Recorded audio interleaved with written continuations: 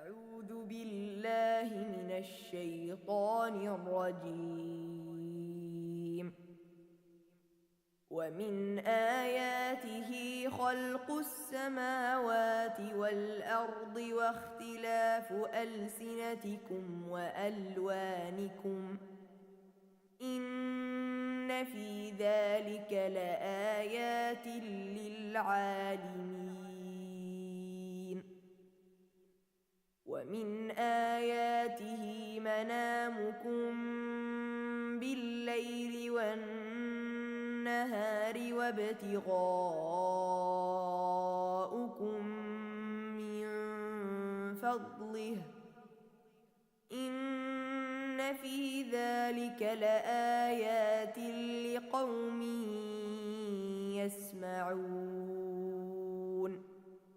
ومن آياته يريكم البرق خوفا وطمعا وينزل من السماء ماء فيحيي به الأرض بعد موتها إن في ذلك لآيات لقوم يعقلون. ومن آياته أن تقوم السماء والأرض بأمره ثم إذا دعاكم دعوة من الأرض إذا أنتم تخرجون. صدق الله العظيم.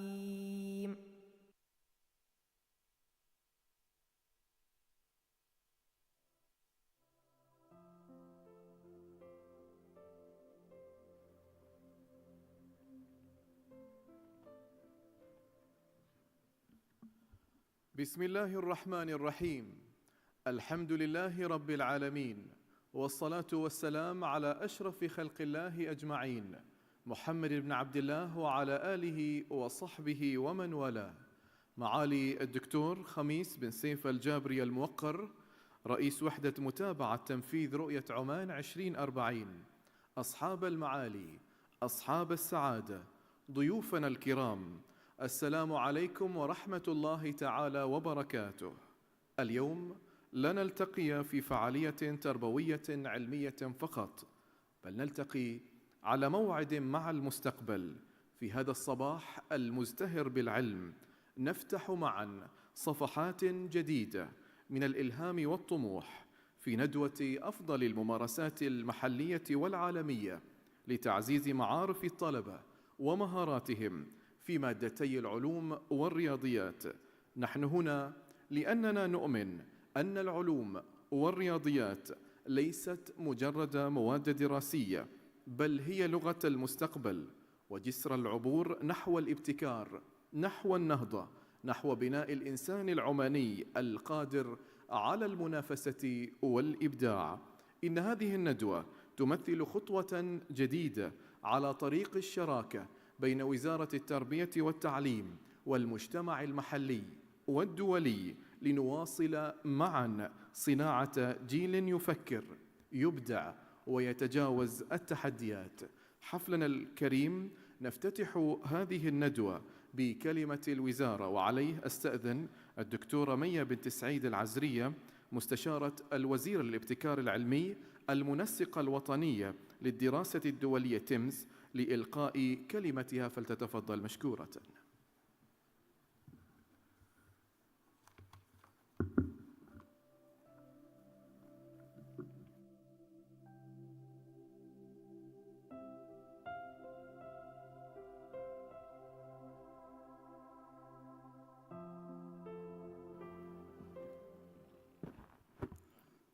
بسم الله الرحمن الرحيم. معالي الدكتور خميس بن سيف الجابري الموقر، رئيس وحدة متابعة تنفيذ رؤية عمان 2040 راعي المناسبة. معالي الدكتورة مديحة بنت أحمد الشيبانية الموقرة، وزيرة التربية والتعليم. المكرمون أعضاء مجلس الدولة، أصحاب السعادة الوكلاء، المستشارون ومديرو العموم، أعضاء الهيئة التعليمية، حضورنا الكريم، السلام عليكم ورحمة الله وبركاته. يسعدني أن أرحب بكم في هذا الجمع التربوي الهادف الذي نلتقي فيه لتعزيز الجهود التعليمية ومناقشة أفضل الممارسات في تعليم العلوم والرياضيات. ويسرني بداية الترحيب بمعالي الدكتور خميس بن سيف الجابري الموقر، رئيس وحدة متابعة تنفيذ رؤية عمان 2040، على رعايته الكريمة لهذا الحفل. والشكر موصول للمكرمين أعضاء الدولة وأصحاب السعادة وأعضاء الهيئة التعليمية والحضور الكريم على مشاركتهم لنا هذه الاحتفالية العلمية. الحضور الكريم، في ظل التوجه العالمي المتسارع نحو تعزيز العلوم والابتكار كمحركات أساسية للتنمية المستدامة، حرصت وزارة التربية والتعليم على إرساء منظومة تعليمية متجددة ترتكز على مواكبة هذه المتغيرات وتعزيز معارف الطلبة ومهاراتهم في المجالات العلمية والتقنية، حيث استمرت بتطوير منظومة تعليم العلوم والرياضيات ضمن خططها الاستراتيجية من خلال تبني السلاسل العالمية في العلوم والرياضيات بدءاً من العام الدراسي 2017-2018 ميلادي. كما تم تطوير منظومة التقويم التربوي بما يعزز من جودة المخرجات التعليمية، إضافة إلى تطوير منظومة التعليم الإلكتروني من حيث المنصات الإلكترونية والوسائل التقنية كالسبورات التفاعلية ومختبرات الحاسوب المتنقلة وغيرها.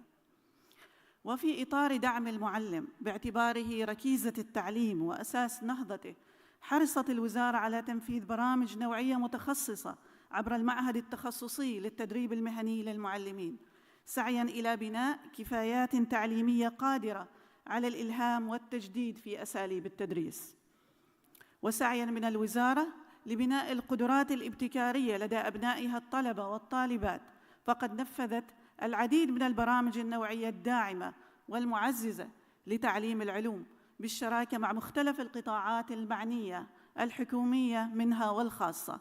ومن أهم هذه المبادرات والبرامج إنشاء مراكز العلوم والابتكار في مختلف المديريات التعليمية، وتطبيق برنامج ستم عمان في عدد من المدارس الحكومية، بالإضافة إلى الفعاليات العلمية الوطنية التي أثبتت أهمية الشراكة في تعزيز الشغف بالعلوم، ليس فقط بين طلبة المدارس وإنما لمختلف شرائح المجتمع.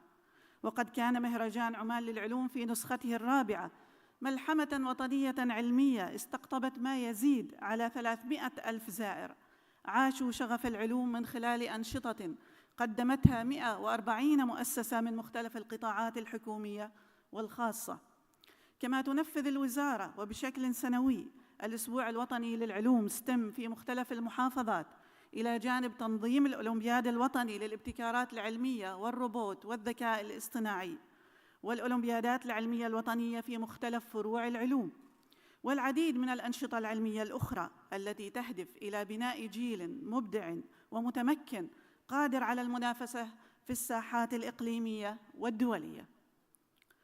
معالي الدكتور الموقر، راعي الحفل، المكرمون، أصحاب السعادة، أعضاء الهيئة التعليمية، الحضور الكريم، لقد أكدت الدراسات الدولية ومن بينها نتائج الدراسة الدولية في الرياضيات والعلوم TIMSS 2019 أن دور المعلم يعد من أبرز العوامل المؤثرة في رفع مستوى التحصيل العلمي للطلبة، إذ أظهرت النتائج أن الطلبة الذين يحظون بدعم تعليمي من معلميهم يحققون أداء أعلى بشكل ملحوظ في مادتي العلوم والرياضيات، وأن الطلبة الذين يبدون اهتماماً إيجابياً بالعلوم يحققون بدورهم مستويات أداء أعلى بوضوح في هاتين المادتين.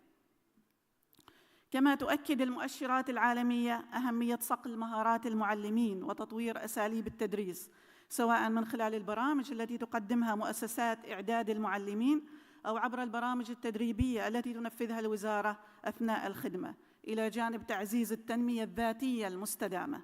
ومن شأن هذه الجهود مجتمعة أن تسهم بصورة فاعلة في رفع مستوى أداء الطلبة في مادتي العلوم والرياضيات.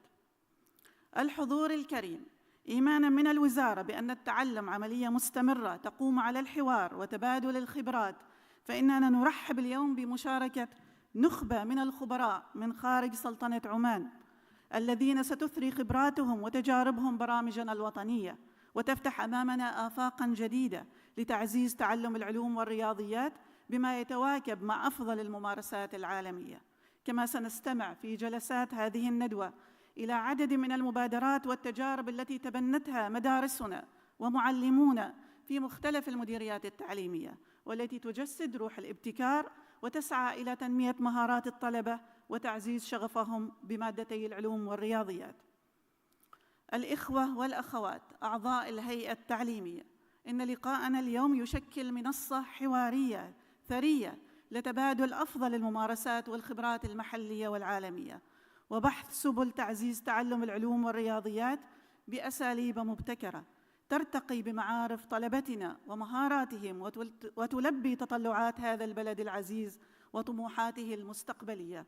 وعليه فإننا نعول على تفاعلكم ومساهماتكم البناءة خلال جلسات هذه الندوة، سعياً نحو تحقيق غايتنا الأسمى: بناء إنسان عماني قادر على التفكير العلمي والمشاركة الفاعلة في بناء مجتمع المعرفة والابتكار. وأخيراً أكرر ترحيبي بكم جميعاً، متمنية لهذه الندوة النجاح والتوفيق في تحقيق أهدافها وغاياتها المرجوة، ولجهودكم المباركة كل التقدير. والسلام عليكم ورحمة الله وبركاته.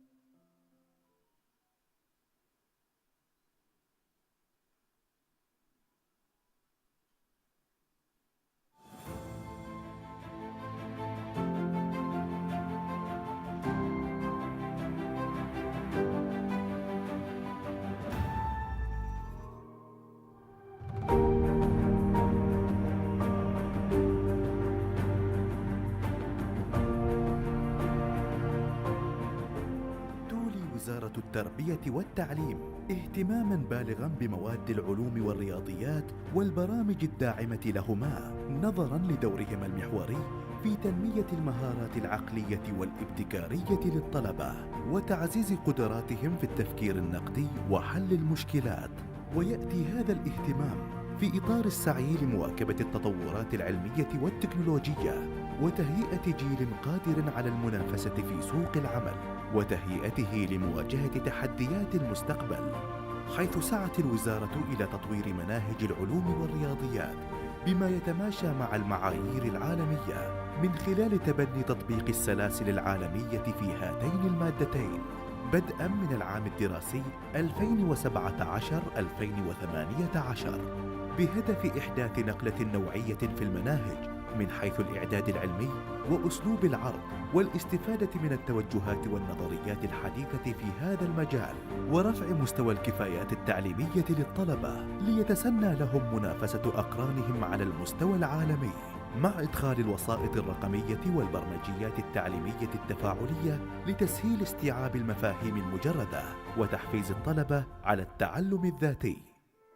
إلى جانب ذلك شملت البرامج التدريبية المتنوعة لمعلمي العلوم والرياضيات التي ينفذها المعهد التخصصي للتدريب المهني للمعلمين استراتيجيات تعلم نشطة بهدف مساعدتهم على أداء أدوارهم بكفاءة واقتدار وتوفير بيئة تعليمية حديثة وجاذبة.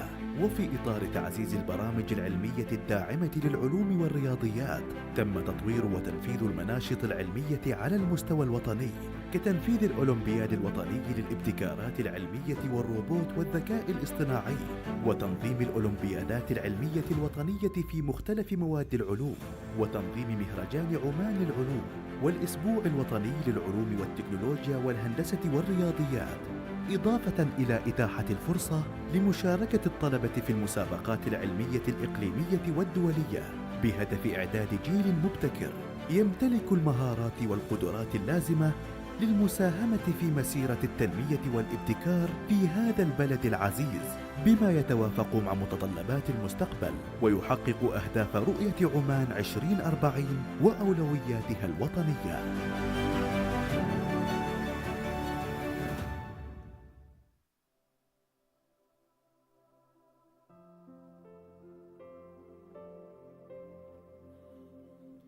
معالي الدكتور الموقر، أصحاب المعالي، حضورنا الكريم، بعد أن استمعنا إلى كلمة الوزارة وما حملته من تطلعات ورؤى طموحة، ننتقل الآن إلى الكلمة الرئيسية التي نستضيف من خلالها قامة علمية مرموقة، الدكتورة جوليان هينك، مديرة الجمعية الدولية لتقييم التحصيل التربوي هامبورغ، وهي منظمة غير ربحية مختصة بالدراسات الدولية في التعليم، تمتلك خبرة تزيد عن 20 عاماً في إدارة وتنسيق الدراسات التعليمية العالمية، وتولت إدارات قيادية متعددة، منها مديرة دراسات ومنسقة تطوير برمجيات ورئيسة وحدة الدراسات الدولية. ساهمت في تطوير معايير الجودة وتحسين سير العمل والتعاون مع الشركاء الدوليين، ولها منشورات علمية في مجال التقييمات التربوية واسعة النطاق، فلتتفضل لتقديم كلمتها بعنوان أثر الدراسة الدولية تيمز في تحسين تحصيل الطلبة في مادتي العلوم والرياضيات.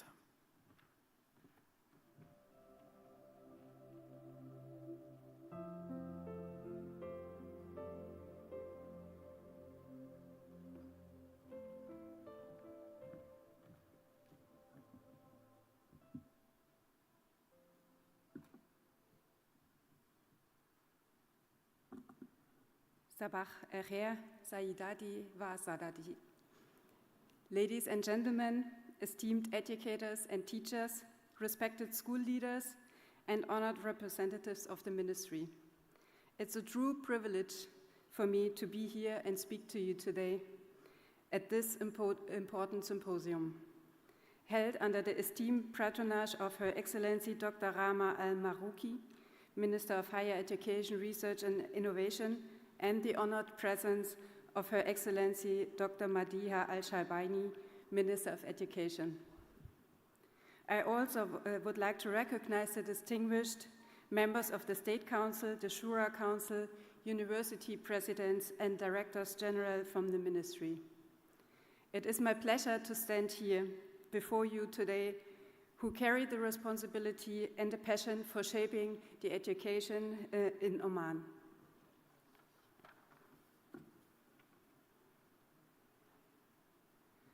At the heart of all our work lies a simple yet powerful ambition. Is it not our shared goal to empower every student to reach their full potential in mathematics and science? But how can we best nurture curiosity, critical thinking, and resilience in the next generation if we first need to understand how they learn and what they can and where they stand? Perhaps the most important question we can ask ourselves as educators is, how can we continuously improve for the benefit of every learner in our care? These are questions that bring us together today. There are also the questions that are the core of our TIMSS study, a study that offers not only data but insights, not only results, but the opportunity for reflection, for learning, for a meaningful progress. I invite you to join me today in exploring how the evidence from TIMSS can support and inspire Oman's continued journey towards educational excellence. Let me start my journey of this keynote with guiding you through a little introduction of what TIMSS is about.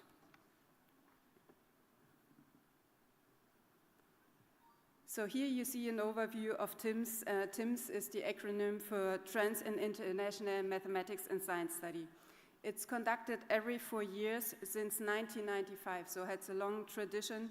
It's conducted by IEA, my organization I'm standing here for today, and it's directed by the TIMSS and Pearls International Study Center at Boston College in the US. It's an international assessment of student achievement in mathematics and science, assessing students in the 4th and 8th grades. TIMSS is actually our longest running study, and it's one of IEA's flagship studies. But we have also other studies concentrating on reading literacy and computer and information literacy, for example.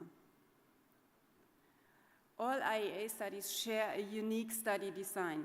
They are shared and based on curriculum-based frameworks.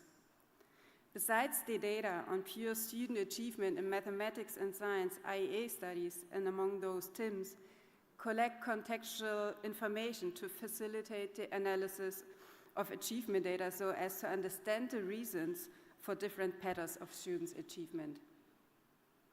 In this way, policymakers acquire intelligence that feed into educational policy, curriculum reform, educational resource allocation, teacher education, and pedagogical practice.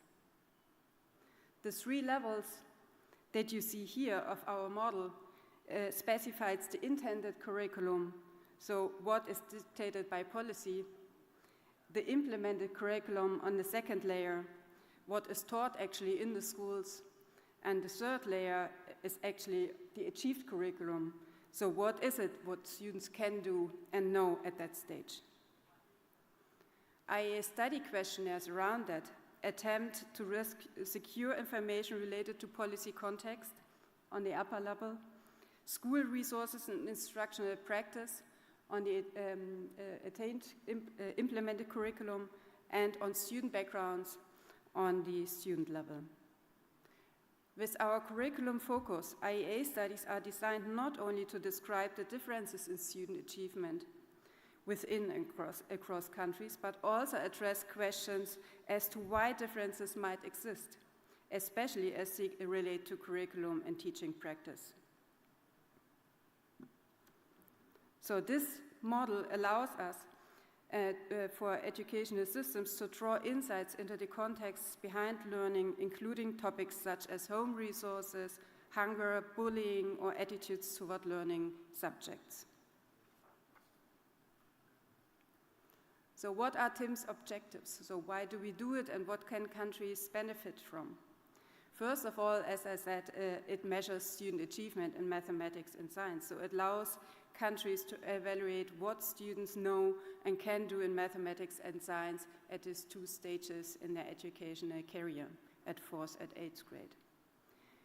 TIMSS provides reliable trend data on student performance over time. Many countries participate not in TIMSS for one time, but they join the study every 4 years so they can see if they increase their student achievement, or it remains stable, or it declines.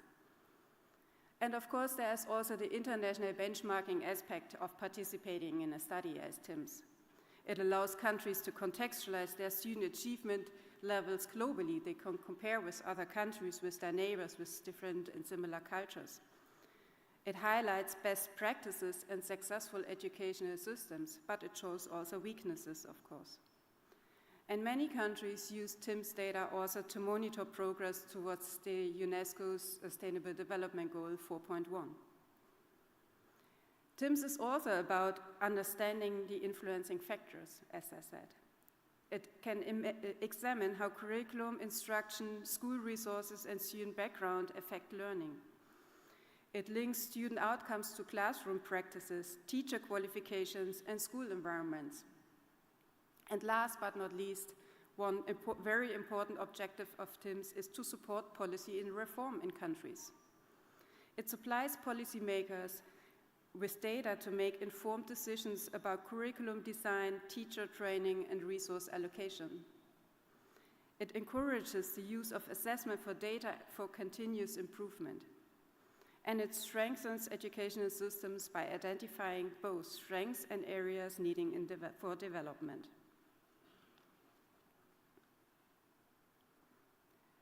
As I said, TIMSS has a long tradition. It's almost 30 years old. And TIMSS, as it stands now, is not the same anymore as it was 30 years ago. We all started with paper-based assessment, but now we have moved to digital assessments on international level. As technological advances, they also find their way into education and our daily lives of students, and they need to be considered as a new reality for student assessments. So we have moved with TIMSS to be fully digital in the last cycle in TIMSS 2023, and there were some challenges with this, but it also offered a lot of new opportunities.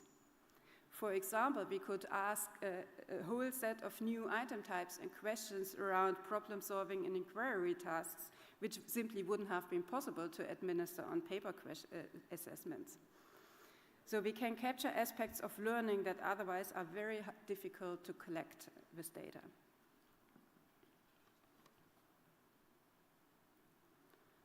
So let me show you the participation of countries in TIMSS across the world. So you can see in the little blue dots here all the countries that participate in TIMSS since many, many, many cycles, and you can see it's everywhere. The coverage of TIMSS nowadays is really, really big. Many countries around the world participate in TIMSS, and here you can see this as an illustration.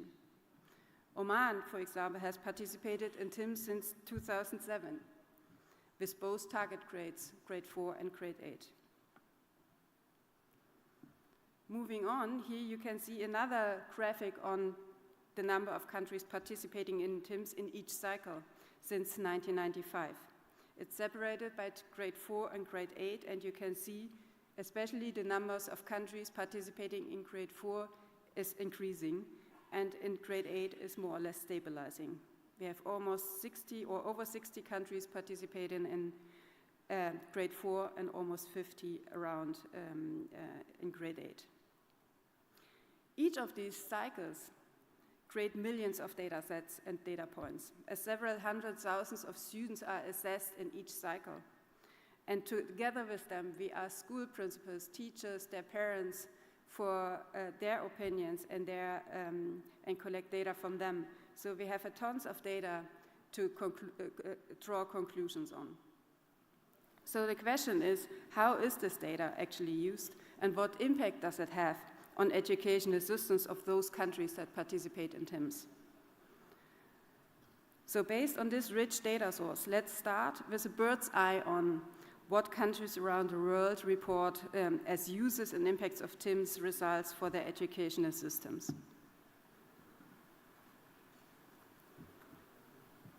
So in each study cycle, in the end, each country is asked and write about their educational system, and that comes into a publication which is called the TIMSS Encyclopedia. It's a real rich source of information which is publicly available for everyone. In this TIMSS Encyclopedia, the countries describe the use and impact of the TIMSS results over the participating cycles. The measures that they mention vary a lot, but we can also see some patterns. The graphic on the left-hand side shows you the most called and described measures that countries have raised in this chapter in the encyclopedias for their own countries. So the most common ones relate, for example, to using TIMSS data as a reliable source for policymakers to take informed decisions. So they take their decisions data-driven, and TIMSS and other international large-scale assessments use as a strong and reliable base for that. They use TIMSS to review their national curricula and compare it to the ones that we set up and agree on internationally for TIMSS. Countries report they base new reforms on findings from TIMSS, or they have introduced reforms and use TIMSS data to evaluate how successful these reforms have been. They also use TIMSS results and TIMSS data to use in teacher training and professional developments. And often they also use the TIMSS results, which come out every 4 years in international release and national releases, for stimulating the debate about teaching and learning in their countries. So that was just as a starting point, and you see here a lot of more things and impacts and uses that countries have mentioned, and I don't want to go over every single one, but I want to mention a few of them which might be interesting for you. One of it is, for example, the development of national assessments. Many countries created, based on their first results or first experience with TIMSS, a national assessment system. Another mentioning was related to teacher training and teacher development. So TIMSS data is used to design teacher development programs, continuous professional development models, or training in using TIMSS findings. Sometimes countries take TIMSS items as an inspiration to teach their teachers on how to work with the students in the school. They use also TIMSS data to look at equity aspects of their education systems and to look for achievement gaps and monitor them if they close or widen. So possible things here are identifying gaps across students coming from different social economic backgrounds, or gender differences, or differences in students attending urban or rural schools. So the TIMSS data can be used to monitor if you have started programs addressing those things, whether these gaps close over the time or not. Another newer area is, of course, digital assessment and ICT integration. Many countries nowadays encourage e-assessment readiness, integration of ICT into their classrooms, and shifting to platforms. One aspect I like a lot is student centers initiatives. These are initiatives related to focusing on student well-being, for example, motivation, or students' interests, or even meta-recognition. And last but not least, the thing I want to mention here is also they use TIMSS and the experience in results in developing of new national standards on benchmarks. So they define national standards, for example, in my country, in Germany, after the PISA shock, we came up with our own national standards with minimum proficiency levels that all children across the country have to meet, and that's checked regularly. So that's also a result of the experience that countries made with participating in TIMSS or international large-scale assessments. So moving on, you may wonder what Oman has reported in this aspect. So Oman, as I said, participates in TIMSS since 2007, and its primary goal is to improve the quality of education. Oman reported that the direct impact on curriculum and assessment was evident in the Omani educational system. So two things have found its way into the Omani education system based on TIMSS. One is related to the curriculum. The scope and the sequence of both the mathematics and science curriculum were revised completely for all grades in the past years. And the Cambridge curriculum was introduced and implemented gradually in all public schools over the last years. And the second area where it found its impact in Oman is related to assessment. The ministry has developed an assessment system that focuses on educating teachers in two main aspects in terms of question development especially. Teachers are trained to classify questions into cognitive domains. TIMSS measures knowing, applying, and reasoning, and teachers need to know how to teach that. So students are assessed according to these domains in both subjects, and a new training program has just been introduced last year to develop items based on the cognitive domains with the aim of creating an item construction community. So that's very important. And the second aspect is that teachers are trained to develop questions which are inspired by TIMSS and other international large-scale assessments to incorporate them into their classrooms and really work with this type of questions, especially when they implement a Cambridge curriculum for mathematics and science. So now, having started with a bird's eye view, I want to give you some more examples of countries on how they made use of TIMSS results. One country we want to share, or I want to present here, is Chinese Taipei. Chinese Taipei participates in TIMSS since 1999, and the results have influenced the curriculum forms and were used to evaluate the effectiveness of mathematics and science education in their country. TIMSS and other international large-scale studies are used as crucial benchmarks for policymaking in Chinese Taipei. TIMSS 2007 results were validated and showed the success of curriculum guidelines for grades 1 to 9. So they have changed their curriculum, they have introduced guidelines, and they have used TIMSS 2007 results to show that this has been successful. However, the results from TIMSS 2011 shared some challenges with them because they saw that there is a rural-urban achievement gap. So students in rural areas performed less well as students in the urban areas. In 2016, Taiwan introduced a specific center which coordinates all the activities around international large-scale assessments and prepares on a regular basis indicators for the policymakers in order to monitor their educational system. In 2017, they introduced an Act for Education Development of Schools in Remote Areas, addressing the widening gap that they saw between rural and urban students' achievement. And they will use the TIMSS 2003 results now to provide feedback to their center and to the ministry to judge if the implementation of the curriculum guidelines were successful or not. Another interesting example to look at is Jordan, actually. And Jordan participated in TIMSS since 1999. Their main goal was also to evaluate the curriculum to international benchmarks and also to compare the capabilities of their students with international peers.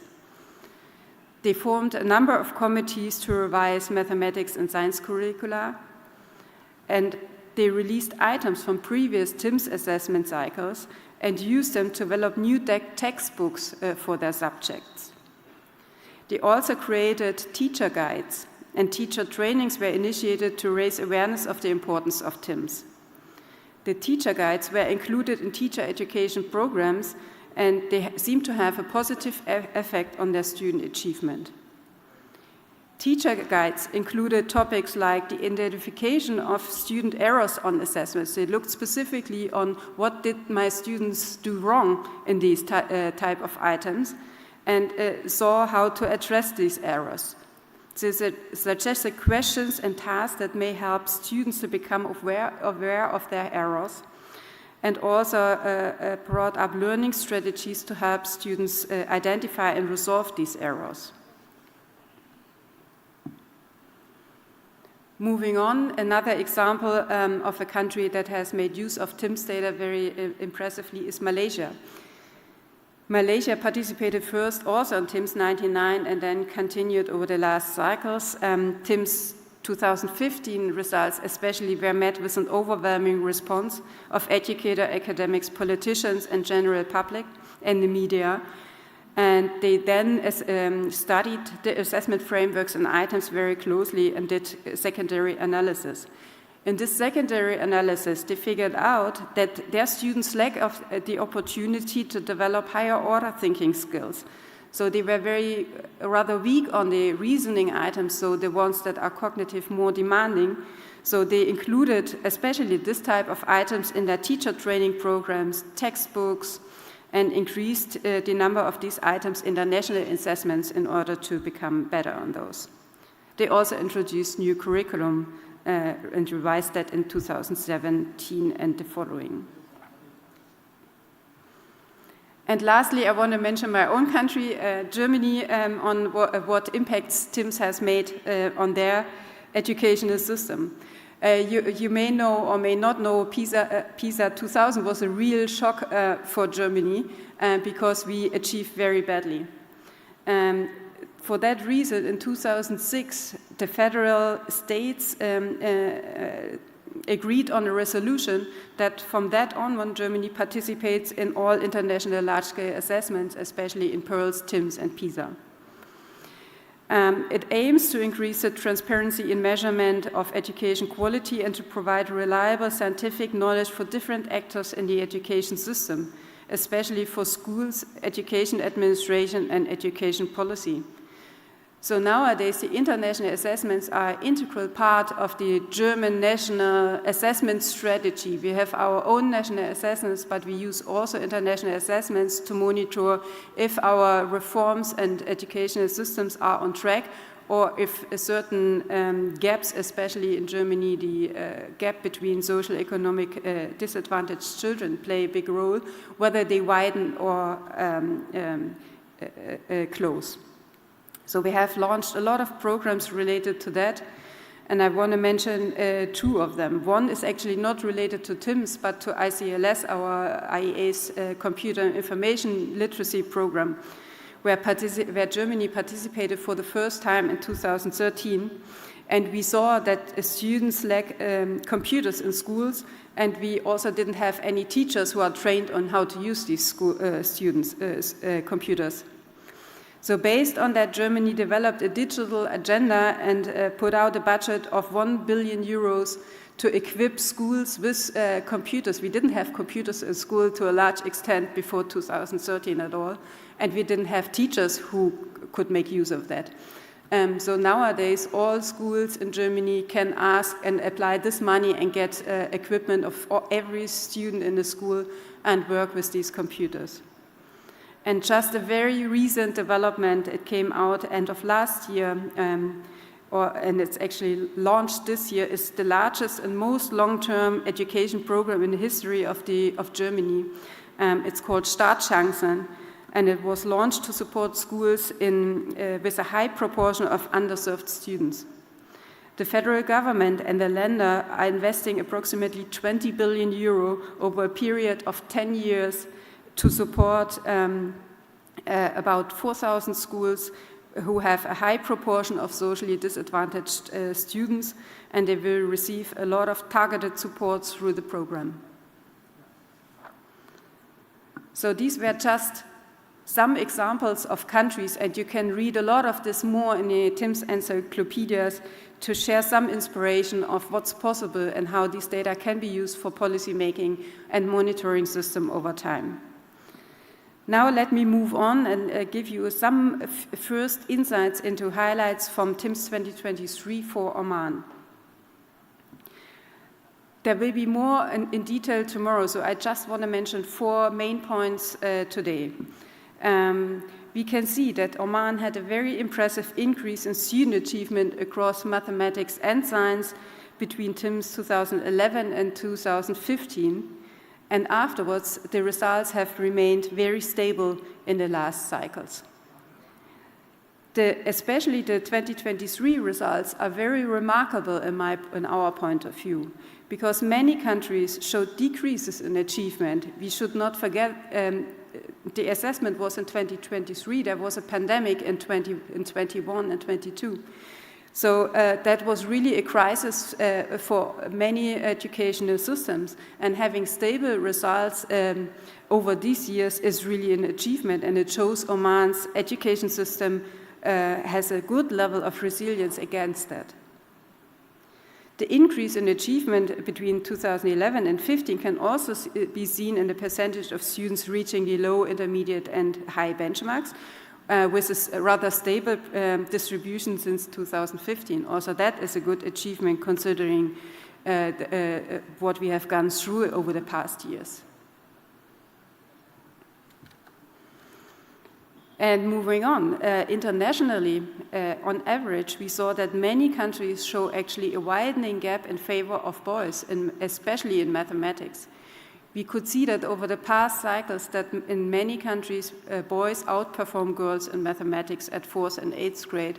And we see that this gap is widening over the time. And this caught us by surprise and shock, because we know a lot of efforts are put into overcoming that. However, in Oman, girls actually outperform boys in mathematics and science. There is a tendency of closing the gap so the boys catch up, which is a good thing, of course, for an educational system. And another interesting finding compared to international for Oman is that on international average, almost 1/3 of students dislike mathematics already at grade 4. At grade 8, it's almost every second student who say they don't like mathematics.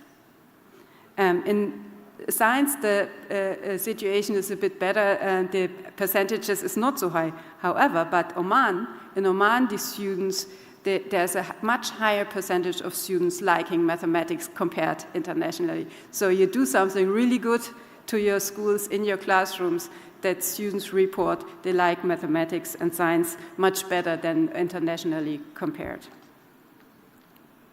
So these were the first few glimpses on international results, more insights on that tomorrow. Much of that is available online on the internet, much of this can be digested. It's fully web-based. You can have a look and interact, see where Oman stands compared to internationally. It also provides many of the slides in accessible formats. So what's after TIMSS 2023 results? Of course, now the big research starts, and there are a lot of things that can be digested. As we said, TIMSS offers a rich contextual database which can be explored and should be investigated. Possible investigations for further research is certainly looking into these gender gaps in achievement and why they are existing and why they are widening or closing in some countries. It's related to disparities in access and outcomes. So gender is one thing, the rural-urban thing is another thing. Public-private schools in some countries play a role. Frequent absenteeism is something that we detected now for the first time to a large extent across countries. We don't know why this is the case. We think it has some relation to the COVID pandemic, but we don't have explanations for that yet. So something really to look into and do some secondary research. And of course, the role of digital learning in science and math education is something to look at. The last part of this keynote I want to spend on how IAA supports connecting research finding to policy. I like to start with the Compass Brief series, as they are especially meant to explicitly link research findings from TIMSS or other IAA studies to policy. There are several Compass Briefs released over the year, and they can be translated to different languages. So you see an example of one translated into Arabic here.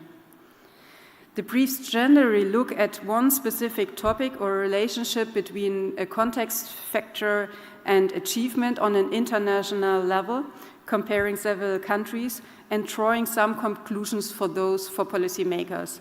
These Compass Briefs are very short. It's only 8 pages or so. It's very condensed information, but it's used as an inspirational source for countries and policymakers to dive deeper into this. However, there are also Compass Briefs where selected countries highlight on what the impact TIMSS had on their educational systems, as here the first one mentioned for Chinese Taipei. There are other ones that discuss, for example, why curriculum-based international large-scale assessments are important for countries to participate, as number 16 here, and that's the one that was translated into Arabic also. So here I have listed only the Compass Briefs related to TIMSS. There are also Compass Briefs related to PEARLS or ICLS or ICCS. And I only started to list them from 2020 onwards. There are many, many more. They are available on the website. They can be translated. So it's an easily digestible use of information. Often these Compass Briefs are written together with national representatives from the countries, together with our staff from IEA or associated researchers in participating countries. For example, we also have some in cooperation with UNESCO. I want to highlight the last Compass Brief once more here, which is similar to the one from Chinese Taipei, now from Ireland, and it's the most recent one where they showcase of how Ireland has used large-scale assessments to have informed their policies. And now the last part of this presentation is about how can we translate research back to the classroom. That's at the heart of IAA's progress over time. We always wanted to work on giving back something to our teachers, as those are the ones who deal with our students on an everyday basis. So how can they make use of what TIMSS has done? So a few years ago, my colleagues at the Amsterdam offices came up with the idea of having a devoted website on the IAA website, giving back to teachers. There you can find all teacher-related publications that really have an impact on teachers and classrooms. So they contain two major pieces. One is the Research for Educators series, and one are the teacher snippets. So let me start with the Research for Educators series. There were 3 publications out there for now. One is putting pearls to use in classroom across the globe. So that's using PEARLS data, the data which gathers international comparable data on reading literacy at 4th grade, and it contains a didactic part on how teaching approaches from across the globe can use to improve reading skills, and it can serve as a classroom resource that teachers can return for lesson plan ideas. So it always has an academic, scientific part in it, and it has some clear guidance on or examples or inspirations for teachers on how they can use that for their practice in classrooms. Another example is teaching reading comprehension in a digital world. Again, it's the 2nd volume based on PEARLS results.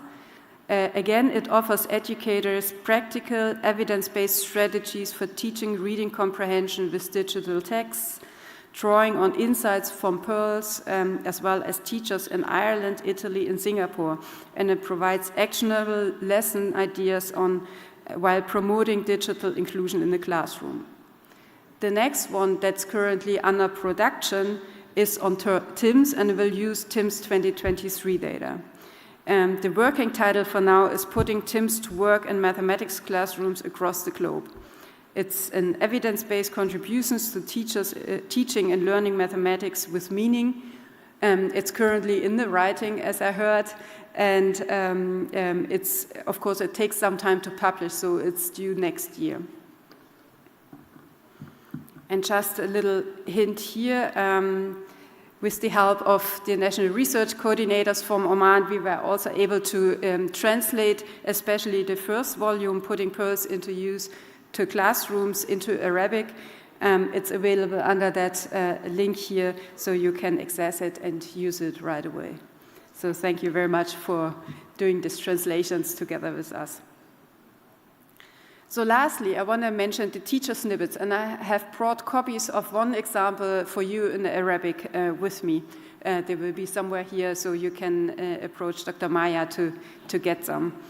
The teacher snippets I mentioned here, there are also many of them for PEARLS and ICCS and ICLS, but I mentioned only the TIMSS ones here. So here we have, for example, how do students investigate relationships in algebra? It's using insights from the TIMSS mathematics computer-based task. So it's using one of these PSI tasks with a robot and shows how students have used an algebraic problem from this task and gives some guidance. It's very short. It's usually 4-6 pages, very easy to digest, and really something guided to our teachers to make practice out of that. Another teacher snippet that was produced was on what misconceptions do students have about gravity. It was noticed that a lot of students do questions related to gravity wrong. So it was looked at what do they do wrong and how can we help them to overcome that. So the 2nd teacher snippet is on that. The next one is related to school belonging. This is where we belong, the benefits and promotion of sense of belonging at school. We notice over the cycles the school belonging of students is an important aspect on how well they achieve in school. So we really need to put emphasis and find strategies to promote the sense of belonging of students into our schools, because then they can also better learn. And last but not least, that's the teacher snippet that I brought with me, available in Arabic. It's about liking mathematics counts. As I said, the tendency internationally doesn't look nice. A lot of children at 4th and 8th grades dislike mathematics. So it's an important topic to address, and it shares data from 2003. It highlights the importance of student attitudes towards learning, and there are one for 4th grade and one for 8th grade, both available in your language. And with this, I want to conclude. I hope you have seen that TIMSS can be used as a valuable tool for global benchmarking and local improvement. Oman has made immeasurable and remarkable progress over time, but of course some challenges remain, as in many countries around the world too. Investment in teachers and evidence-based strategies is vital, and it has to continue. Further research will help to drive sustained educational growth, and for us, translating findings back to classroom is key. Ladies and gentlemen, as we have seen today, TIMSS offers far more than just numbers. It provides a mirror through which we can reflect on our achievements and identify the path towards even greater progress. Oman's steady commitment, the resilience of the educational system, and the dedication of its teachers are clearly reflected in the positive trends we saw. Yet, as educators, we know that true excellence is not a destination, but it's a continuous journey of learning, reflection, and improvement. It never ends. The insights we gain from research and assessment are most powerful when they are translated back into the classroom, into the everyday experiences of our students. This is where lasting change begins. I encourage all of us to continue working together, guided by evidence, inspired by our shared mission, and always with the success and well-being of every student at the heart of our efforts. Thank you. Shukran.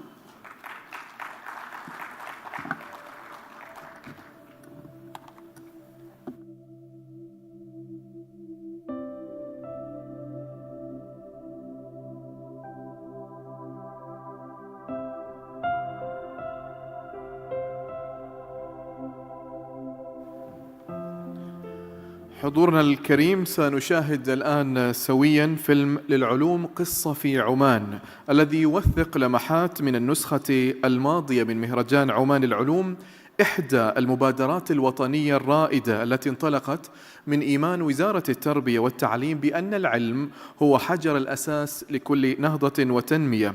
فيلم يلخص رؤية وطنية سعت إلى إشراك المجتمع بمختلف قطاعاته، مؤسسات وأفراد وشركاء من مختلف التخصصات العلمية، في صناعة بيئة محفزة ومبتكرة ومطورة لتعلم العلوم والرياضيات.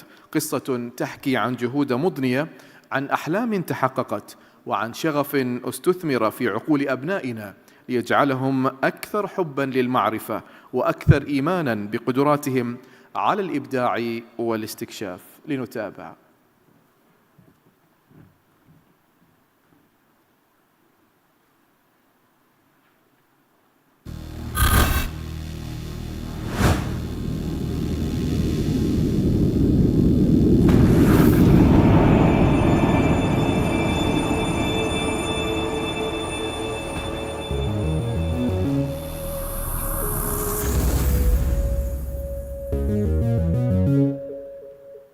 The most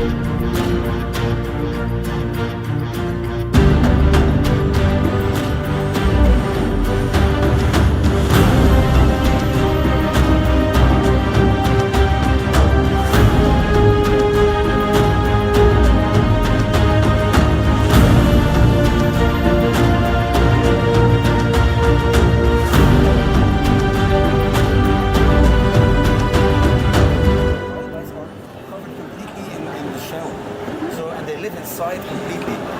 These ones don't. They live half out, so that's a lot more difficult. But if they live, if they are أنا عندي كل هذه الأودية دخلتها نظم مستجمع الماء، وهذا الوادي طلع عندي من البحر. حلو الحين حتى الموقع السهل.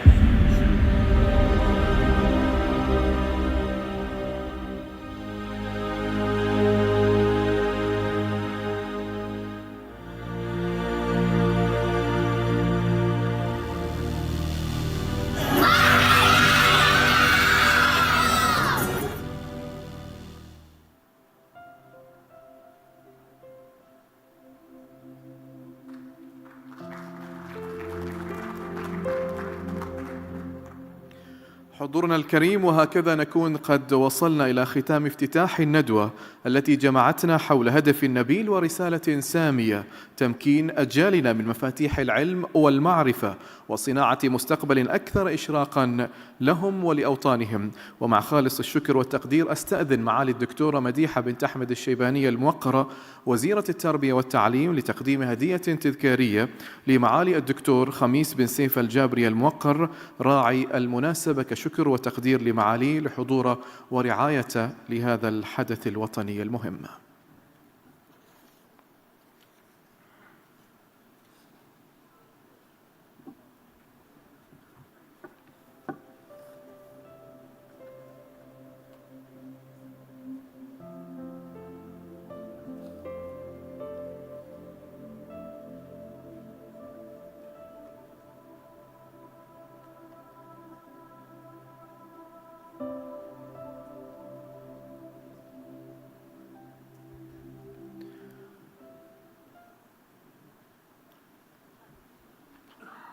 حضورنا الكريم، باسمكم جميعا أتقدم بخالص الشكر والتقدير لمعالي الدكتور خميس بن سيف الجابري الموقر راعي المناسبة، والشكر موصول لمعالي الدكتورة وزيرة التربية والتعليم والمكرمين وأصحاب السعادة والحضور الكريم.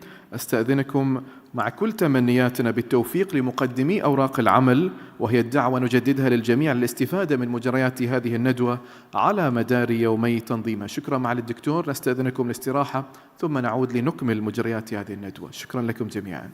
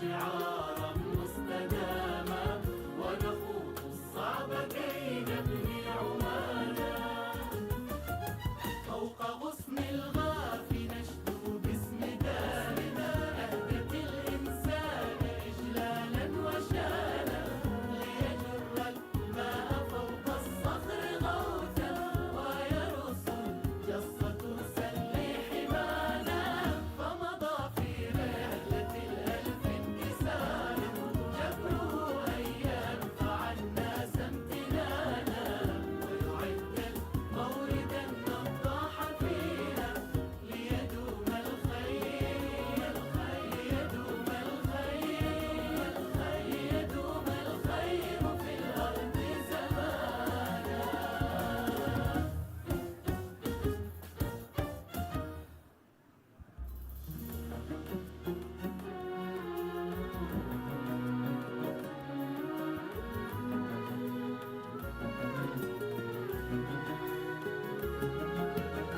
حيث للإبداع فجر سترانا شمس فكر يوقظ الصبح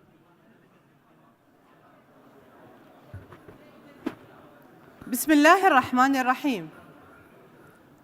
أيها الحضور الكريم، السلام عليكم ورحمة الله وبركاته. بعد حفل الافتتاح الذي أسعدنا جميعاً، يسرني أن أرحب بكم مجدداً في ندوة أفضل الممارسات المحلية والعالمية لتعزيز معارف الطلبة ومهاراتهم في مادتي العلوم والرياضيات. ونبدأ معكم بأولى جلسات هذه الندوة المثرية، والتي تحمل عنوان استراتيجيات تدريس العلوم والرياضيات. وتترأس هذه الجلسة الدكتورة ماجدة بنت طالب الهنائية، رئيسة اللجنة العمانية للرياضيات ومديرة البرنامج الوطني لرعاية الموهوبين. نرحب بالدكتورة ماجدة وندعوها لتتفضل ببدء أعمال الجلسة، فلتتفضل مشكورة.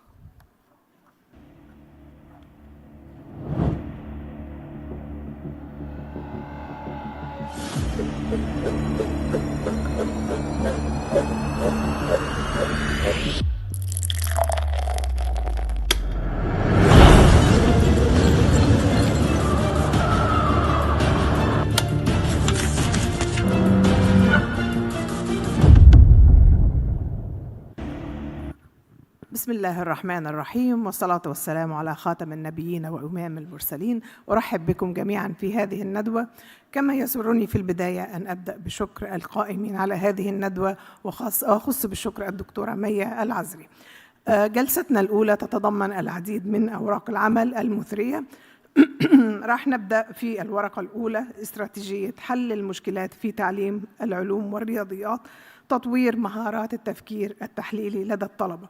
تقدم لنا هذه الورقة الدكتورة جينيفر جولدينغ، وهي أستاذة وباحثة في معهد التربية بجامعة لندن UCL، أستاذة معلمة رياضيات بخبرة تمتد من الصفوف الابتدائية حتى الثانوية، إضافة إلى عملها في تطوير المعلمين على عبر 4 قارات. تركز في أبحاثها على العلاقة بين السياسة التعليمية والممارسات الصفية، وتسعى إلى تمكين جميع الطلبة من استخدام الرياضيات بثقة. قادت مؤخراً تحليل نتائج دراسة TIMSS في إنجلترا، وتسهم في تطوير المناهج وتقييمات STEM على المستوى العالمي، مع اهتمام خاص بدعم التعليم والتعلم في دول الجنوب العالمي. نرحب بالدكتورة وندعوها لتقديم ورقة العمل. Please, doctor, the floor is yours. Thank you.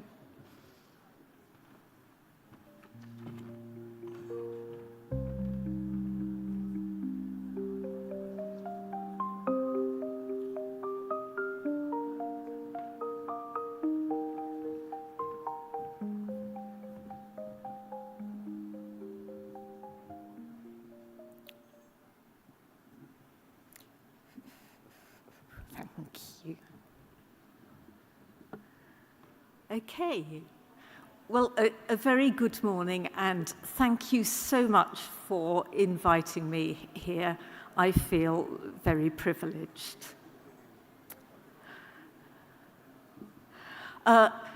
This morning, I'm going to be saying a little bit about problem solving in mathematics and science, I'm going to be focusing on mathematics, in part because I can't address both, in part because that's what I know about most, and thirdly, because mathematics underpins science. It's the language of science, and we can't operate scientifically unless we have a confident and effective grasp of mathematics. So, I will tell you a bit about where I'm coming from so that you understand my perspective, and then I will address these areas in turn. So why is problem solving important? We will look at some mathematical problems, and do pick up a pen and paper if that is your inclination. We'll look at the evidence base around teaching for problem solving. And although I haven't included many references at all, if you want to contact me, I can back up everything on these slides with references. But much of the evidence is from the global north and particularly from the west. And it's important to note that we need more evidence from other parts of the globe. And then finally, I will point to both some approaches that we know are important, indeed essential, and to some outstanding challenges. So you need to be aware that my background is very much in the classroom, in teaching, which I just love, in school leadership, teacher training, and in policy work. I then moved to higher education, and most of my research these days is focused on the interface between policy and practice. Recently, I've been leading on the TIMSS research for England. I am fascinated by the plurality of curriculum systems, systems for teacher education, and capacity for education research across the globe. I think we have so much that we can learn from one another. But my heart is very firmly fixed with young people in the classroom. I have an overriding belief that all young people can, if they are appropriately taught, become confident and effective users of mathematics and enjoy doing so. That's what I work for, it's what I've spent my career working for, and I know that that is true for many of you, either in mathematics or in science. So, why is problem solving important? I think it's important to go back to the aims for education.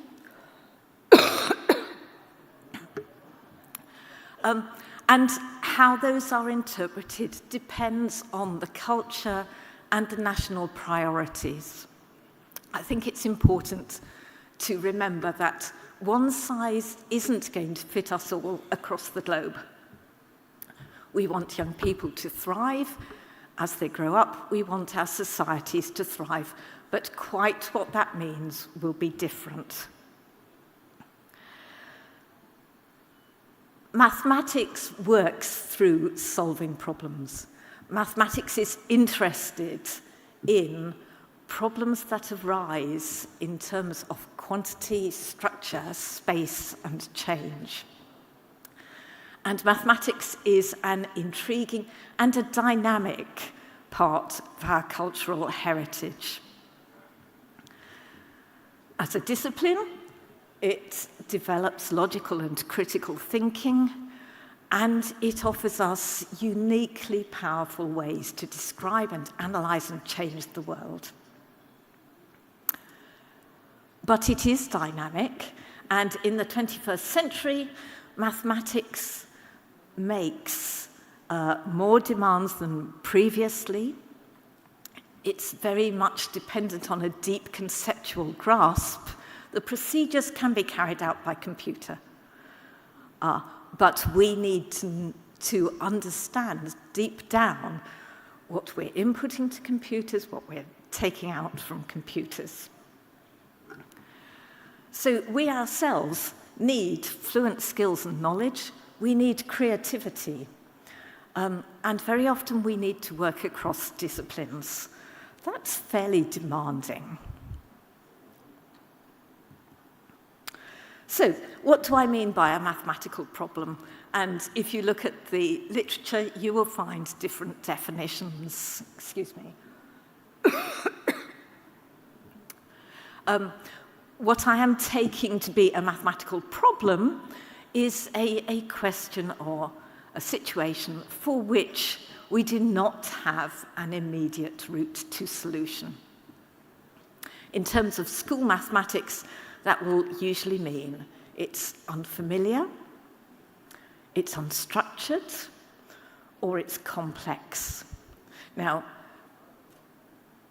whether that makes it a problem depends on the learner. Different learners come with different experiences, different sets of knowledge, and different capacities at this minute. So within any classroom, any given situation may or may not be a problem to different learners.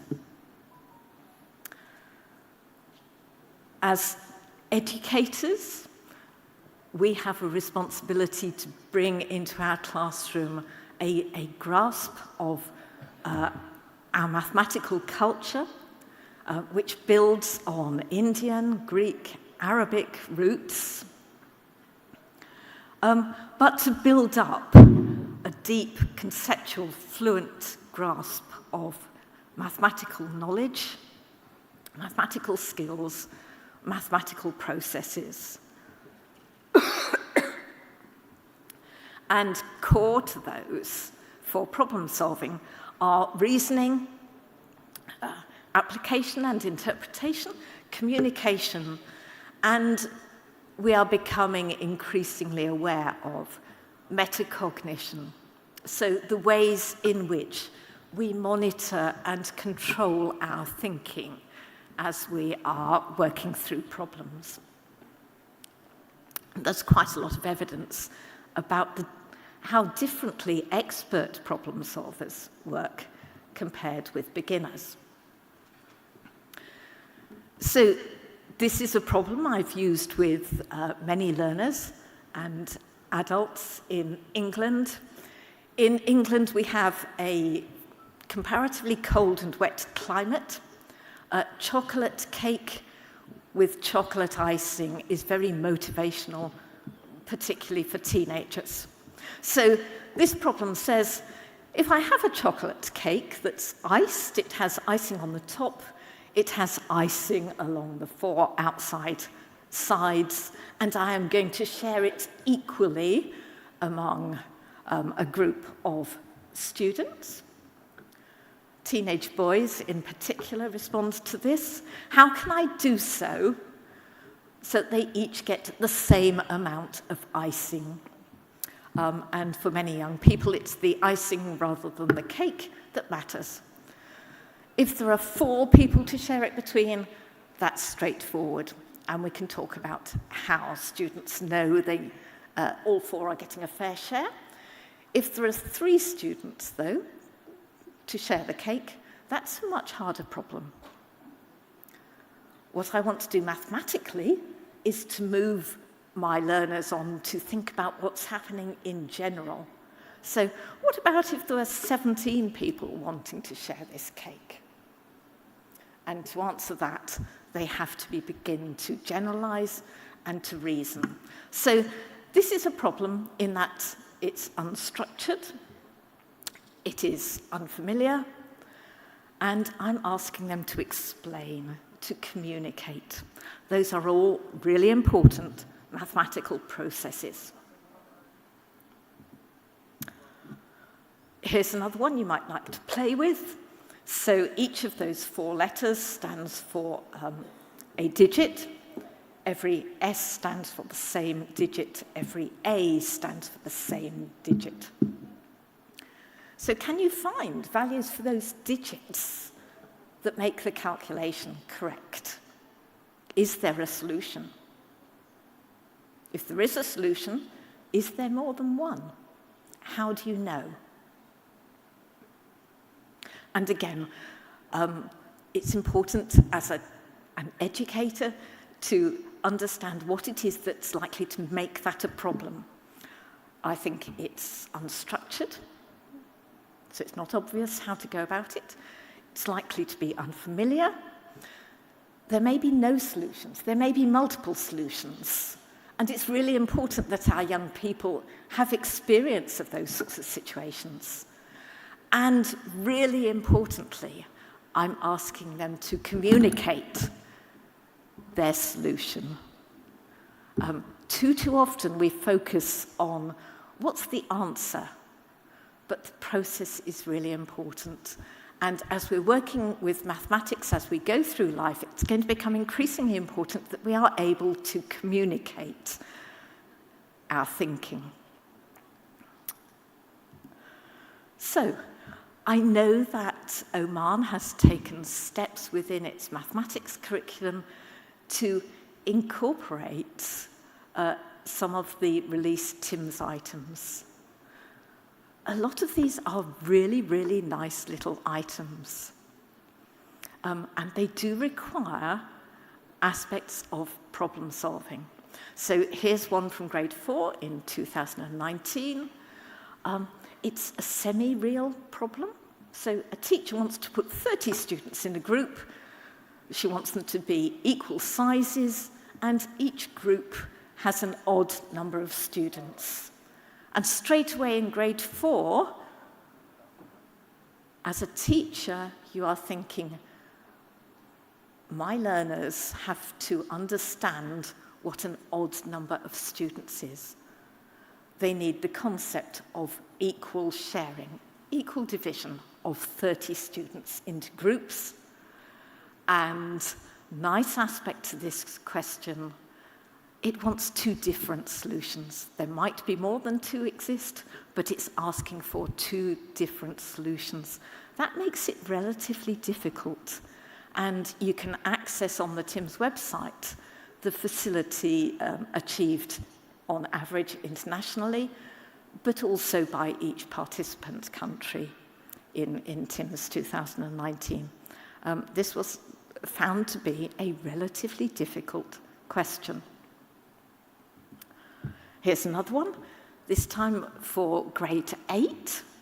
It's what we call a magic square, at least we call it that in England. So we're told that each row, each column, each diagonal has 3 cells, and the contents of those cells add to 1. And the question is, what value must x take? Again, this was found to be a relatively difficult item.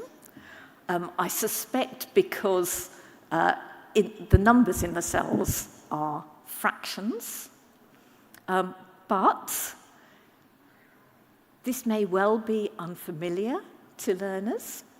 It's unstructured. It doesn't come as a single step where students read the question and they think, oh yes, I must turn the handle, out will come the answer. It requires several steps. And as an item in the classroom, it has so much potential. So very often, TIMSS items open the door to very much more work. In this case, it doesn't matter what sorts of numbers you have in the cells. You can explore how a 3x3 magic square with those numbers might work. We could have negative numbers. We could have irrational numbers if you're feeling adventurous.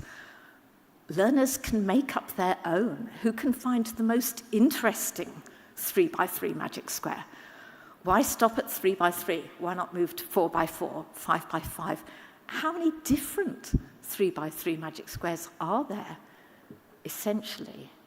Can we have successive numbers? So here we have 9 squares. Can we have the integers 1 to 9 in a square, so that the sums in each row, each column, each diagonal are the same? And there's a web link there if you want to explore more. Masses of potential in the classroom for developing really deep fluency with number, exploring, problem solving, owning this as a task in your own right, because you can ask your own questions, you can find your own magic squares. So that's why we need to be doing problem solving in depth in classrooms. The challenge, of course, is that problem solving by its nature is demanding.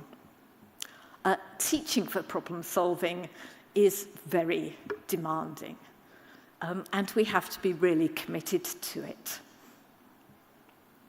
All the evidence across the globe is that if we are to make progress in teaching for genuine problem solving, then at the very least we are going to have to develop curriculum systems which are coherent. And by that I mean the intended curriculum following through to the experienced curriculum, teacher knowledge and skills, including their skills for in-the-minute formative assessment.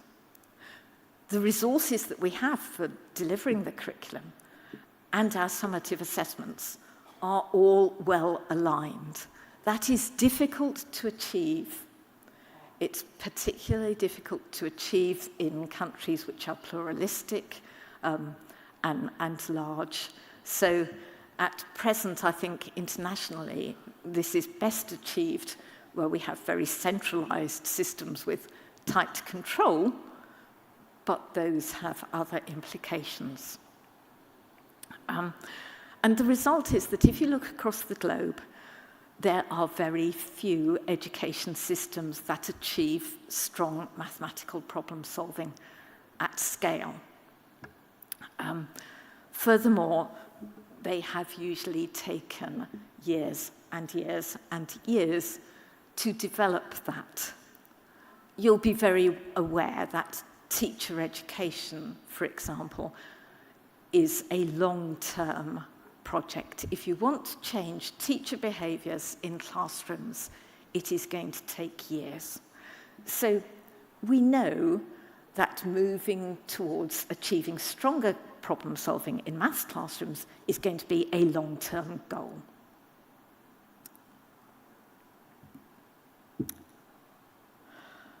We do know some widely successful approaches that have been evidenced across jurisdictions. So typically, teachers help learners to interrogate and use their existing knowledge.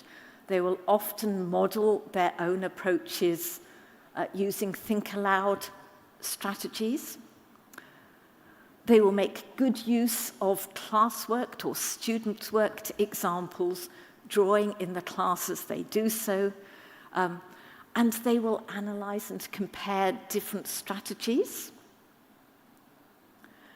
They will support their learners to monitor and reflect on and communicate their problem solving, which is what we mean by metacognition. They will be inclusive in their approach, so they will give all learners opportunities to engage in problem solving through mathematical talk in the classroom, students to teacher, student to student. They will be deliberate in their planning for activities which support metacognition, and they will give formative feedback based on their own noticing and analysis of every little thing that is going on in their classroom. That all takes time, so very, very commonly we think that we would improve problem solving in our classrooms if we considered fewer problems but in greater detail. So, for example, taking the TIMSS Magic Square task and working with that perhaps over more than one lesson. But doing so needs considerable time, and it needs very skilled teaching. This is not something that teachers can come to do easily or quickly. And as teachers, we just have to begin and work on those skills. I was based in maths classrooms for many, many years, and I haven't cracked teaching for problem solving. I've just made a start on it. The other important thing we know is that student attitudes and confidence are critically important to their mathematical thriving, and particularly their problem solving. Problem solving requires confidence, it requires persistence and resilience. And the evidence we're getting from TIMSS is that Oman's education system is actually doing comparatively well in developing that. So one of the things that I've already said to our Department of Education is looking at the Omanis' TIMSS results across the board, including their questionnaire outcomes, there are things that we ought to be learning from the Omanis here. Building confidence does not mean making it easy for learners. It means giving them challenge that is appropriate and a bit beyond what they can do comfortably, and then supporting them to work their way through that challenge.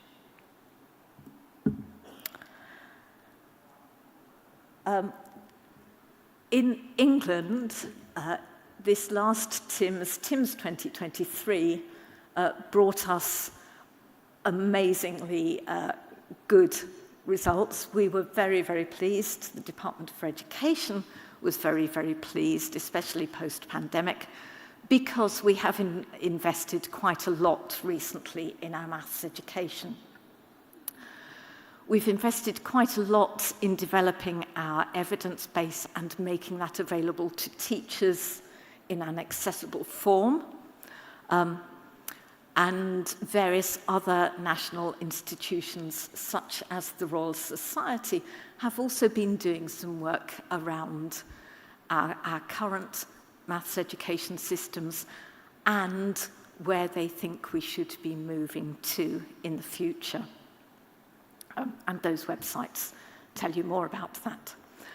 The Department for Education has invested heavily over the last 12 or 13 years in a national maths hub program, which supports what we are calling teaching for mastery. We've adopted that because we were looking at our results in TIMSS and PISA compared with those in some of the Far Eastern jurisdictions in particular, and wanting to know how they were doing so well. And we have adopted some of their approaches, but it is rarely effective to pick up a strategy used in one culture and expect it to work in the same way in a new culture. So we have made adaptations. We are still looking at the evidence and changing what we're doing in the light of that. As I say, on average, our TIMSS performance this last time was very encouraging, but we have some significant emerging issues. So systemically, we are challenged in terms of mathematics and science, teacher recruitment and retention, in terms of student absences. in terms of inclusion by socioeconomic status. And those gaps seem to be getting wider, which is a very big concern. And then we are seriously worried by the gaps exposed in this last TIMSS in terms of gender. And for us, it is boys outperforming girls by a very big margin that we must address.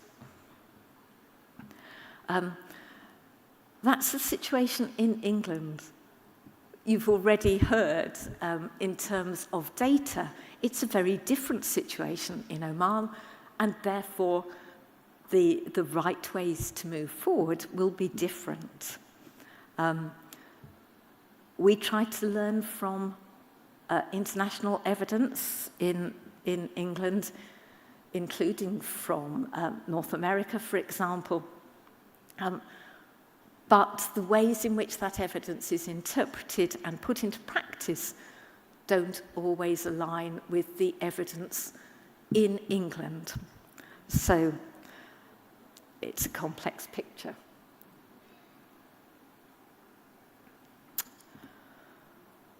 Some challenges internationally. So big scale challenge is teacher capacity. Mathematics is dynamic. The needs of sciences are dynamic. And it is difficult to keep up in terms of teacher capacity, even if teachers were able to deliver what they're trying to deliver in the first place. This is a really interesting diagram, and it points to some of the areas of knowledge that mathematics teachers need. They need to know about content and the curriculum. They need to know how to teach that, but they need to know about students in relation to the learning of that. So students' relationships with mathematics and how they come to learn. And that's before we even go into the different aspects of what it is that they need to be on top of. So they will need teacher common knowledge, but they need lots of specialized mathematical knowledge. And they also need to know where that knowledge might lead. Otherwise, they're not able to teach in ways which are enriching, enhancing, stimulating, and make connections with the applications that are developing so rapidly in our world. Very often, curricula are overcrowded. Curriculum materials very often don't fully value problem solving.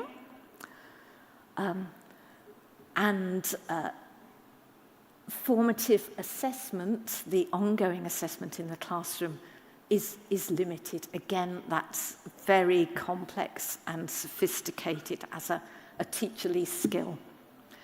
It's only too easy to focus on short-term, easily measurable outcomes rather than finding ways to assess what we most value and long-term outcomes.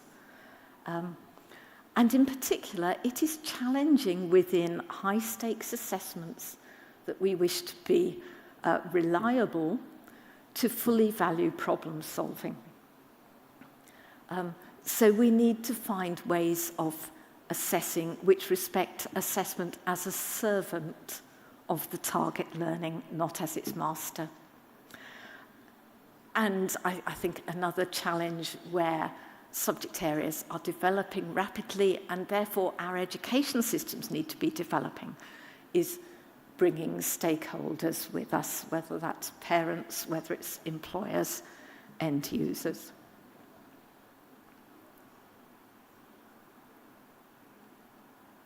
Sorry. So, looking forward, we need to keep ensuring that essential values are prioritised within our curricula. We need to signpost appropriate curriculum materials and promote an expansive grasp of teacher formative assessment. We know that is central to real progress in mathematics classrooms. We need to find ways to value what is most important for the long term. And we need to continue to learn from other jurisdictions while recognizing the need to start from where we ourselves are, whether that's England or Oman, and from our own culture, our own values, our own priorities. Only in those sorts of ways will we be able to work towards an education system of which we can be truly proud and which serves our national and international purposes. So that's just a high-level signposting of some of my perspective from England. As I say, I can, if you're interested, signpost you to the evidence on which that is based. But thank you so much for listening.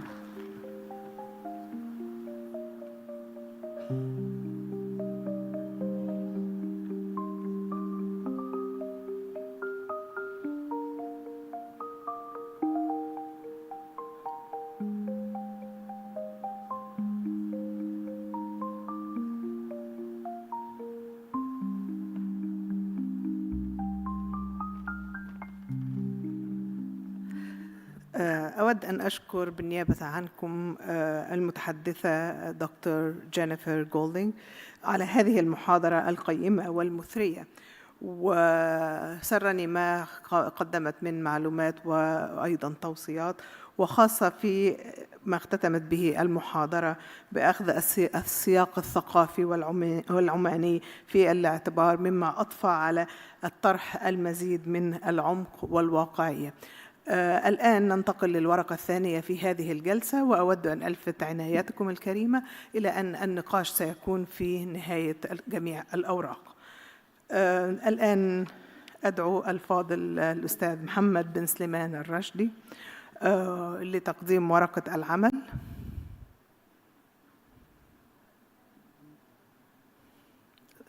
الأستاذ محمد بن سليمان الرشدي أو جاي. سيقدم لنا ورقة عمل بعنوان استكشاف مفردات تيمز 2023، تحليل التحديات وبناء استراتيجيات التحسين، قراءة عامة لنتائج سلطنة عمان في تيمز. الأستاذ محمد بن سليمان الرشدي هو عضو اللجنة الفنية للدراسات الدولية تيمز، رئيس قسم الدراسات الدولية بدائرة الدراسات والبيانات الإحصائية. هو حاصل على بكالوريوس في الأحياء والكيمياء وماجستير مناهج وطرق تدريس العلوم. الأستاذ محمد بن سليمان الرشدي أيضاً يمتلك خبرة تفوق 15 عاماً في إدارة الدراسات الدولية، وشارك في إعداد أدوات وتقارير دراسات تيمز، بيرلز، ICILS، إلى جانب خبرته الطويلة في إعداد الاختبارات الوطنية وامتحانات الدبلوم التعليم العام. نرحب به أستاذنا.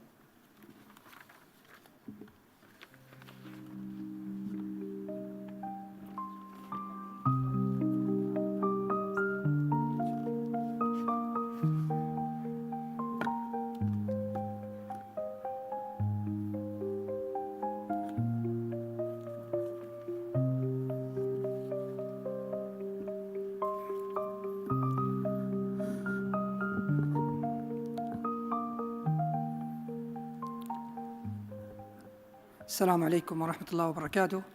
نجدد لكم التحية ونتمنى التوفيق للجميع بإذن الله تعالى. طبعا في هذه الورقة بإذن الله سأتحدث في محورين. في البداية سأتطرق إلى قراءة عامة حول نتائج أداء طلبة السلطنة في الدراسة الدولية تيمس 23، ثم بعد ذلك سنعرج إلى مجموعة من الأسئلة التي كان فيها أداء طلبة السلطنة منخفضاً في الدورة الأخيرة، وأهم الأسباب المحتملة لهذا الأداء المنخفض والحلول المقترحة بناء على وجهة نظر المختصين.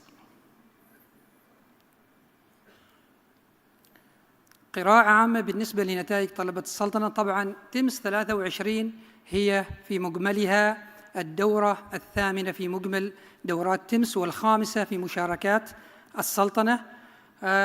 طبعاً كانت البداية بدورة 2007 في الصف الثامن، وبين 2011 انطلقت طبعاً مشاركات السلطنة بالصفين الرابع والثامن، وتوالت المشاركة في الصفين إلى الدورة الأخيرة، وأيضاً مقبلين على الدورة القادمة اللي هي تيمس 26 بإذن الله. طبعاً هذا الجدول يوضح النتائج طلبة السلطنة في المادتين الصف الرابع والثامن. عندنا طبعاً الصف الرابع 421 العلوم 433، أما الصف الثامن الرياضيات 411 والعلوم 456. بالنسبة طبعاً أيضاً ممكن هنا قراءة عامة حول المعرفة أو المستويات المعرفية لأسئلة تيمس، المستويات الثلاثة اللي هي المعرفة والتطبيق والاستدلال. بالصف الرابع في مادة الرياضيات المعرفة 408 428 التطبيق و429 الاستدلال. كذلك بالنسبة للصف الرابع 426 435 435 أيضا في الاستدلال. الصف الثامن 415 رياضيات 401 404 العلوم 460 457 و447. الملاحظة في القراءة في هذا الجدول أن أداء طلبة الصف الرابع في المستويين التطبيق والاستدلال كان أفضل منهم في المعرفة، بينما في الصف الثامن العكس، كان الأداء الطلبة في مستوى المعرفة أفضل. ننتقل بشكل سريع بحكم أيضاً الوقت أنماط الأسئلة ذات الأداء المنخفض والأسباب والحلول المقترحة. طبعاً إحنا راح نعرض يعني مجموعة من الأسئلة اللي كان أداء طلبة السلطنة في الدورة الأخيرة أداءهم منخفض، ولكن نوه لنقطة مهمة، إن إحنا ما راح نعرض الأسئلة بتركيبتها مثل ما جاءت في الامتحان، ولكن سنعرض وصف لهذه الأسئلة ونبذة عنها، لأنه أيضاً بحكم الضوابط والأحكام التي طبعاً تضعها المنظمة الدولية بعدم نشر مثل هذه الأسئلة، بحكم طبعاً أن هذه أسئلة غير محررة.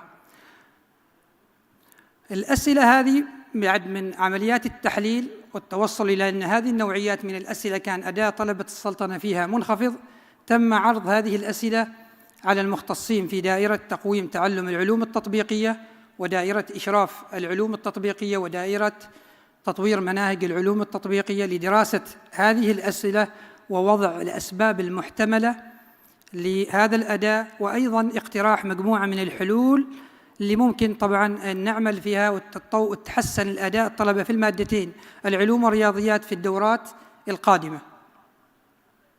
نبدأ بمادة العلوم. على سبيل المثال بعض المواضيع اللي هي مرتبطة بالسلاسل الغذائية، هذه طبعاً مواضيع لا تغطيها اللي هي مناهج الحلقة الأولى، وبالتالي من أهم الحلول المقترحة أن نطور مجموعة من الأنشطة الإثرائية أو بناء محتوى متكامل في السلاسل الغذائية، ويقدم كملاحق لاحقاً طبعاً، ويعمم على باقي المدارس. في عندنا أيضاً أسئلة التي يطلب فيها من الطالب أن يدرس قدرة المواد على التوصيل. يعني هذا في مجمل الموضوع أنه بالنسبة للطالب هو موضوع جداً سهل وبسيط، كأن مثلاً على سبيل المثال يطلب من الطالب أن يعطى ملعقتين، أحدهما بلاستيكية والأخرى معدنية، توضعان في ماء ساخن، ويطلب منه طبعاً تحديد قدرة هاتين الملعقتين على التوصيل، إلا أن أداء طلبة السلطنة فيها طبعاً كان مثل هذه النوعية من الأسئلة ضعيف جداً، وذلك طبعاً الأسباب التي كانت محتملة هي عدم تعرض الطلبة في الحلقة الأولى للتجارب العلمية بشكل كافي، أيضاً ضعف في بعض المهارات مثل الملاحظة والاستكشاف وطرح الأسئلة. هناك بعض الحلول المقترحة وفق الممكنات المتوفرة في الوقت الحالي، مثل استخدام السبورات الذكية والمحاكيات التفاعلية، وعلى ذكر المحاكيات التفاعلية راح تكون أيضا في ورقة حول هذا الموضوع سيتطرق فيها أحد الأخوة عن المحاكيات التفاعلية وكيف يمكن الاستفادة منها في تدريس المادتين الرياضيات والعلوم. تفعيل الاستقصاءات العلمية حسب ما وردت أيضا في دليل المعلم ووثيقة التقويم. طبعا في مجمل الحلول المقترحة هذه كل حسب اختصاصه وأيضا كل يتحمل مسؤولياته، سواء ابتداء طبعا من المختصين على مستوى الوزارة، أيضا المديريات التعليمية والمدارس، المعلم، ولي الأمر، المجتمع بشكل عام، الجميع شريك في وضع مثل هذه الحلول. ونحن أيضا نتطلع إن شاء الله إلى مقترحاتكم القيمة في نهاية هذه الجلسة للخروج أيضا بنتيجة إيجابية تساعد أيضا طلبة السلطنة إن شاء الله في تحسين أدائهم في الدورة القادمة. أيضا في أسئلة اللي تطلب فيها للطالب أن يستنتج على سبيل المثال انبعاث الغازات وأثرها على كتلة هذه المواد عند الاحتراق. كان يعطى قطعة فحم على سبيل المثال وتوزن بين فترة وأخرى أثناء عملية الاحتراق. هذا في مجمل الأسئلة مثل هذه طبعا هي عبارة الطالب محتاج أنه يميز بعض المفاهيم العلمية ويربطها أيضا بمواقف واقعية ومواقف تكون غير مألوفة بالنسبة للطالب. هذا طبعا في جوانب ضعف لدى بعض الطلبة، ضعف مهارات أيضا التفكير النقدي. هذه أحد الأسباب طبعا المحتملة. بالنسبة للحلول ممكن ربط هذه الدروس بواقع الطالب وبالحياة اليومية. أيضا تصميم أدوات قياس تقيس القدرة على التطبيق والفهم العميق لدى الطلبة، بناء مفردات ترتبط بمثل هذه المفاهيم والمصطلحات بأشكال وبمستويات مختلفة. في أسئلة طبعا مرتبطة بموضوعات النظام الشمسي، على سبيل المثال حركة الأرض وكيف يتكون الليل والنهار. هذه أسئلة أو هذه مواضيع درسها الطالب بقدر كافي، ولكن كانت الدراسة طبعا في الصفين الخامس والسابع، فهنا قد يكون أحد الأسباب المحتملة هو صعوبة في تذكر واستدعاء بعض المعارف العلمية والمفاهيم التي درست في صفوف سابقة. لأن مثل ما نعرف أن الدراسة الدولية TIMSS هي عبارة عن خبرات تراكمية ابتداء طبعا من الصف الخامس إلى الصف الثامن. الحلول المقترحة ربط المفاهيم أيضا الجديدة بالمفاهيم السابقة، تضمين أنشطة مراجعة دورية المفاهيم السابقة ضمن الدروس الجديدة، تقديم مفاهيم بأساليب مختلفة قد تكون مرئية أو سمعية أو عملية. أسئلة أيضا التي يطلب فيها طبعا وهذه اللي هي تتطلب مهارات تقنية للطالب أثناء التعامل مع منصة الاختبار. في TIMSS 2023 كانت المشاركة الأولى للسلطنة إلكترونيا، الدورات السابقة كانت عبارة عن مشاركة بورقي. هذه 2023 كان مشاركة إلكترونية، فواجه الطلبة بعض المشاكل في استخدام بعض الأدوات على المنصة نفسها، مثل للطلب منه قلم تضليل أو يرسم مدارات معينة أثناء الامتحان، رسومات البيانية، استخدام آلة الحاسبة، لأنه طبعا مثل هذه الامتحانات كونها تأتي لأول مرة قد يواجه فيها أيضا الطلبة. هناك حلول طبعا وضعتها أيضا الوزارة في الفترة الأخيرة، ومن ضمنها طبعا أيضا منصة نور راح تخدم هذا الجانب، وأيضا واحد الأخوة راح يتحدث من تقنيات التعليم عن منصة نور ودورها وكيف ممكن تخدم هذه الجوانب وكيف يتعامل الطالب مع الأسئلة ومع المفردات الإلكترونية بإذن الله تعالى. أيضا إعداد نماذج اختبارات إلكترونية تتطلب استخدام الأدوات الرقمية. أيضا الحين الممكنات في المدارس بوجود الأجهزة، يعني معظم المدارس أيضا صار فيها إحلال لمعظم الأجهزة. أيضا سمعنا في قامت الوزارة في الآونة الأخيرة بتوزيع عربات متنقية لمدارس الحلقة الأولى، وهذا أيضا بدور بإذن الله راح يخدم ويسهل العمل على إجراء مثل هذه الاختبارات الإلكترونية. الأسئلة المرتبطة بدراسة العوامل المؤثرة على نمو النبات، هذه الأسئلة طبعا بالنسبة للطلبتنا بالعادة نحن ننظر لها على أنها سهلة، فعلا هي سهلة ويمكن الطالب يجيب عليها، لكن لما ينوضع الطالب في شكل السؤال على شكل استقصاء علمي أو استكشاف، هنا طبعا نلاحظ أن الطلبة عندنا أيضا يواجهون صعوبة. فمثل هذه الأسئلة تأتي على شكل استقصاءات علمية، لذلك طبعا احنا محتاجين إلى وضع بعض الحلول كالتركيز على مهارات تصميم التجارب العلمية وتحديد المتغيرات، تصميم أنشطة صفية متخصصة، تفعيل المحاكيات التعليمية. الأسئلة أيضاً هناك نوعية من الأسئلة التي يطلب بها من الطالب رسوم بيانية. تحليل الرسوم البيانية ما زال طلبة السلطنة لدينا أيضاً عندهم ضعف قليلاً في هذه المهارة في قراءة الرسوم البيانية وتحديد المتغيرات والضوابط واستخراج واستخلاص النتائج من مثل هذه الأسئلة.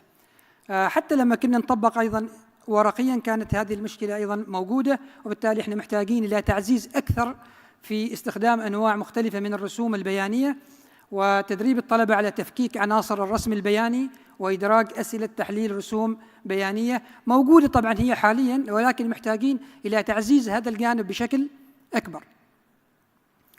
بالنسبة لمادة الرياضيات أيضاً الأسئلة اللي تتطلب على سبيل المثال طلبة الصف الرابع، تأتي بعض الأسئلة يتطلب من الطالب أنه يستخدم المسطرة من على المنصة نفسها، يستخرج المنصة من المسطرة من الخانة في المنصة، ويحرك هذه المسطرة ويستخدمها للقياسات على المنصة.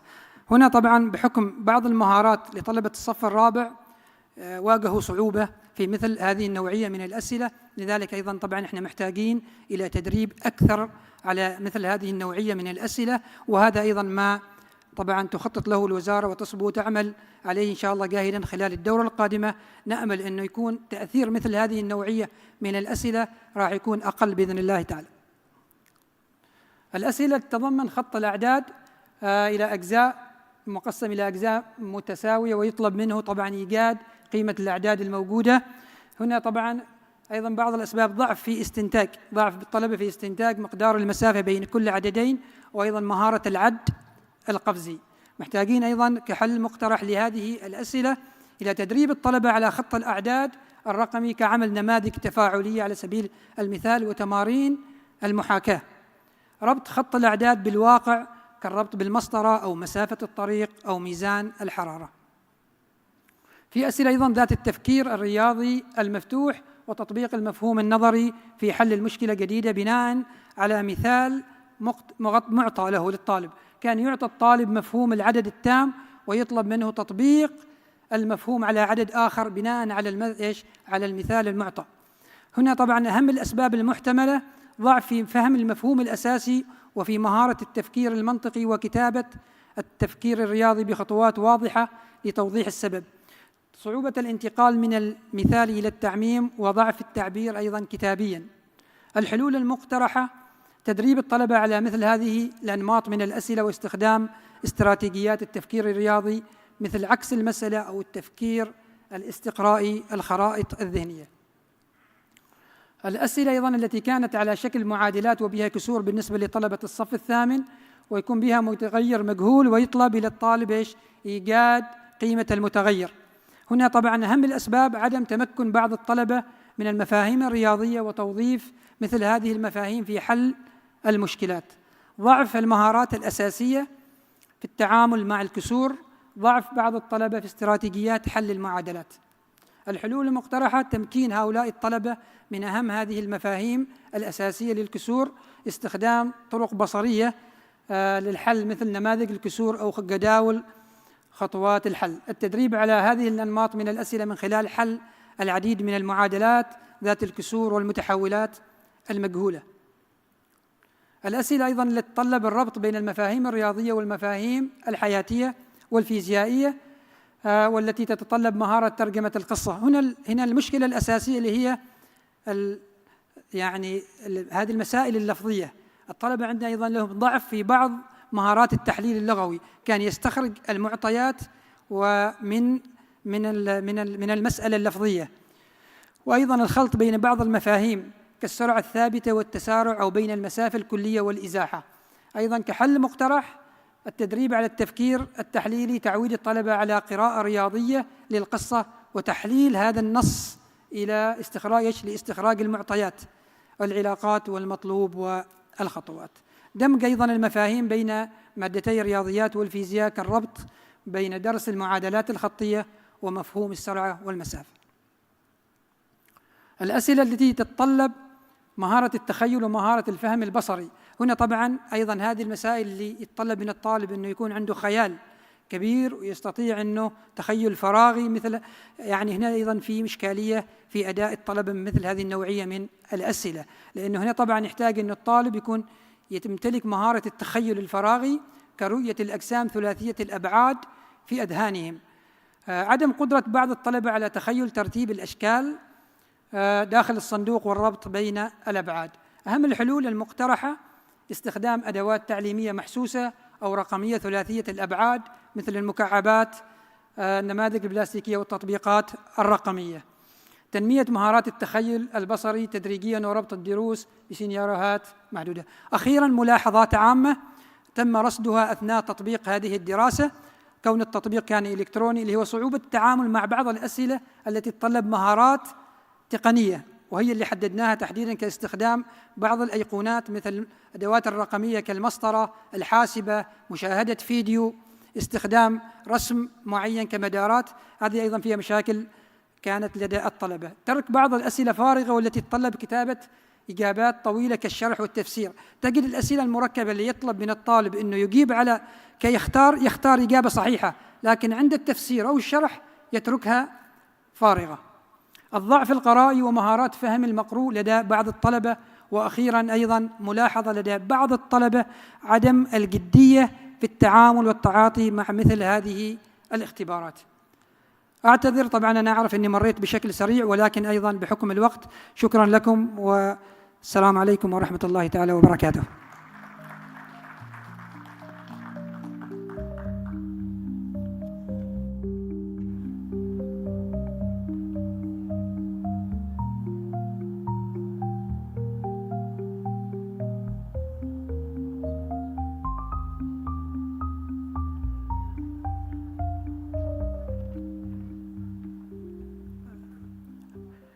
أشكركم للاستماع، وأشكر الأستاذ محمد الراشدي على تقديمه قراءة في تحليل التحديات وبناء استراتيجيات التحسين TIMSS. فالآن أعود وقد أعتذر للأستاذة سهام السعيدية لأني تجاوزتها. فالآن ندعو الأستاذة سهام السعيدية لتقديم ورقة عمل عن تعزيز تعلم العلوم خلال الأنشطة العملية والتجارب المخبرية، استراتيجيات تطوير الفهم العلمي. الأستاذة سهام بن سعيد السعيدية هي مديرة مساعدة بمدرسة درة العلم للتعليم الأساسي بمحافظة شمال الباطنة. عملت سابقاً كمعلمة كيمياء، وهي طالبة دكتوراه حالياً في جامعة السلطان قابوس. حاصلة على الماجستير في القيادة التربوية والبكالوريوس في الكيمياء، ومدربة معتمدة في مجال STEM والإدارة والتمكين. الأستاذة سهام بن سعيد السعيدية أو الدكتورة باعتبار ما سيكون بمشيئة الله، حازت على المركز الأول على مستوى سلطنة عمان في عدة مجالات تربوية، كما حصلت على جائزة كاريزما للعطاء التربوي. ندعو الأستاذة أو الدكتورة سهام بن سعيد السعيدية. تفضلي معنا.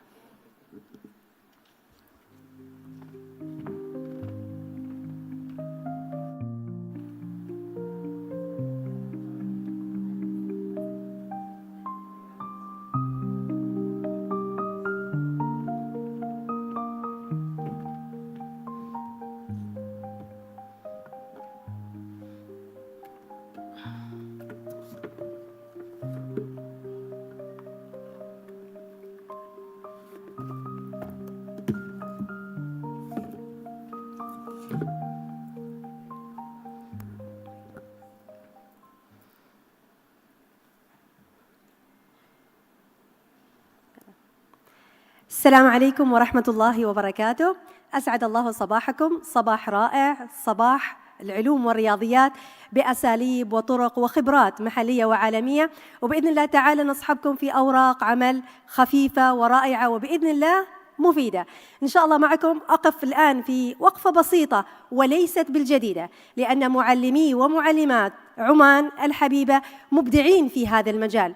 كيف بإمكاننا أن نعمق الفهم العلمي لطلابنا لكن بشكل عملي، أي بمعنى آخر في المختبرات، وهذا ربما يختص به العلوم بمجالاته المختلفة، الكيمياء والفيزياء والأحياء. لذلك أصحابكم إن شاء الله في هذا الموضوع، وجاء هذا الموضوع وانبثق من آراء المعلمين والمعلمات. سعيد خلال الأيام المنصرمة أن آخذ كل ما سأعرض اليوم من الميدان، من المعلمين، من أنفسهم، وأيضا أخذ مقترحاتهم وآمالهم لما يتوقعوه ويترقبوه في قادم الوقت. من منا لم يدخل المختبر يوما كطالب أو كمعلم؟ كيف كان وجودك في المختبر؟ ألم يثير الأمر تساؤل في بالك؟ كيف حدث هذا؟ كيف تم التفاعل؟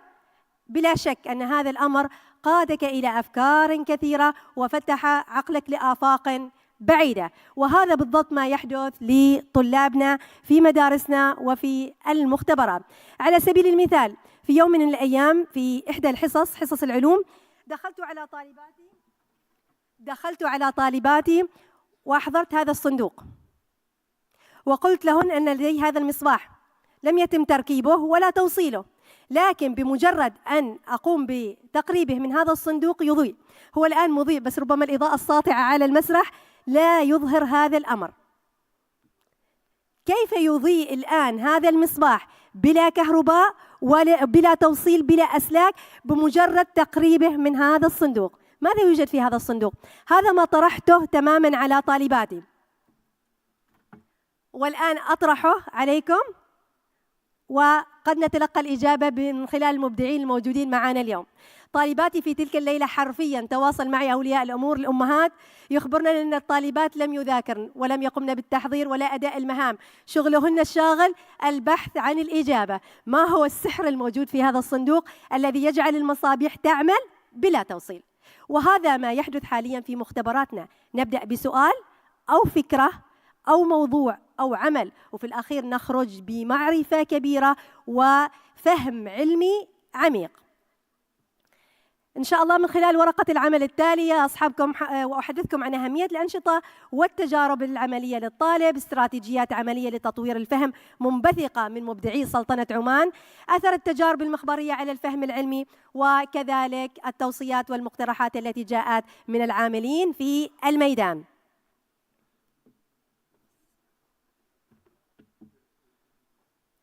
طيب، طبعا نعرف الآن العصر متسارع، تكنولوجيا، معارف كثيرة متفجرة، طلابنا ما شاء الله صاروا يفوقون عندما كنا في أعمارهم بأشواط، لذلك أصبح الآن ملح على أن يكون الفهم قائم على فهم عميق. وماذا تقول القاعدة؟ أخبرني وسوف أنسى، أرني وقد أتذكر، أشركني وسوف أفهم، وبالتالي لن أنسى وستظل راسخة في بالي. أهمية الأنشطة والتجارب العملية للطالب طبعا ليس بغريب عليكم.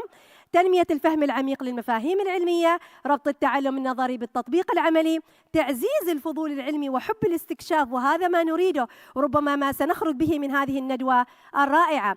تحفيز التفكير النقدي والمنطقي لدى طلابنا، وهذه من المهارات المطلوبة حاليا وبكثرة. وأيضا رفع مستوى الدافعية والمشاركة، وهذه النقطة أنا أؤكد عليها، متى ما وجدت الدافعية والشغف والحب لتعلم العلوم وجدنا نتائج رائعة، وهذا ربما ما سعى إليه برنامج ستيم الذي تقوم عليه الوزارة من حيث ترغيب الطالبات في مواد العلوم أو الطلبة عفوا بشكل عام. وبالتالي أنا شخصيا لامست هذا الأمر عندما اتجهت الطالبات لاختيار المواد العلمية في اختيارات الصفين ال11 وال12، بعد ما حبن وصار عندهن رغبة وميول لدراسة هذه المواضيع بعد أن قمنا بتجريبها عمليا. الآن ننتقل لهذه المفاهيم أو عفوا لهذه الاستراتيجيات، ومثل ما أخبرتكم جاءت من أين؟ من الميدان، هي مقترحات وهي أيضا تطبيقات عملية من معلمينا المبدعين. الاستقصاء العلمي، نبدأ حصتنا بسؤال ثم نخبر الطلبة أن يجدوا لنا إجابة هذا السؤال. بالتالي نتوقع كيف ستكون القاعة الصفية أو المختبر؟ شغل شاغل، عمل، مهام، توزيع أدوار، تجارب وأمور كثيرة. بالتالي أنا الآن جالس أعمق الفهم العلمي لهذا الطالب وأرسخ لديه معلومة لن ينساها أبدا، وقد يأتي يوما بعد أن يصبح لديه الماجستير والدكتوراه ويقول بسبب ذلك المعلم وتلك التجربة وتلك المعرفة التي استقيتها أنا اليوم موجود في هذا المكان.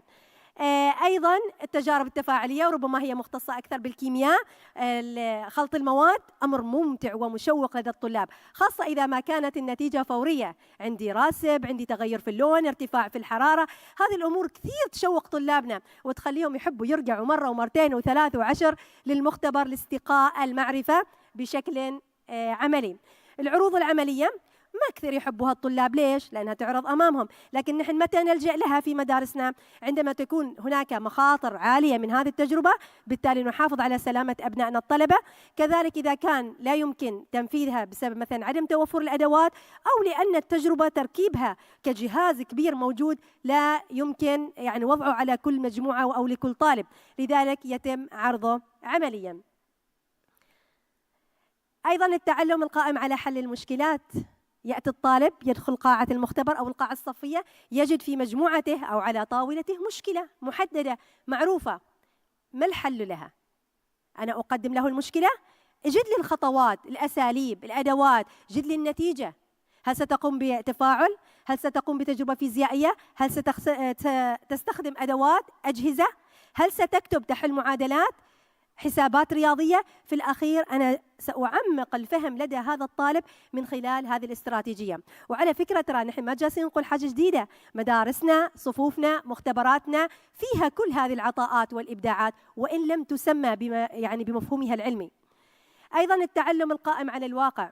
بالمناسبة بما أننا نتكلم عن الواقع، أمس كانت تتواصل عندي معلمة ومصورت لي السبورة، تقول لي أنا كيف شرح التفاعلات لطالباتي عشان توصلها المعلومة؟ سألتهن قلت لهم من ممكن يطبخ الكيك؟ فأكيد بعض الطالبات خاصة ما شاء الله يعني الآن يتفننون، قال أنا أطبخ الكيك، أنا أساعد أمي. قال طيب كيف تطبخوا الكيك؟ قال نجيب الأدوات ونخلطها.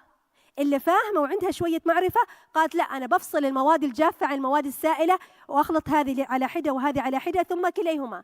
قالت بالضبط هذا درسنا احنا اليوم نحن بنطبخ، بس ما يستوي أجي وأكب طحين كامل، أخذ مقدار معين، كذلك السكر، كذلك الخميرة بالمثل. فأتوقع هنا راجعات البيت وفي كل مرة بيطبخن فيها الكيك ما بيتذكرن المعادلات الكيميائية والتفاعلات وبيسوونها بطريقة صحيحة. فهذا هو التعلم القائم على الواقع، وما أجمل العلوم المربوطة بالحياة. التعلم القائم على المشاريع. نخرج بمشروع، هالمشروع قد يتم في حصة، في يوم، في فصل، في عام دراسي، في الأخير هو يأخذ حيزه، لكن في كل مرحلة تكون مليئة بالمعرفة والعلم الذي يأخذه الطلبة بطريقة عملية تعاونية وأيضا رائعة. دمج التقنية، والآن ما شاء الله الذكاء الاصطناعي والمحاكاة والبرامج، فنجد أن البرامج الآن سهلت علينا التجارب، خاصة التي لا يمكن تنفيذها بسبب مثلا تنبعث منها غازات سامة أو غيرها، فنحن نستخدم مختبرات الكيمياء الافتراضية، نستخدم برنامج فت في الفيزياء وغيره من البرامج الكثيرة التي تقرب الصورة للطلبة. وطلابنا مبدعين في هذا المجال ويحبوا الأجهزة، يحبوا التقانة، يحبوا أنهم يبدعوا ويحركوا الأشياء ويشوفوا كيف بتصير، كيف بتكون نتيجتها. الاستراتيجية الأخيرة، المحطات أو قبل الأخيرة العلمية، وهذه موجودة وربما أكثر يعني محببة لدى معلمينا ومعلماتنا. لماذا؟ لأن يتخللها اللعب، يتخللها العمل الجماعي التعاوني، توزيع الأدوار، توزيع المهام، وأيضا فيها الاستراتيجيات السابقة من استقصاء وحل مشكلات وعمل مشاريع. بالتالي أنا عندي يعني حصيلة كبيرة من التجارب ربما في مجموعة من المحطات. لذلك نجد أنهم يبدعوا في هذا الأمر، هو غالبا يعزز مجموعة من المهارات ويرسخ المعرفة، ودائما يخرج الطلاب من محطاتنا بمتعة مع معرفة عميقة. وآخر استراتيجية اللي هي التعلم بالنمذجة، وهذا ربما أكثر في الأشياء التي تتعلق بالحيز والفضاء. كيف أنا بتخيل لي أشياء ما موجودة أبدا في الواقع ولا أستطيع رؤيتها بالعين المجردة إلا من خلال نمذجتها. أنا لما درست الميثان وكان يقولوا ذرة كربون وحواليه 4 ذرات هيدروجين، إيش يعني هالكلام؟ وبزاوية كذا ويصير تفاعل ننزع ذرة، ما فهمت. لكن لما مسكت هذا النموذج وشكلته، طالباتي شكلنه، تعلموا بهالطريقة، وصلت المعلومة، أنزع ذرة أضيف بدلها ذرة، يصير عندي تفاعل، منتج جديد. فبهالطريقة صار المعرفة أسهل والمعلومة توصل بطريقة أجمل. طيب طبقنا هالاستراتيجيات، بما أنه ما شاء الله معنا اليوم كوكبة ونخبة من المعلمين والمعلمات في الرياضيات والعلوم، إيش اللي بيصير معنا؟ أكيد بيكون عندي نتائج وآثار معرفية، مهارية ووجدانية. المعرفية تنمية التفكير النقدي ومهارات التحليل والمقارنة والاستنتاج، وهذا ما أكد عليه الأستاذ في ورقته السابقة اللي احنا محتاجينه لطلابنا. وأيضا في المجال المهارات اكتساب مهارات عملية وتعلم خطوات المنهج العلمي. أنا جالسة أسس طالب لمرحلة جامعية مقبل عليها لمرحلة جديدة، فأنا أريد يطلع متمكن، حل مشكلة في حياته، حل مشكلة وجد لها الإجابة. أيضا رفع مستوى الدافعية للتعلم وتعزيز الشعور بالإنجاز. تخيلوا ولدكم ابنكم يرجع من المدرسة، ها أبوي أمي أنا اليوم سويت كذا، صار التفاعل كذا، حصلت هالنتيجة، كيف الفرحة بتكون معه؟ ما بينسى أولا المعرفة اللي تلقاها، زائد إنه بيحس إنه أنجز. ترى شعور الإنجاز، وهذا أنا لامسته شخصيا خصوصا في برنامج ستيم. برنامج ستيم من البرامج اللي كثير تركز على الجانب العملي. تأتينا الطالبة ربما منخفضة التحصيل أسرع من الطالبة المجيدة. ليش؟ وجدت ذاتها، دافعيتها، أدائها صار رائع، صارت تحصل نتائج لأنه تخلط الأشياء أو تركب الأجهزة. بالتالي أنا أحصل نتيجة وأستمتع بالتعلم. طبعا هذه كلها في الأخير تؤكد لي على أمر، وهو تعميق الفهم العلمي. توصيات، وطبعا انبثقت من المعلمين والمعلمات اللي أخذت آرائهم الأيام الماضية. توفير بيئة آمنة، مختبرية آمنة ومجهزة لطلابنا. تدريب المعلمين على الاستراتيجيات، وطبعا ما شاء الله ما محتاجين معلمين، لكن لو ركزنا شوية عليه ودربنا وعطينا حيثياته لخرج الأمر بطريقة رائعة.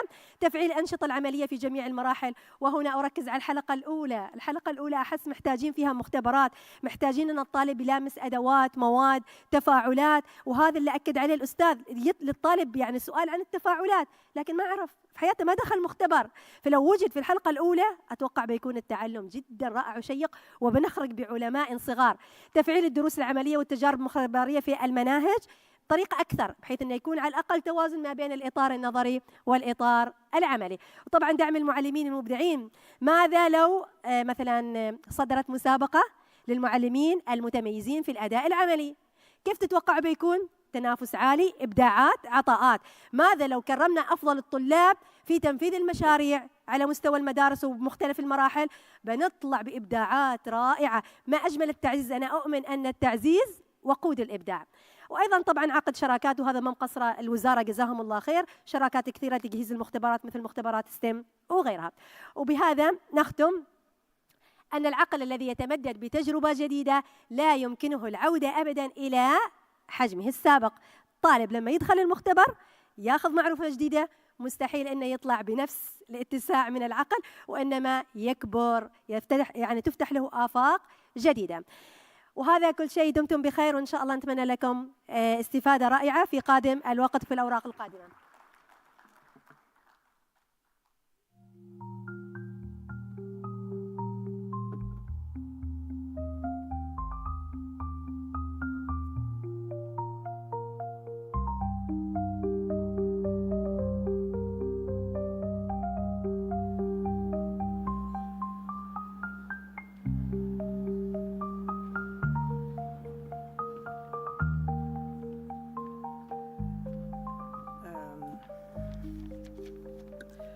أشكر الأستاذة سهام السعيدية على طرحها الشيق والمثمر، وأشكرها أيضاً على أنها أنجزت العرض في أقل من الوقت بدقيقتين. والآن اسمحوا لي أن أدعو الفاضل الدكتور سوفوكليس ستيرايو لتقديم ورقة العمل.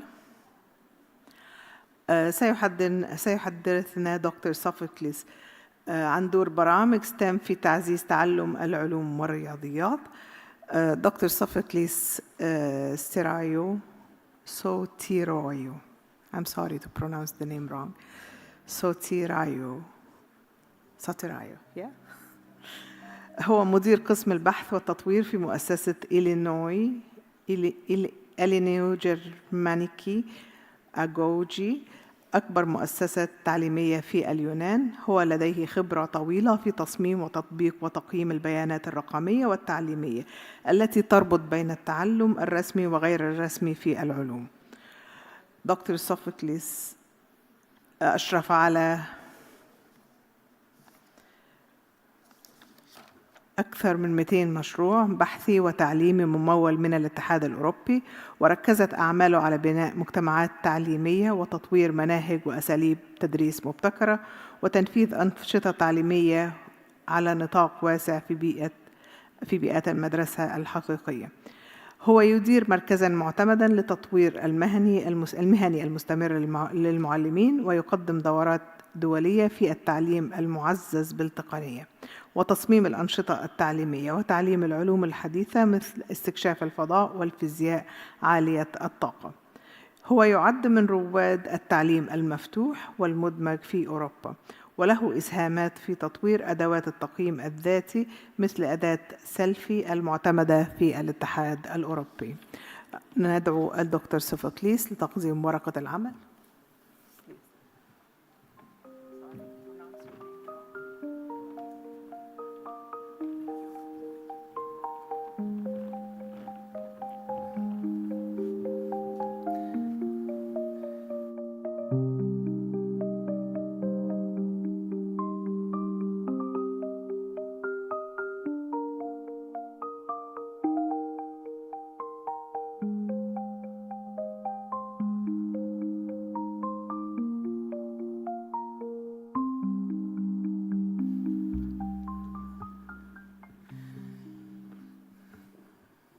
So thank you so much.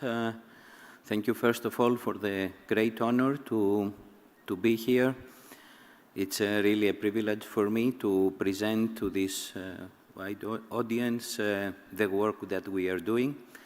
And I would like to thank you so much for the hospitality. I really feel at home. Thank you so much. So the task today for me is to present. I have to.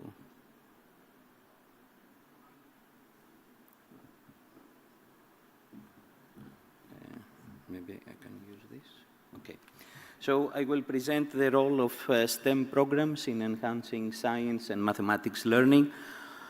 We have seen already today so many interesting aspects both from the point of assessing the impact of different activities, but also in the last two presentations, the very interesting aspects of what is happening here in Oman.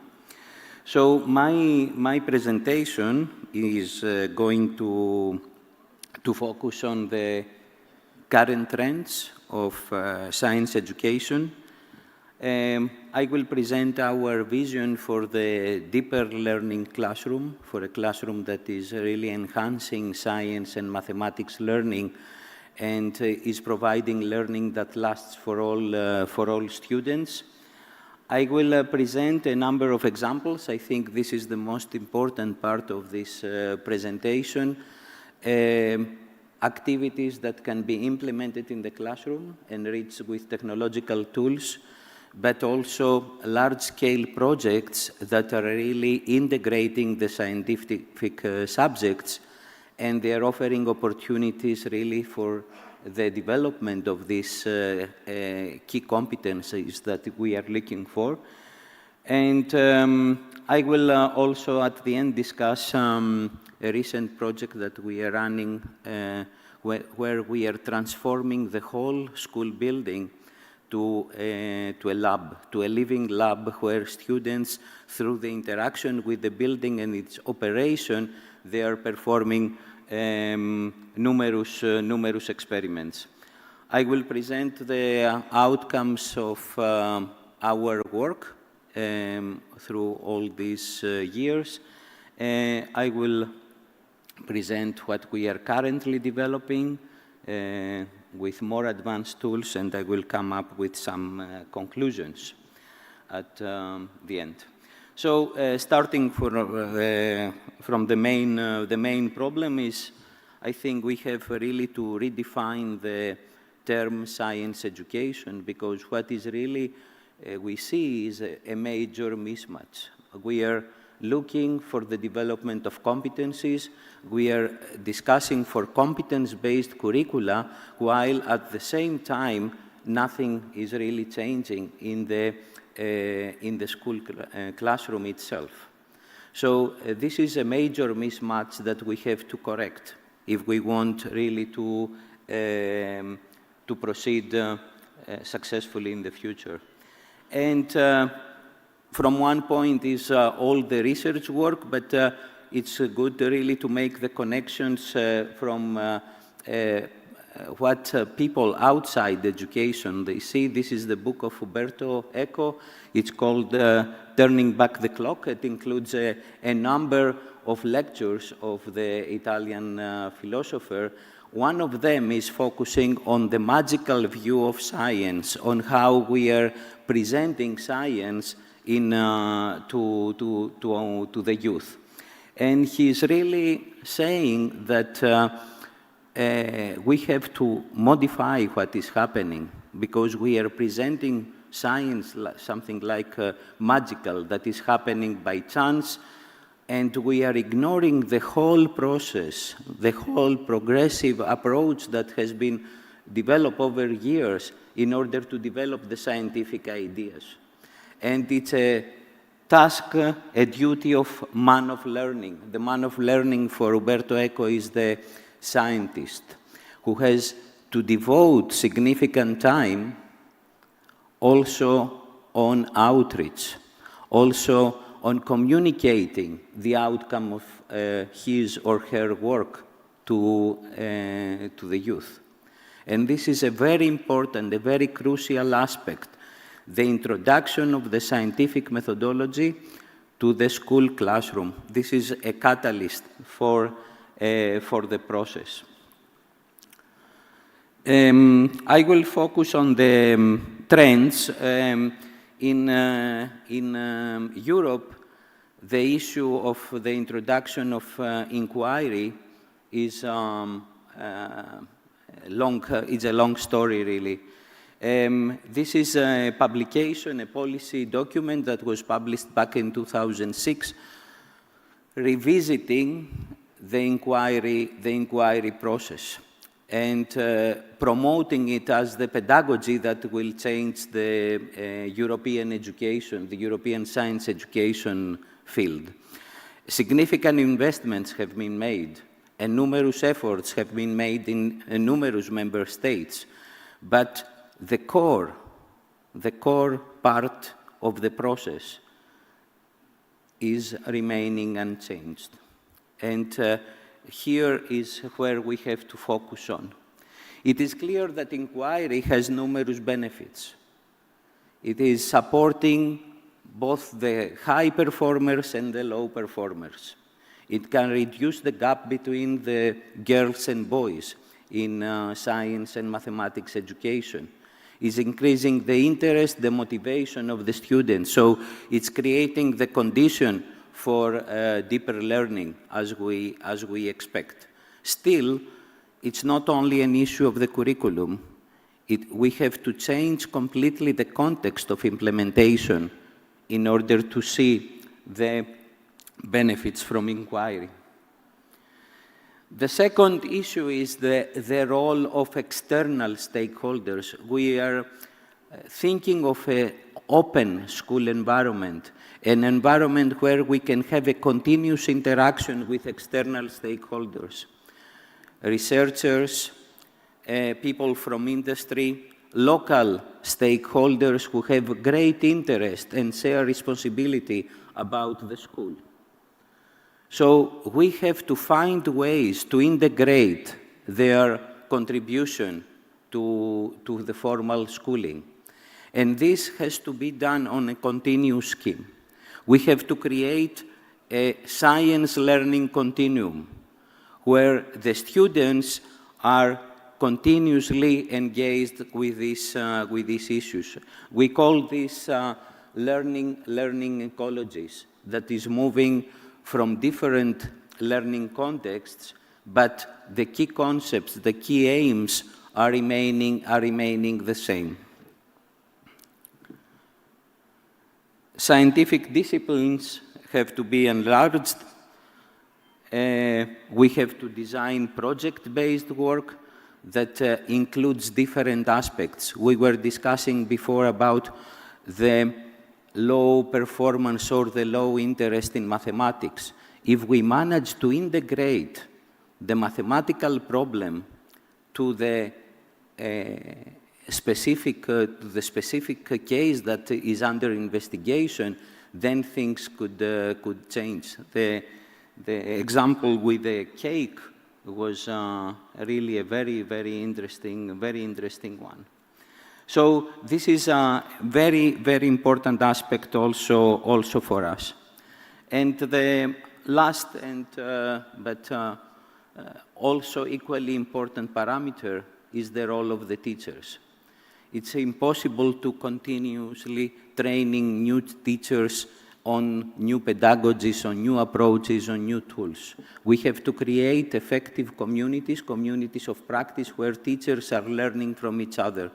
We have to create networks where teachers are exchanging best practices and they are learning from their peers.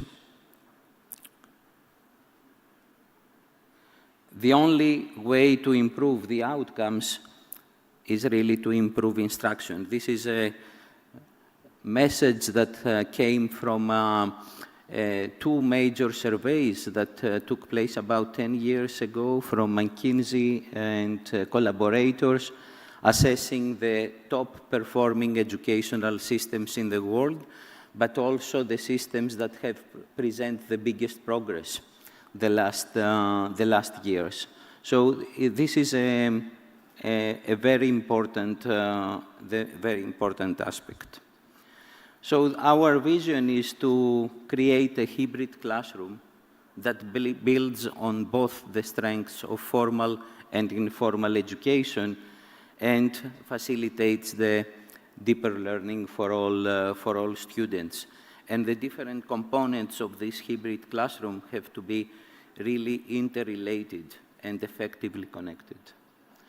This is a representation of this concept. We have the traditional classroom on the top, the scientific lab on the bottom, and this environment that we are calling deeper learning classroom in the middle, where we are not focusing only on content acquisition and knowledge, but also on communication, collaboration, problem solving,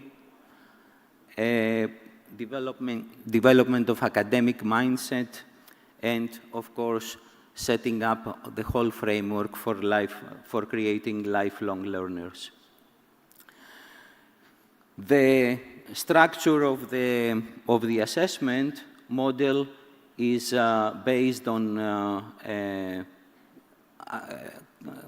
competencies that are related, let's say, to knowledge, to scientific reasoning, reflecting on science, but also on motivational abilities like problem solving, interest and excitement, and identification of the scientific enterprise. So the aim is in the presentation, in the following slides, to present a number of programs that are promoting all these aspects together.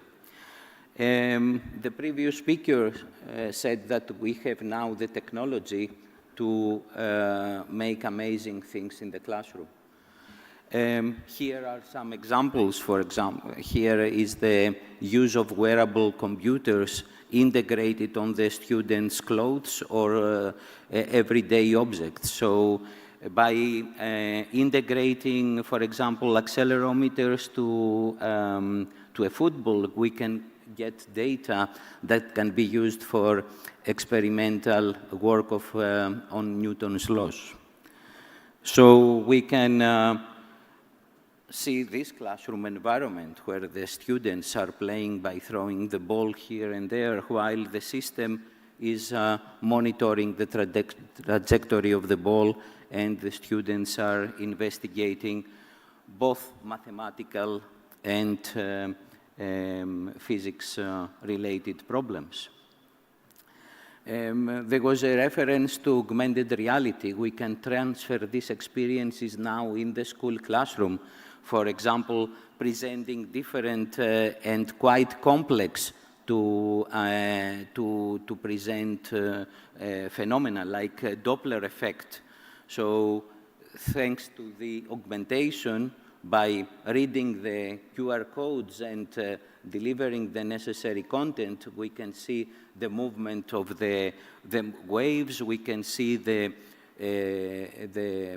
movement of the air and explain why the planes fly, or we can visualize molecules and introduce the kinetic theory of gases, or even move to more complex experiments like the Young experiment. This year also is the year of quantum science, so it's a unique opportunity to introduce the nature of light and present the double slit experiment to students, and comparing the particle nature and the wave nature of the light.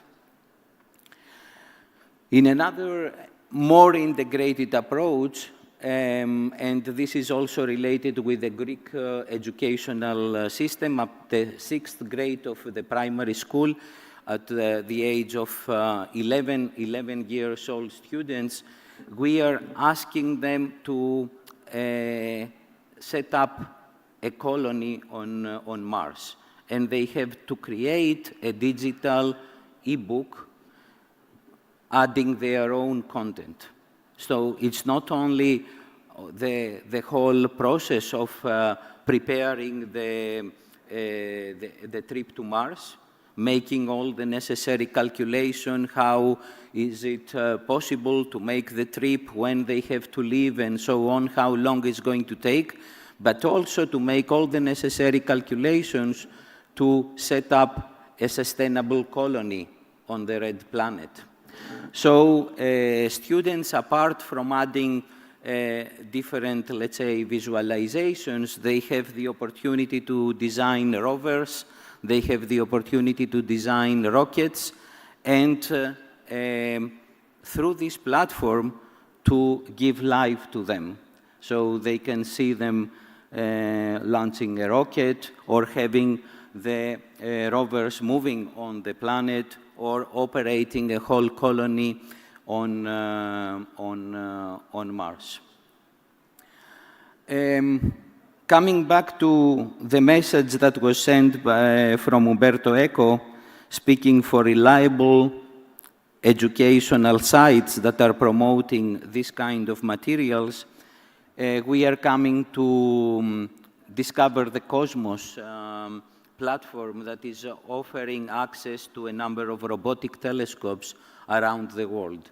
So these telescopes are offering their time, their observation time, to students to perform observations and collect data from these instruments that are located in different parts of the planet. Like this telescope that is located in Crete and is offering 20% of its time to make observations from students across Europe.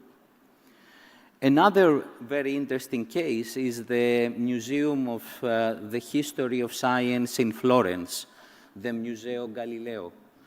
There, one can find the digital archives of Galileo and can revisit all of his observations through his original notes. Here are the observations of the moons of Jupiter, with the dates around when he made these observations. So here in this challenge, we are asking students to check if Galileo was right.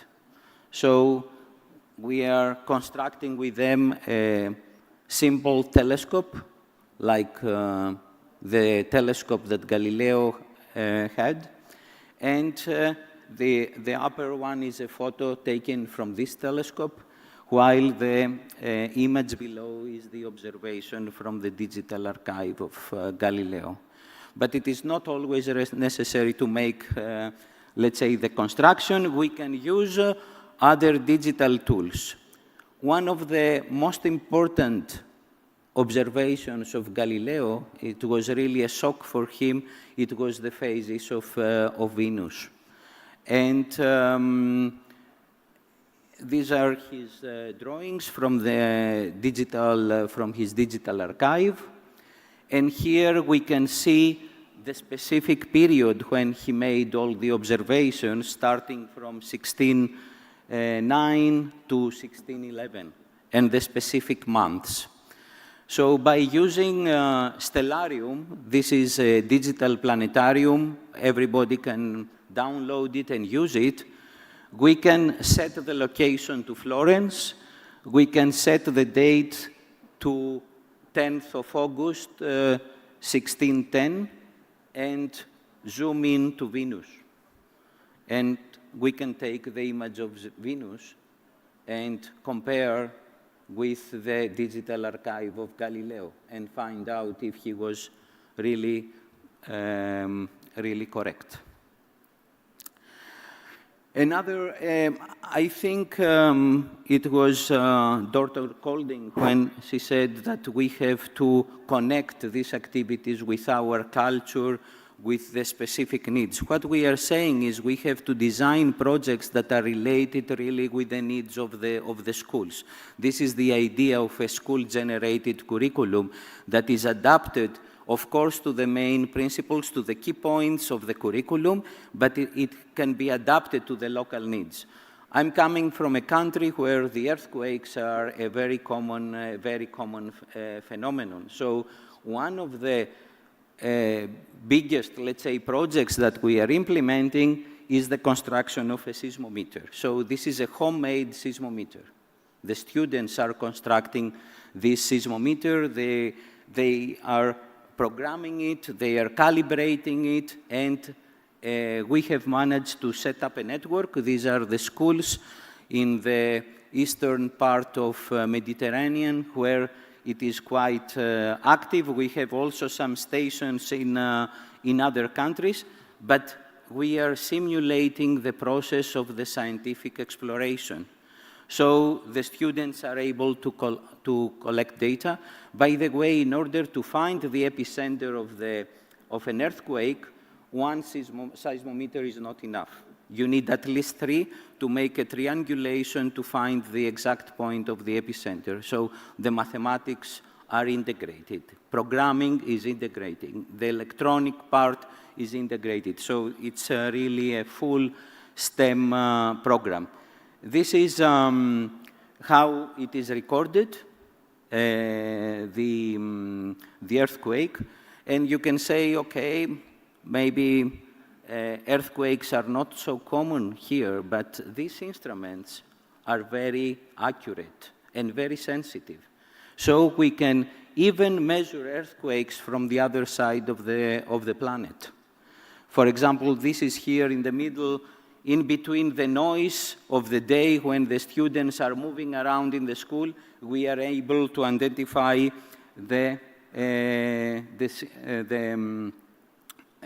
variation there during the arrival of the seismic waves that are coming from thousands of kilometers away. This was a quite active day. By the way, there were many earthquakes in the area of Volos as we were discussing the specific day, so our seismometers were very active. But in between, I don't know, it's, I cannot activate the laser here. The blue in the middle has a different shape. Only from the shape of the seismogram, we are able to identify if the earthquake took place quite close or far away. In fact, this is one of the earthquakes that is coming from the other side of the planet. It's coming from New Zealand. It was a very big earthquake took place to the other side of the planet. And the students have the opportunity, because they know the speed of the seismic waves, to calculate the distance. And they can see that these waves, in order to arrive in the specific time, coming from 18,293 kilometers away, really from the other side of the planet, they have to cross the nucleus of the planet. So we are entering to concepts related to the Earth tomography and geology. But there are also other things that we can do. We can do coding, for example, by setting up algorithms for early warning, because using again the speeds of the earthquakes, we can have a trigger when the first wave is coming, and this is offering an alarm to the other stations to be activated for the second set of waves that are the damaging ones, and they are moving slower. Or we can even make music from earthquakes, because we can really connect the frequency of the waveform with the notes of the music. The last example refers to green buildings and the transformation, the green transformation to schools to living labs. So we have made a major, let's say, renovation to the building, including the installation of solar panels, having green areas, a bioclimatic canteen, a bioclimatic building. So this is one part of reducing, let's say, the carbon footprint of the building, of the school building, but using all this information for the curriculum is really a very important aspect. So we are introducing issues related to sustainable food systems, for example, in the canteen, or a whole analysis about the effectiveness of the solar panels on the roof. So this is the solar panel lab that is installed in the school, and the students are discussing different techniques on how they can use the new generation of solar panels to produce more energy. The data from the solar farm are available for the students. They can compare it with the data from the weather station. They can collect data about the solar radiation. They can make calculations about the effectiveness and the efficiency of the solar panels. And they can develop projects on how they can even use even more, find more effective ways to use them for the energy generation, like constructing an arm that is following the path of the sun every day in order to increase the energy production. So this is the idea. Now, coming to the impact and closing, because this is the most crucial part, we are working continuously since 2017 to create the conditions, to create an open school environment, because we believe that this is very much related with we have first to create the context, and then we have to see if we are able to see the development of the competencies, of course, along with the use of tools that are sensitive to this. So these are data from about 500 schools that have embarked to this transformation journey to introduce this kind of projects and activities, and we see a significant increase of about 10% to their openness. This is one part. The second part is the teacher's action. Using the initial ideas from TIMSS back in 2001, 2002, when we were collaborating with a team in Dortmund, we are videotaping lessons, and we are using this as the training process for introducing teachers to inquiry. So in the first column, lesson type A, you can see the traditional lesson. This is more or less what is happening in the most classrooms when let's say at the third class of gymnasium, students at the age of 15 years old. So about 30%, 35% of the time is lecturing, while inquiry is a very small percentage. Then we are introducing this kind of lessons to the teachers. Through the training, we are presenting our lessons, the lessons type B. And we see that there is some improvement. Still, it's very difficult to change the culture of teachers. But when the teachers, and especially the ones that they are following up and they are developing their own lesson plans, then the situation is changing dramatically. And we see a very significant correlation between the openness of the school and the increase of interest and motivation of the students. We see significant increase in intrinsic motivation, career motivation, self-determination, and overall science motivation. We are focusing also on things that are difficult to measure, like collaborative problem solving.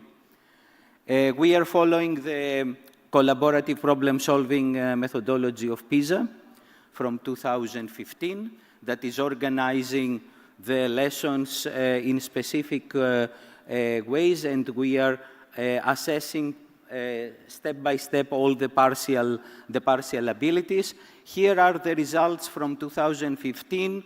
Greece has scored quite bad in this. Only 2% were high performers, while about 41% were low performers. So after 5 years of implementation and collecting data from about 10,000 students in Greece with the support of the Ministry of Education, we have seen a significant improvement. You see the green parts of the bars there are the high performers. There is a significant improvement. It's going up to 20%. But we are not able really to improve the situation with the low performers, although the whole process is integrated in the lesson.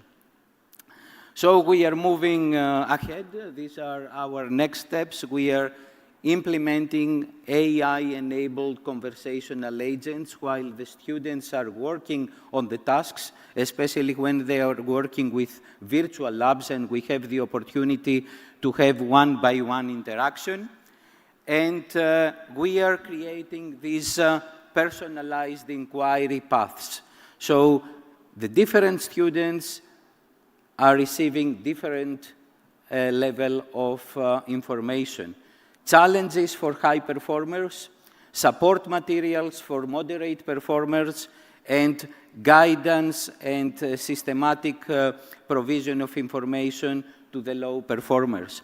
And this is work in progress that is moving ahead with the AI-enabled conversational agents through the inquiry process.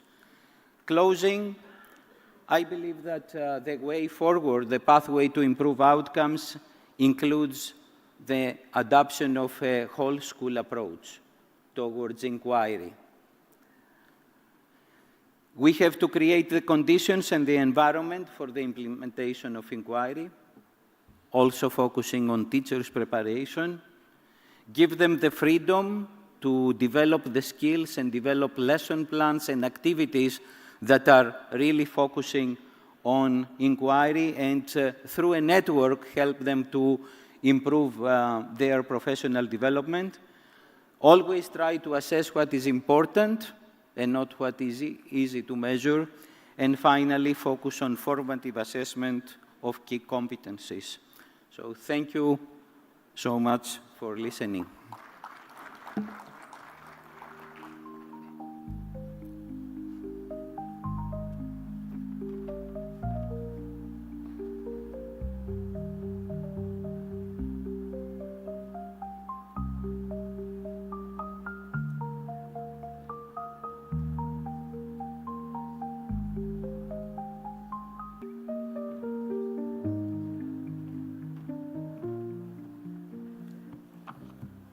Thank you, Professor Sophocles, for the informative lecture. شكرا جزيلا لحضوركم والاستماع أيضا.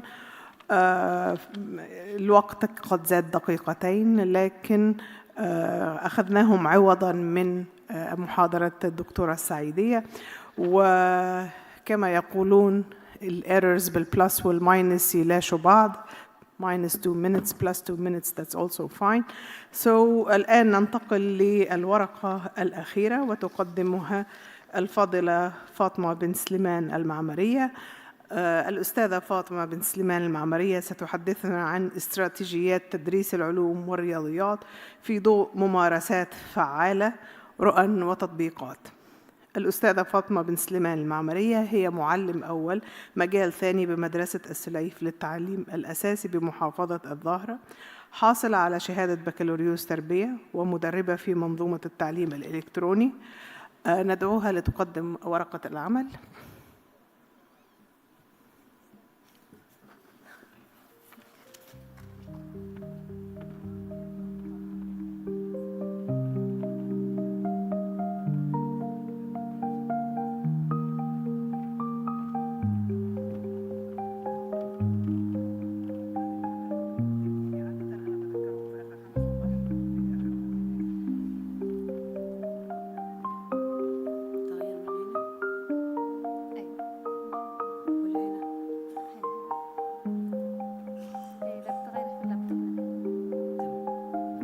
بسم الله الرحمن الرحيم. الحمد لله رب العالمين، والصلاة والسلام على سيدنا محمد وعلى آله وصحبه أجمعين. اليوم سأتحدث عن استراتيجيات تدريس العلوم والرياضيات في ضوء ممارسات فعالة. سأتكلم عن مدارس الحلقة الأولى.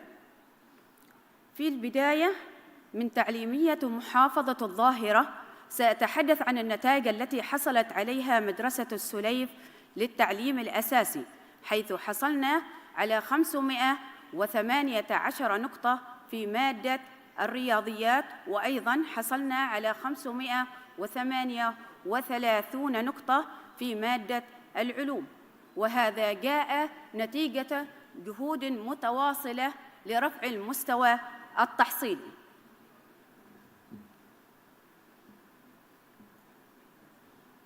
محاور الورقة: استراتيجيات وأساليب في تدريس العلوم والرياضيات، الممارسات الإيجابية ذات الأثر في رفع التحصيل الدراسي في مادتي الرياضيات والعلوم. استراتيجيات وأساليب تدريس في مادتي العلوم والرياضيات تشمل على عدة نقاط: تنوع استراتيجيات وأساليب التدريس، وربط العلوم والرياضيات بالحياة الواقعية للطلبة، توظيف التقنيات الرقمية في مادتي العلوم والرياضيات، التقويم المستمر. استراتيجيات تدريس العلوم والرياضيات: تعتمد المعلمات على تدريس أساليب الرياضيات والعلوم على عدة أساليب: التعلم القائم على الاستكشاف، والتعلم النشط لزيادة التفاعل والمشاركة داخل البيئة الصفية، والتعلم التعاوني لتعزيز العمل الجماعي وتبادل الأفكار بين الطلبة. ومن المؤكد أن هذه الأساليب تهدف إلى تعزيز فهم الطلبة وإشراكهم بشكل فعال في العملية التعليمية. تطبيقات صفية في مادتي الرياضيات والعلوم لطلبة الحلقة الأولى: الوسيلة التعليمية تعتبر أداة مهمة لتحقيق الهدف.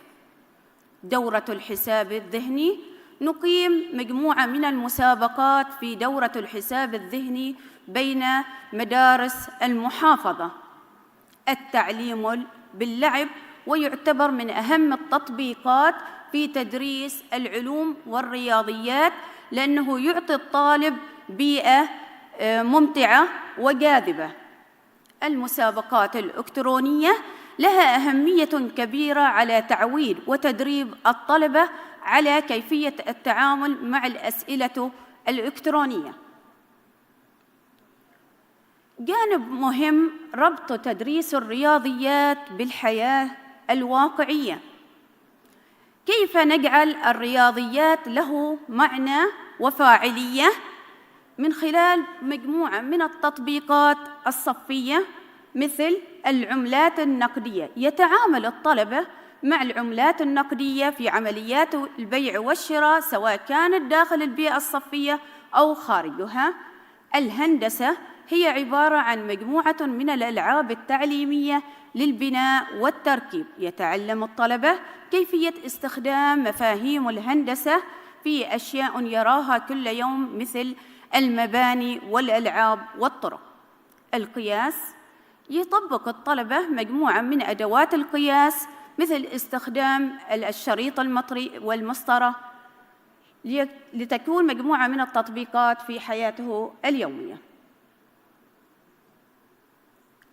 ومن التطبيقات التي ترتبط بالحياة الواقعية في مادة العلوم الرحلات العلمية، وهي لخلق بيئة جاذبة للطلبة، مثل الرحلات إلى متحف عمان عبر الزمان ومهرجان عمان للعلوم، ليربط الطلبة بين المعرفة النظرية بالواقع وليتعلموا الابتكارات الوطنية. نادي العلوم لافتقار مدارس الحلقة الأولى لعدم وجود المختبرات، أنشأ فريق المجال الثاني نادي علوم لنقل الطلبة إلى عالم واقعي مليء بالتجارب الواقعية والحيوية. فعاليات متنوعة لتغيير الجو لدى الطلبة لمدارس الحلقة الأولى، نقيم مجموعة من الفعاليات: تفعيل يوم الزراعة العماني ليكتسب الطلبة مجموعة من المعارف والمهارات.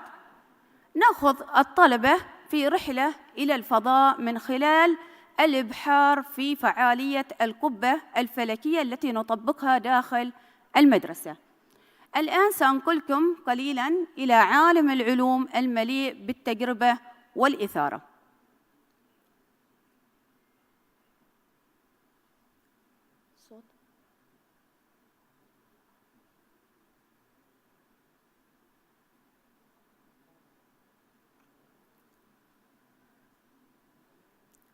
صوت أخوات.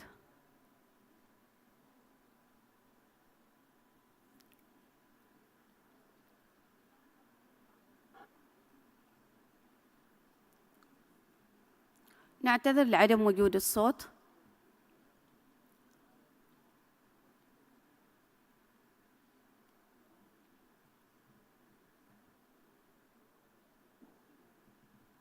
عذراً أخوان. خلاص أختي، ننتقل إلى الشريحة اللي بعدها.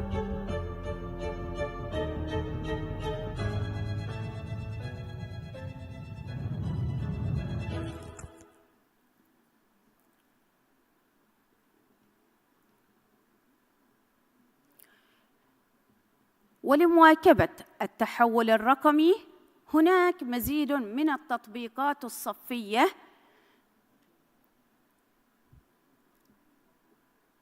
سنكمل.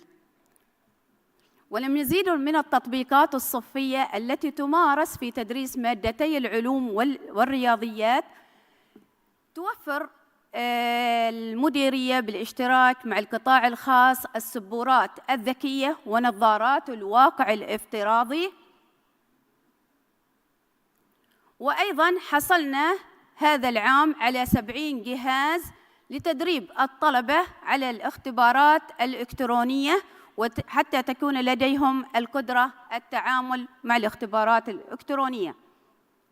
التقويم المستمر، متابعة تقدم الطلبة نحو تحقيق الهدف من خلال استخدام أدوات التقويم الفاعلة والمحفزة، المسابقات الإلكترونية، الاختبارات القصيرة الورقية والإلكترونية، والمبادرات التحصيلية الذي يطبقها فريق المجال الثاني داخل المدرسة.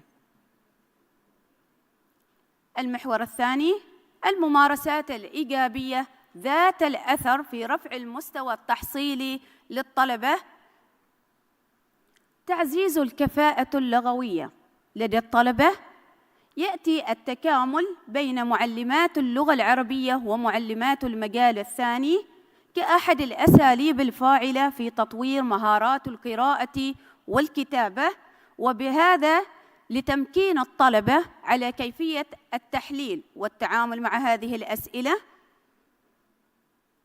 التدريب المستمر على الاختبارات الورقية والاختبارات الإلكترونية لرفع كفاءة الطلبة في استخدام الأجهزة الإلكترونية والتعامل مع الاختبارات الإلكترونية بسلاسة وثقة.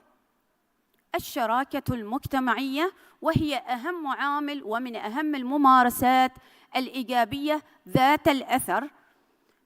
الشراكة المجتمعية مع أولياء الأمور، تعزيز دور أولياء الأمور في دعم تعلم أبنائهم ومشاركتهم الفاعلة في العملية التعليمية من خلال التواصل المستمر للوقوف على أولويات التطوير لدى أبنائهم والارتقاء بمستواهم وتحصيلهم الدراسي. التدريب المهني للمعلمات، تأهيل المعلمات وتدريبهم على استراتيجيات التدريس الفعالة وتمكينهم من فهم متطلبات التدريس في مادتي العلوم والرياضيات وآلية تنفيذها من خلال حضور الورش والبرامج التدريبية. والآن سننتقل إلى رحلة في عالم العلوم والرياضيات.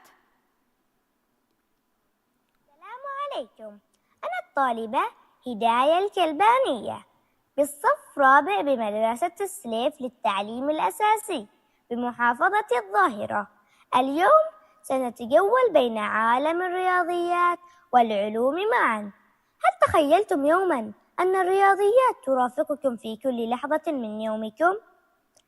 نعم، ترافقنا في عمليات العد والقياس والهندسة ومعالجة البيانات والجبر، ومنها تكون لدينا القدرة على التفكير والبحث والتفاعل والمشاركة. الرياضيات ليست مجرد أرقام ومعادلات وإدارة المال والتخطيط بذكاء، إنها العقل المدبر الذي يجعل حياتنا أكثر دقة وكفاءة. والآن بدأت جولتنا في عالم العلوم بين مخبار ومقياس وميزان. نطرح الأسئلة، نراقب، نجرب، نكتشف الحقيقة بأنفسنا. هذه ليست قصة خيال، بل قوة الاستقصاء العلمي الذي يحول الفضول إلى معرفة والسؤال إلى اكتشاف. ومع مهارة المستقبل يصبح لدينا القدرة على التفكير الناقد والتعاون. كل واحد فينا يستطيع تكوين عالم صغير يبدأ من سؤال ويصل لاكتشاف يغير العالم. أنا أحب مادتي الرياضيات والعلوم، وسأصبح عالمة في الفيزياء بإذن الله. وفي الختام، فإن تطبيق هذه المحاور بشكل متكامل يسهم في تطوير العملية التعليمية ورفع الكفاءة للطلبة، كما يعزز جاهزيتهم للمشاركة في أي دراسة دولية وفق أعلى المعايير. وهذا، والسلام عليكم ورحمة الله وبركاته.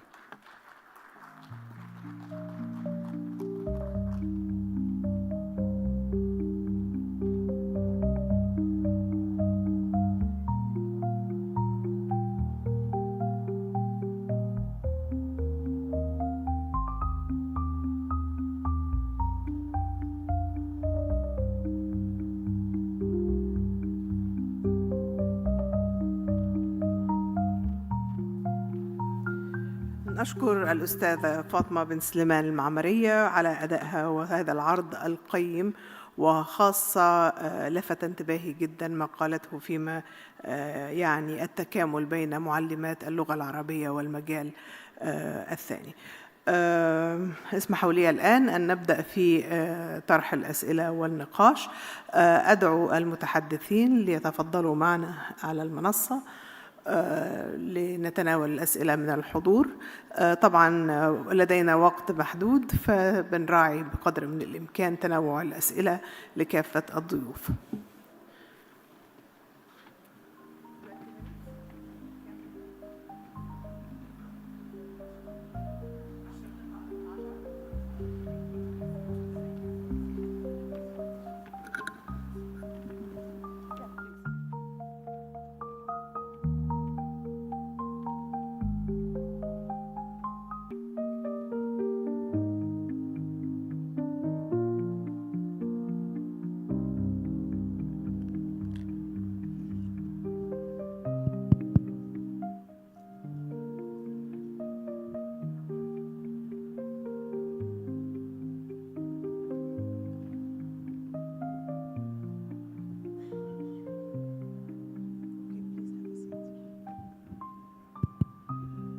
اسمحوا لي الآن أن نبدأ في طرح الأسئلة، وكان يفترض أن معنا وقت أطول، لكن نظراً يعني التأخر في بعض الأوراق وتأخر في البدء، اسمحوا لنا أن نكتفي ب10 دقائق لطرح الأسئلة، وخلينا نبدأ بمشيئة الله. بطلب أسئلة لدكتور جينيفر، الأسئلة الموجهة لدكتور جينيفر، وبعدين بنتقل للأخ محمد الراشدي، وبعدين للأخت، وبعدين للدكتور في النهاية، بحيث أن كل واحد فيهم يأخذ سؤاله. فهل هناك أسئلة لدكتور جينيفر بليز؟ وممكن نطرحه نطرحه باللغة العربية وفي الترجمة الفورية مباشرة. تفضل. So فين الانتربريترز؟ Are we still having interpretation؟ الترجمة الفورية؟ You're getting it?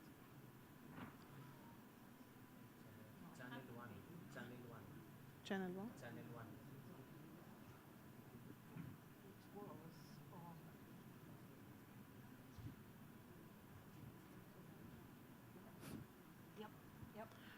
أوكي، نبدأ العد 10 دقائق من الآن، ونستهل الأسئلة مع دكتور جينيفر. في أي سؤال لدكتور جينيفر؟ Yes, please. Can I ask the question in English because I jotted down in English, so I would rather to ask in English. First of all, I was really excited that you seem very proud talking about mathematics and problem solving. You seemed very proud when you were talking about mathematics and problem solving. I noticed that. My question is, you mentioned to enhance problem solving skills, you need to align the formative assessment with summative assessment. Could you elaborate more on that? Do you specifically, you mentioned that the level of problem-solving activities, do you mean to align the level of problem-solving activities that are tackled by teachers during instruction and the level of questions at summative examinations, end of term, or end of year's examination? Do you mean that? Thank you. I think that's a really important question. What matters in education is what young people are learning. So it's what happens in the classroom that matters. And that's where minute by minute formative assessment by teachers is so important, particularly for complex developments such as problem solving. At the end of the day, summative assessment is only a measure of some aspects of what have been learnt.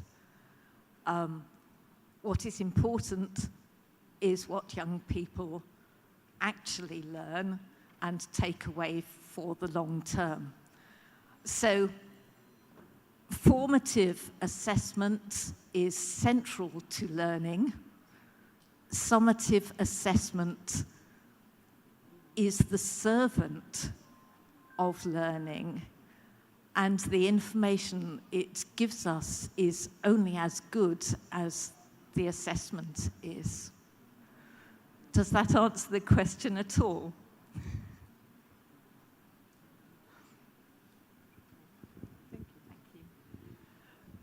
Thank you, Doctor. الآن ننتقل إلى سؤال توجهه حسب ترتيب الجلوس، وسبحان الله حسب ترتيب المحاضرات اليوم، للأستاذ محمد بن سليمان الراشدي عن ورقة العمل التي قدمها فيما يخص مفردات تيمز. تفضل. أيوة. هنا. شكرا الأستاذ محمد الراشدي. عندي أستاذ محمد بعض المقترحات في الموضوع التكامل اللي طرحتها. المقترح الأول تكامل الرياضيات والعلوم في الرسوم البيانية خاصة. معاناة كثيرة في الرسوم البيانية للطلاب.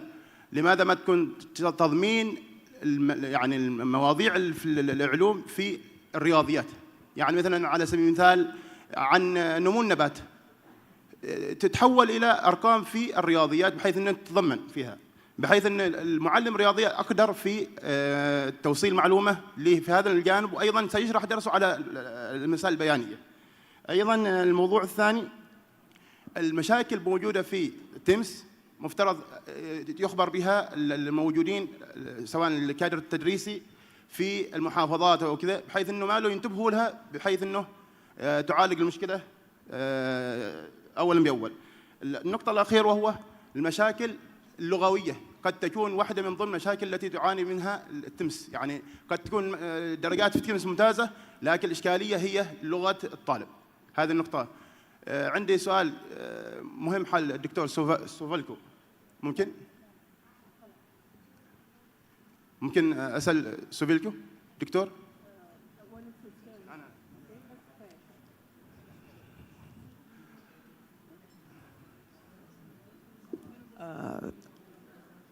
دكتور أستاذ محمد الراشدي، هل ممكن تجيب على هذا السؤال؟ نعم طيب. شكرا أستاذ سليمان. طبعا بالنسبة لموضوع التكامل بين العلوم والرياضيات، أنا طبعا أتفق أيضا أن يكون التكامل بين المواد جميعها، ليس فقط بين العلوم والرياضيات. وطبعا مثل ما ذكرت سابقا، إحنا قبل لا نستعرض عليكم هذه المفردات جلسنا مع كافة المختصين في ديوان عام الوزارة، في المديرية العامة للإشراف التربوي ومديرية العامة لتطوير المناهج، بالإضافة إلى مركز القياس والتقويم التربوي. وإحنا نرحب بمثل هذه المقترحات، وبكل تأكيد إن شاء الله يعني راح نعمل على معالجة الكثير من الإشكاليات التي ظهرت سواء كان في هذه الدورة أو حتى في الدورات القادمة. بالنسبة للجزئية الخاصة بالمشاكل اللي ظهرت، طبعا ويتحدث عن إخبار فيها المعلمين. طبعا قبل كل دورة يكون هناك لقاءات متكررة دائما مع إدارات المدارس ومع المعلمين الأوائل، وأيضا معلمين الشعب التي يقع عليها الاختيار، ويتم التطرق إلى كثير من المشاكل والتحديات التي تواجه تطبيق مثل هذه الدراسات، وأيضا وبعض العوامل التي يكون لها تأثير على تحصيل وأداء طلبة السلطنة في مثل هذه الدراسات. المشاكل اللغوية، وهو يمكن يتكلم يقصد فيه عن الضعف القرائي، وهذا سبق أيضا احنا وضحناه من ضمن العرض السابق، في كون أن بعض الأسئلة فعلا خاصة المسائل اللفظية والتي تتطلب من الطالب أنه يستخراج بعض المعطيات ليصل إلى النتائج، وهذه طبعا أنا أتفق فيها معه، ولكن أكيد بكل تأكيد مع التدريب والمعالجات المستمرة التي تقوم بها الوزارة إن شاء الله نتمنى أنه يكون أثر مثل هذه الإشكاليات يقل مع الدورات القادمة بإذن الله تعالى. السؤال الثاني دكتورة إذا سمحتي. نعم. دكتور سوفيلكوس. نو لسه مع محمد الراشدي، بس خلاص هنا في سؤال ثاني. تفضل هنا السؤال. محمد شغال. السلام عليكم ورحمة الله وبركاته. الدكتور تركي خالد النافعي، رئيس قسم دراسات الولايات الإحصائية شمال الشرقية. السؤال للأستاذ محمد، في دراسة علمية أنا قمت بها مع مجموعة من الدكاترة، دراسة علمية منشورة في مجلة دولية حول المشكلات التي تواجه المدارس المطبقة لدراسة تيمز. طبعا استخدمنا المنهج النوعي واستخدمنا المجموعات البؤرية، واستهدفنا فيه إدارات المدارس، مدير مدرسة، طالب، ولي أمر، معلم، مشرف. وصلنا إلى مجموعة من النتائج، من ضمنها من هذه النتائج هي هنالك عدم اكتراث أو قلة اكتراث الطلبة للإجابة على الأسئلة، بمعنى لا يوجد حافز، لا توجد حوافز لدى الطلبة للإجابة على الأسئلة الاختبار، لأن لا توجد درجات، والمدرسة لا يسمح لها أيضا بتقديم حوافز لحل الأسئلة، كون هذه دراسة علمية، وعلميا لا يجوز عمل حوافز للطلبة. أيضا ضعف الإنترنت كان من ضمن المشكلات. أيضا من ضمن المشكلات عمليات الترجمة لبعض المصطلحات الموجودة داخل الاختبار في تيمز. من ضمن المشكلات أيضا قلة وعي ولي الأمر لأهمية هذه الدراسة. هذه من المشكلات الموجودة. أيضا وعي إدارات المدارس والمعلمين بأهمية هذه الدراسة، بالإضافة إلى هنالك وجود قصور في النوعية المقدمة للطلبة أثناء التدريس بالمقارنة بالأسئلة التي تأتي في دراسة تيمز. واضح. شكرا جزيلا. شكرا دكتور. طبعا بالنسبة احنا نرحب مثل هذه الدراسات، وهذه تحسب لكم كونكم انتم طبعا مبادرة من المديرية أو من الدائرة عندكم بمثل إجراء مثل هذه الدراسات، أيضا لتسهل عليكم لاحقا عند تطبيق الدورات القادمة. طبعا بالنسبة لعدم الاكتراث، ربما أيضا أنا في العرض مالي أوضحت من الملاحظات التي تم رصدها أيضا عدم الجدية في التعامل بعض الطلبة أثناء تطبيق هذه الدراسة، وهذه ما تأتي إلا بالتوعية وأيضا بتكامل الجهود من الجميع ابتداء من المنزل. طبعا وأنا أتفق، كلما كان ربما أنت تطرقت إذا قلة وعي ولي الأمر، وهذا أمر مهم جدا، ربما الجانب الإعلامي والتوعوي المستمر هو اللي يساعدنا أيضا على التغلب في مثل هذه الإشكاليات والتحديات التي ممكن نعاني فيها. وأنا طبعا لا يمكن إنكار أنه إذا الطالب لم يتعامل مع الامتحان بجدية بكل تأكيد راح ينعكس هذا سلبا على أدائه في الامتحان. وعي إدارات المدارس، لو كانت إدارات المدارس أيضا على قدر المسؤولية في التعامل مع مثل هذه الدراسات، هذا أيضا راح ينعكس إيجابيا على جدية الطلبة، ثم بعد ذلك أيضا على جدية أيضا أولياء الأمور، وراح يكونوا داعمين بكل تأكيد. شكرا جزيلا. الآن نتناول سؤال مع الأستاذة سهام بن سعيد السعيدية. هي تكلمت عن تعزيز تعلم العلوم من خلال الأنشطة العملية. أستاذ محمد باغي. أستاذة لو سمحتي. نريد. دكتورة. السلام عليكم. حميدة المفرجي، مدربة في برنامج خبراء المجال الثاني المعهد التخصصي. سؤالي للأستاذ محمد، الملفت للنظر أنه نتائج طلبة الحلقة الأولى في المستوى المعرفي أقل من مستوى التطبيق والاستدلال، فإيش الأسباب اللي ذكرتها اللجنة اللي قمتم يعني بمناقشتها في هذا الموضوع في نتائج تيمز؟ طبعا بالنسبة لي أنا كشخص ليس مختص ممكن أعطي أسباب محتملة لهذا الموضوع، ولكن ربما من ضمن الأسباب أثناء النقاش مع الإخوان أيضا في مثل هذه الأسئلة، طلبة الحلقة الأولى في الغالب أيضا يعتمدوا في التعلم على الجانب المهاري أكثر، فكلما كان أيضا الجانب المهاري ونوعيات الأسئلة اللي تتطلب فهم أكبر، تحصل الطالب أيضا عنده قدرة أنه يسترجع مثل هذه المسائل أو استرجاع بعض المعارف في إجابة مثل هذه الأسئلة. لكن الأسئلة اللي يتطلب منه استدعاء معلومة أو معرفة قديمة سابقا مرت عليه، ربما هنا يواجه فيها طبعا، لكن ما في نتيجة توصلنا إليها مباشرة. إحنا أو حبيت أن أوضح من خلال العرض هذا فقط يعني أبين لكم اتجاهات طلبة السلطنة في مثل هذه الدراسات، لكن كسبب يعني خلينا نقول سبب فعلا مؤكد واللي يعطي هو التبرير لماذا طلبة السلطنة أعطونا نتائج في التطبيق والاستدلال أفضل من المعرفة، لا توجد تحليل معين يعني لهذه الحالات. شكرا لك. محمد الراشدي، واضح ان حيكون لك نصيب الاسد من الاسئله، حنكتفي بالاسئله لتيمز، ولربما يكون من الجيد ان نتيح لتيمز جلسات اكثر ولا ندوه مخصوصه لتيمز. ننتقل الى سؤال الاستاذه سهام بن سعيد السعيديه. هي طبعا كما اشرت تحدثتنا عن تجربه تعلم العلوم من خلال الانشطه العمليه والتجارب المخبريه. هل هناك من أسئلة تحبوا توجهوها للأستاذة سهام السعيدية؟ طيب أستاذة سهام، هل لديك شيء تحب في سؤال لو سمحتي؟ في سؤال دكتورة؟ نعم.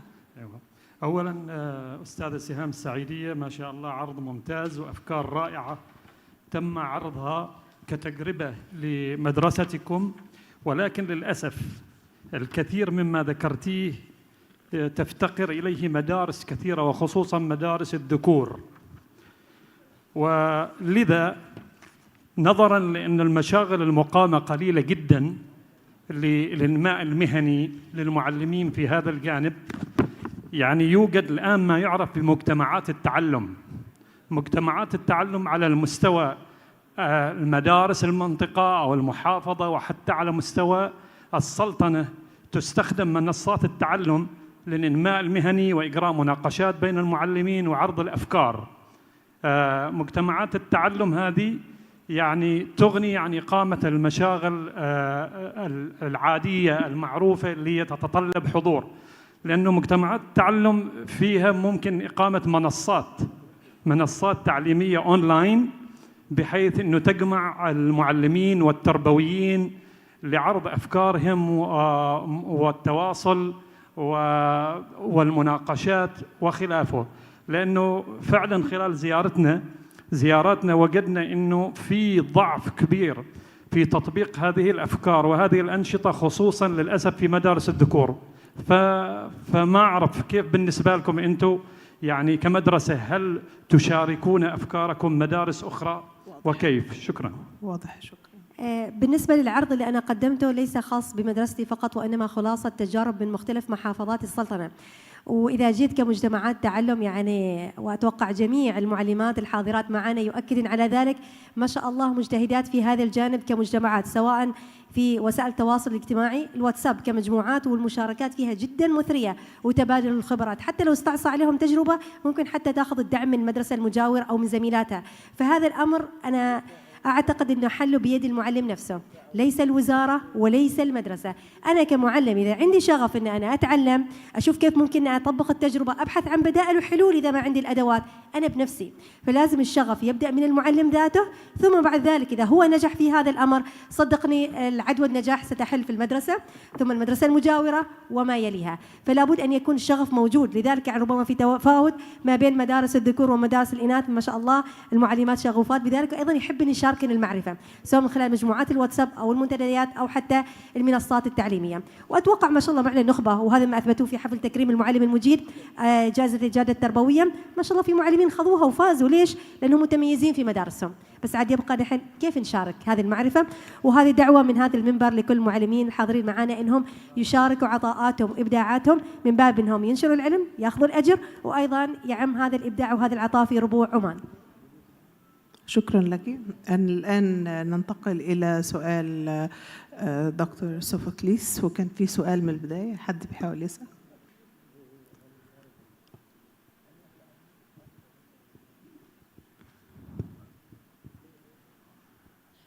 Thank you, Dr. Sophocles. Doctor, my question about something heard about Sweden Minister of Education. Before 2 or 3 days, Sweden Minister of Education called Lotta Edholm announced that plan to return to paper and pen instead of digital devices like laptop, tablets, and smartboards. Do you agree or disagree with this attitude? And is this sort of thinking considered is a revision by European Union of considering that electronic learning is failed there in Europe? Thank you.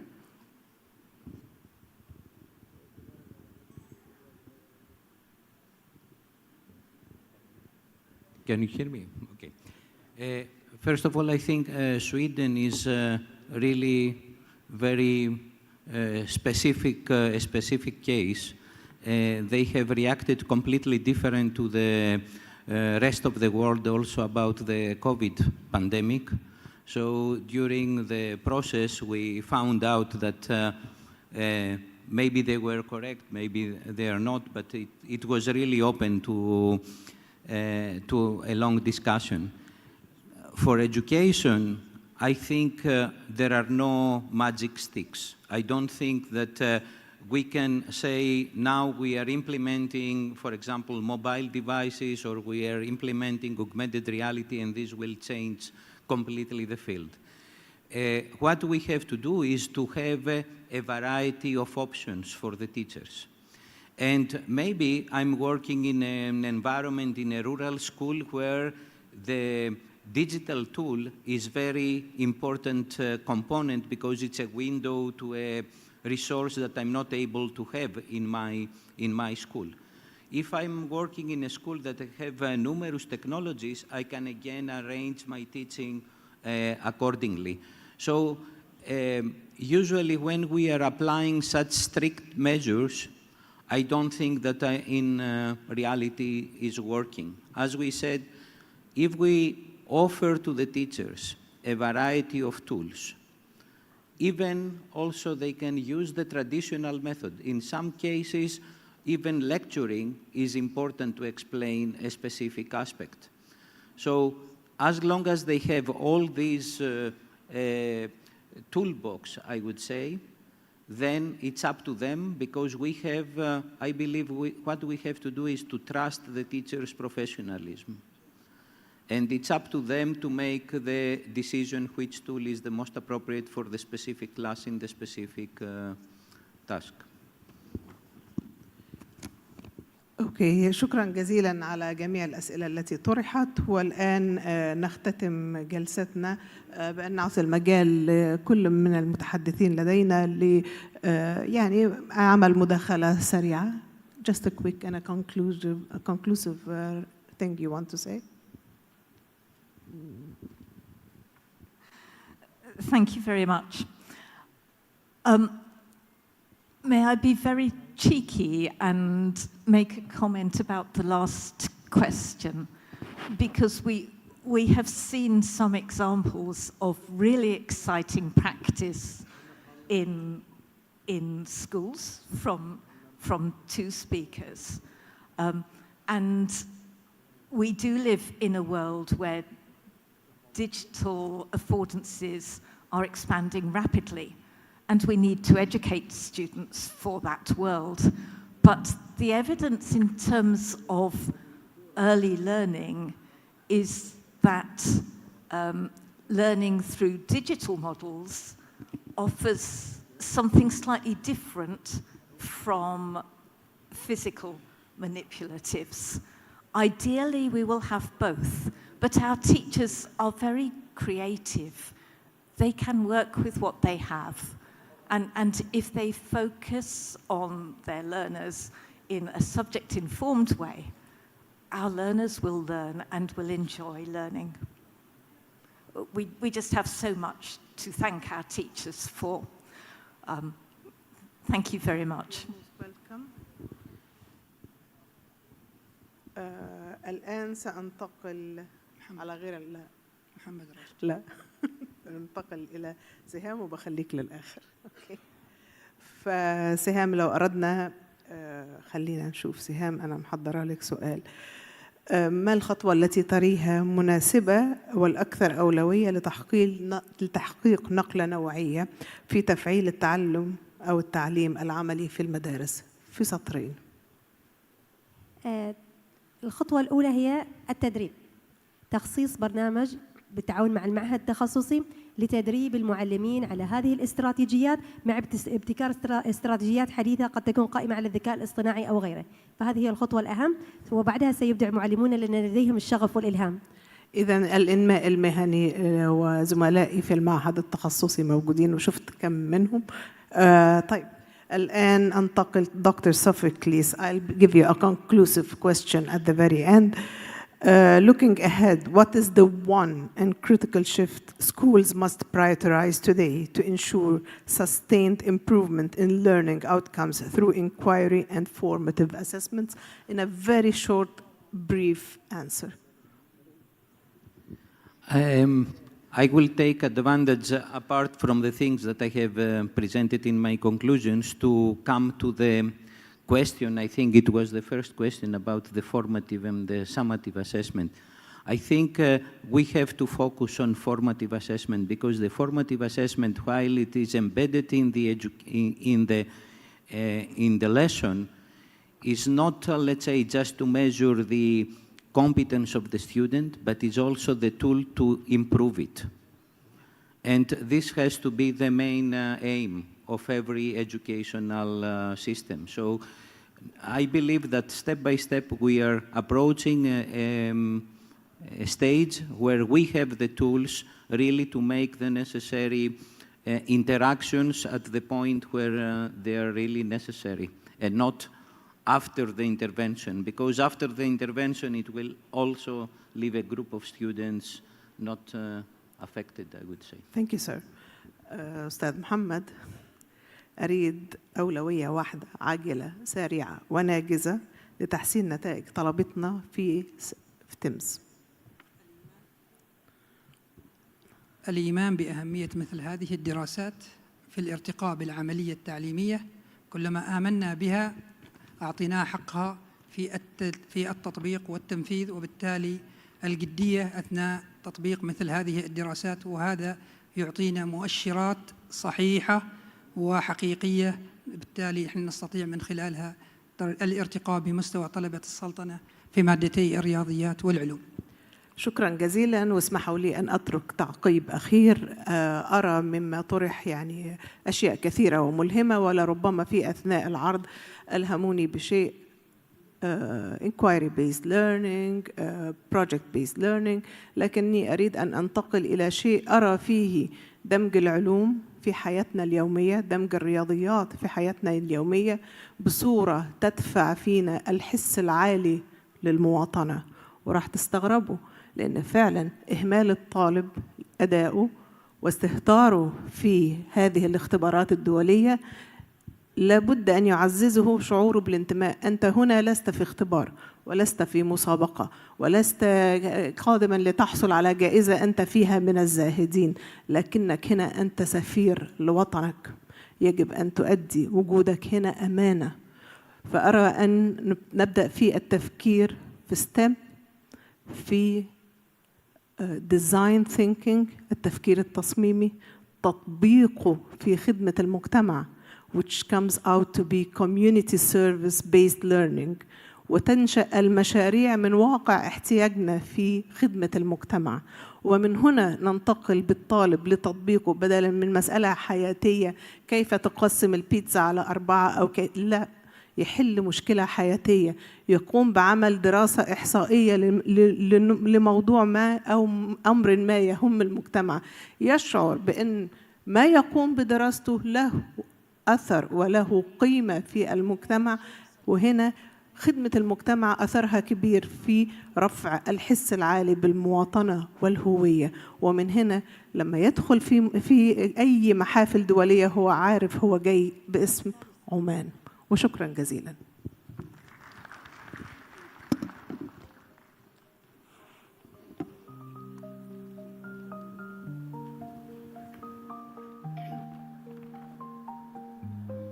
في ختام الجلسة نتقدم بالشكر والتقدير لرئيسة الجلسة ومقدمي أوراق العمل على ما قدمتموه من طرح علمي ثري وأفكار مبدعة ونقاش هادف. والآن ندعوكم لاستراحة الصلاة والغداء على أن نعود لاستكمال الجلسات عند 2:30. تنتظركم أوراق عمل مشوقة للذكاء الاصطناعي والتقنيات الحديثة عبر منصات الفضاء الرقمي. أشكركم سلفاً على التزامكم بالوقت، ونلتقي إن شاء الله في 2:30. تنويه بسيط: يوجد تسجيل الحضور المرة الثانية بعد الاستراحة في نفس أماكن تسجيل لأول مرة. شكراً جزيلاً.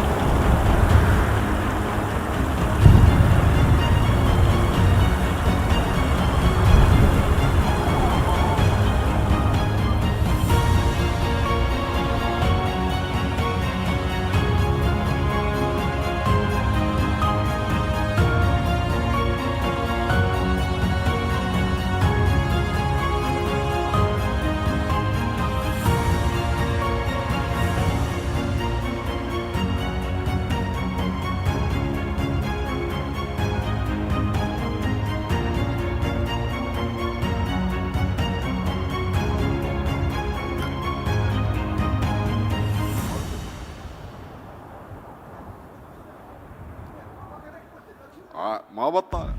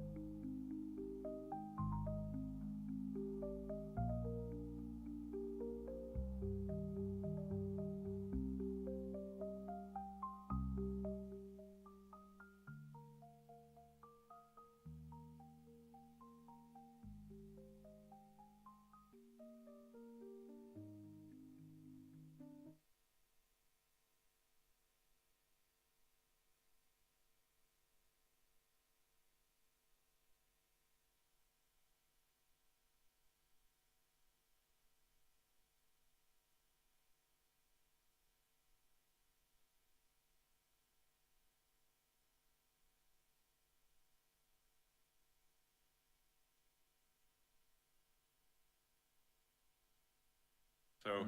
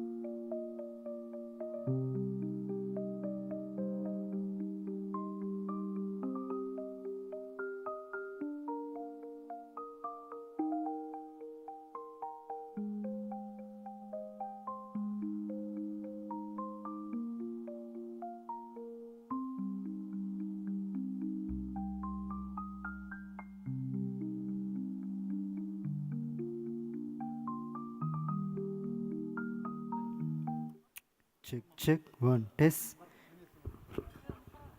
One, check, test. One, test, one, check. Check, one, test.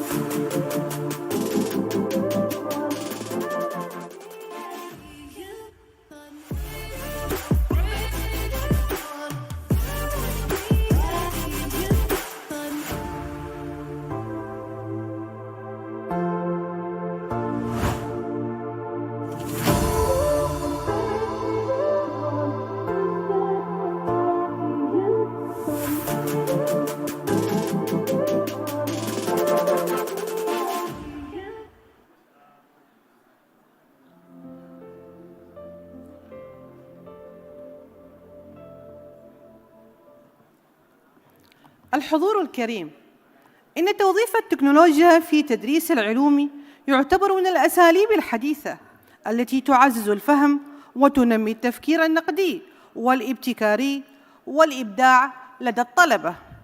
نبقى الآن مع الجلسة الحوارية الثانية والتي تحمل عنوان توظيف التكنولوجيا في تدريس العلوم والرياضيات. يترأس الجلسة الدكتور فيصل بن علي البوسعيدي، مدير عام المديرية العامة لتقنية المعلومات، فليتفضل مشكور.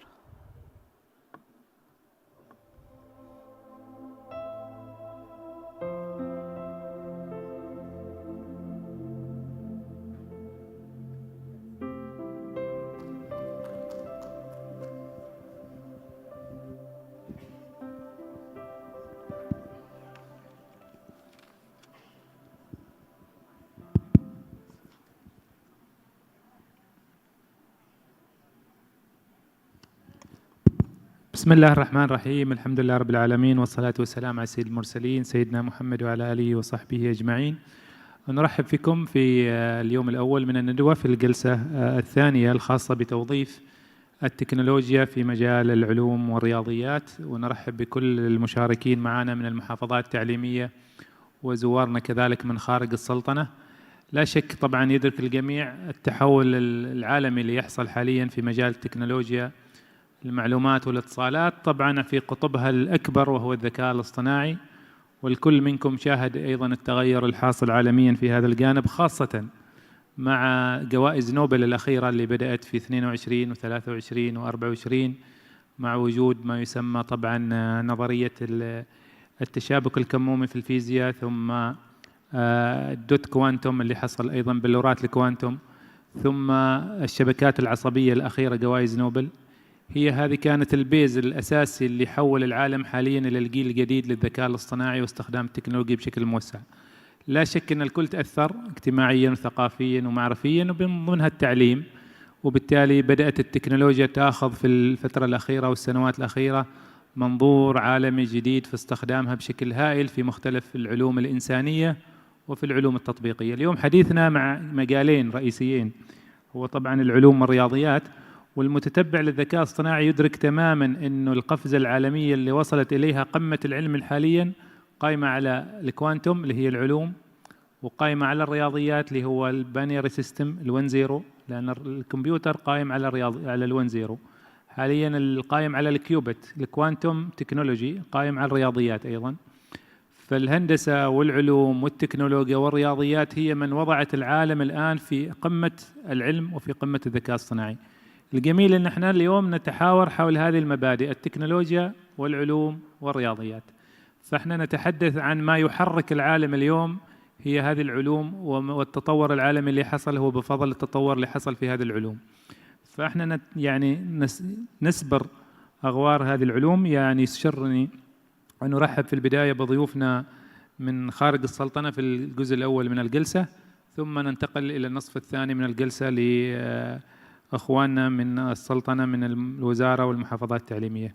فنرحب في البداية بدكتور رشاد زكي، المدير التنفيذي لمشروع كامبريدج الرياضيات، فليتفضل مشكورا. والأستاذ إيهاب علي موسى، مشرف تربوي ومدرب متخصص في تطوير مجال التعليم من المملكة الأردنية الهاشمية، فليتفضل مشكورا. وكذلك الأخوان الأعزاء الأستاذة آلاء عيسى القحطاني، مستشار البحوث والتطوير ورئيس مركز الإشراف التربوي، فلتتفضل مشكورة من مملكة البحرين. وأخونا علاء راضي محمود، اختصاصي تربوي أول بقسم الامتحانات والمسوحات الدولية، فليتفضل مشكورا.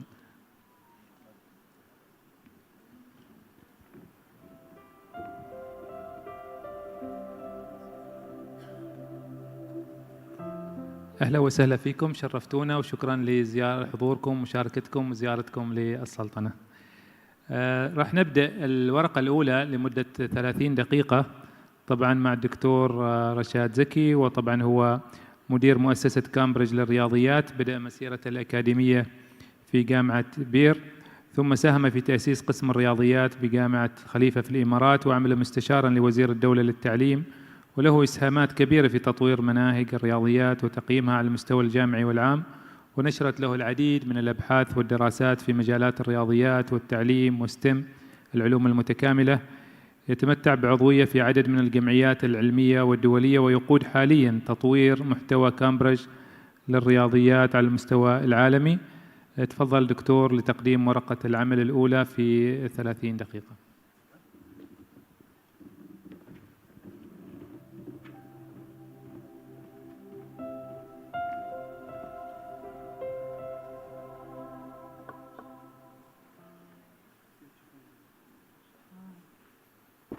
Hello, everybody. It's a pleasure to be here. Thank you for the invite. Thank you for the Ministry of Education for your hospitality. And it's a great intro for artificial intelligence in education and in STEM in general. So I'm going to take you through artificial intelligence, what happened during the past 2-3 years, what is happening now, and what we think could or should be happening in the next few years.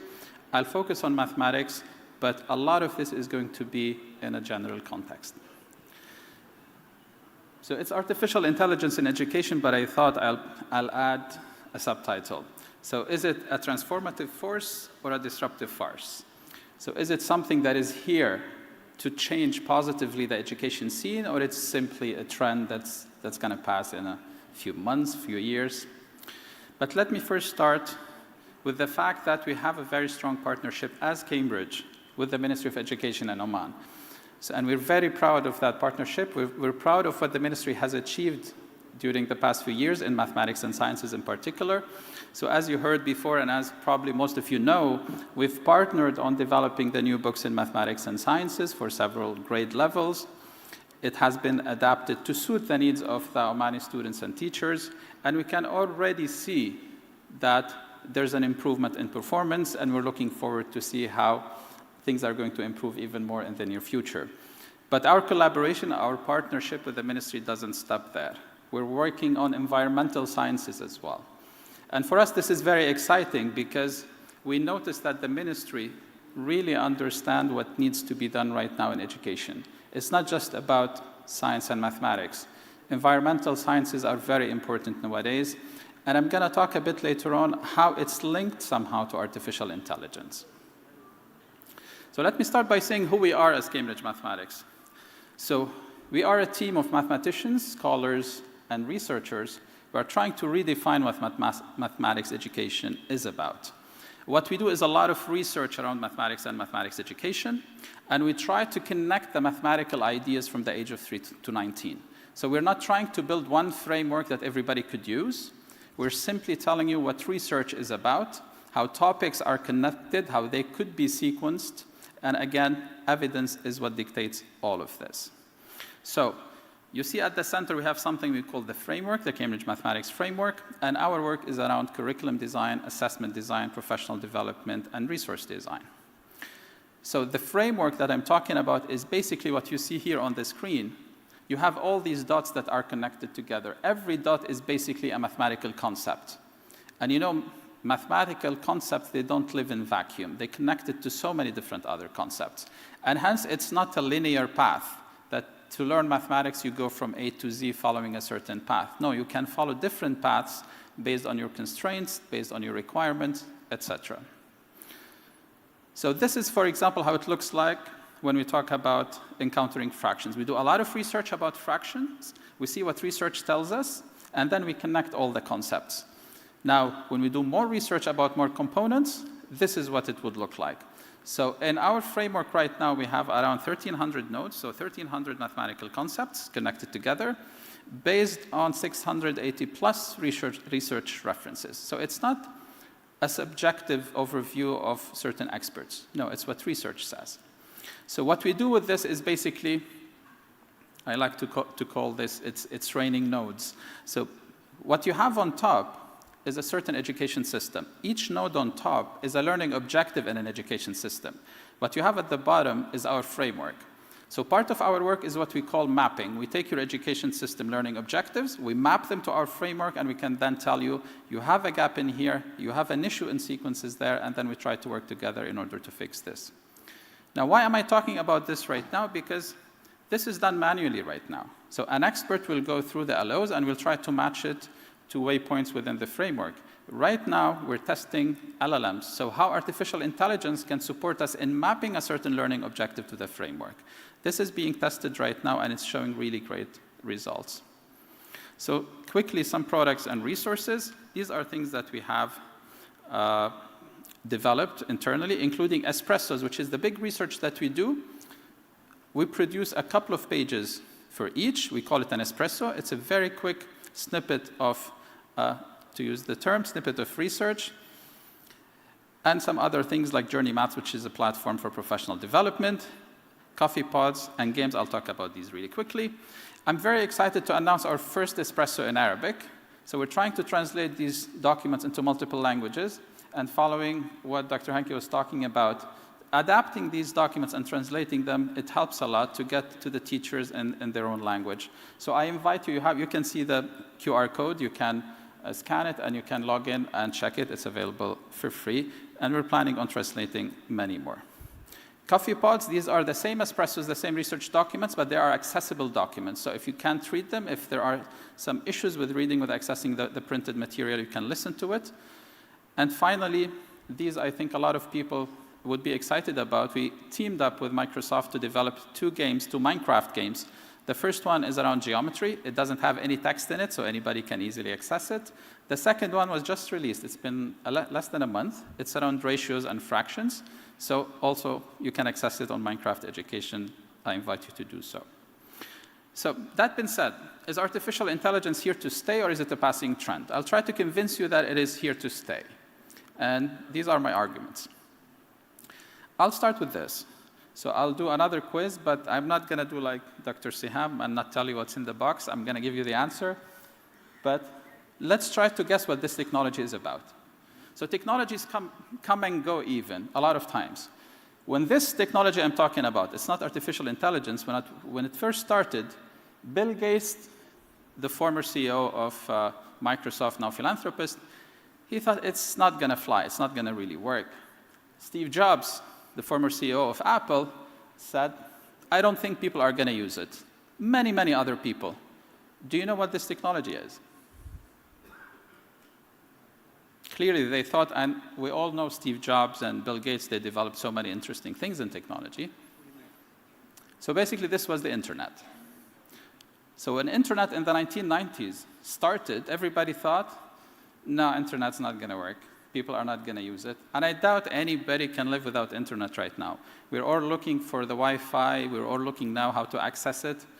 So technologies sometimes, they start a bit slow until people catch up with that. But when you talk about artificial intelligence, it wasn't the case. It wasn't a slow introduction. If you check here, that's the head of Google for Education in the MENA region.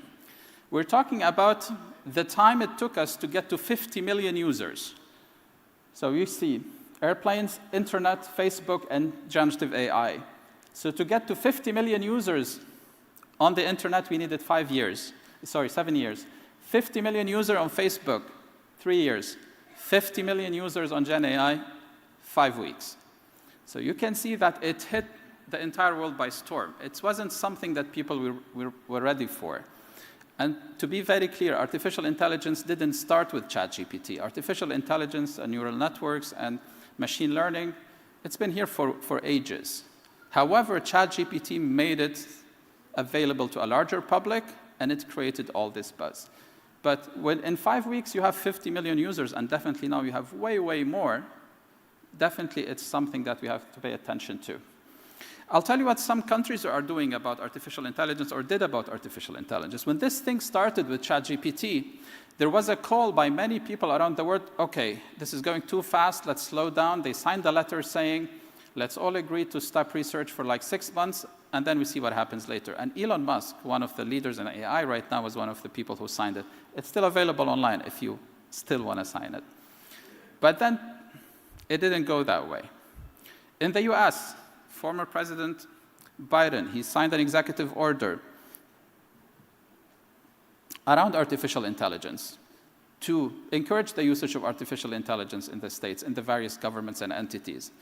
Then when President Trump came as well, he launched the Stargate project, and $500 billion are to be invested in artificial intelligence.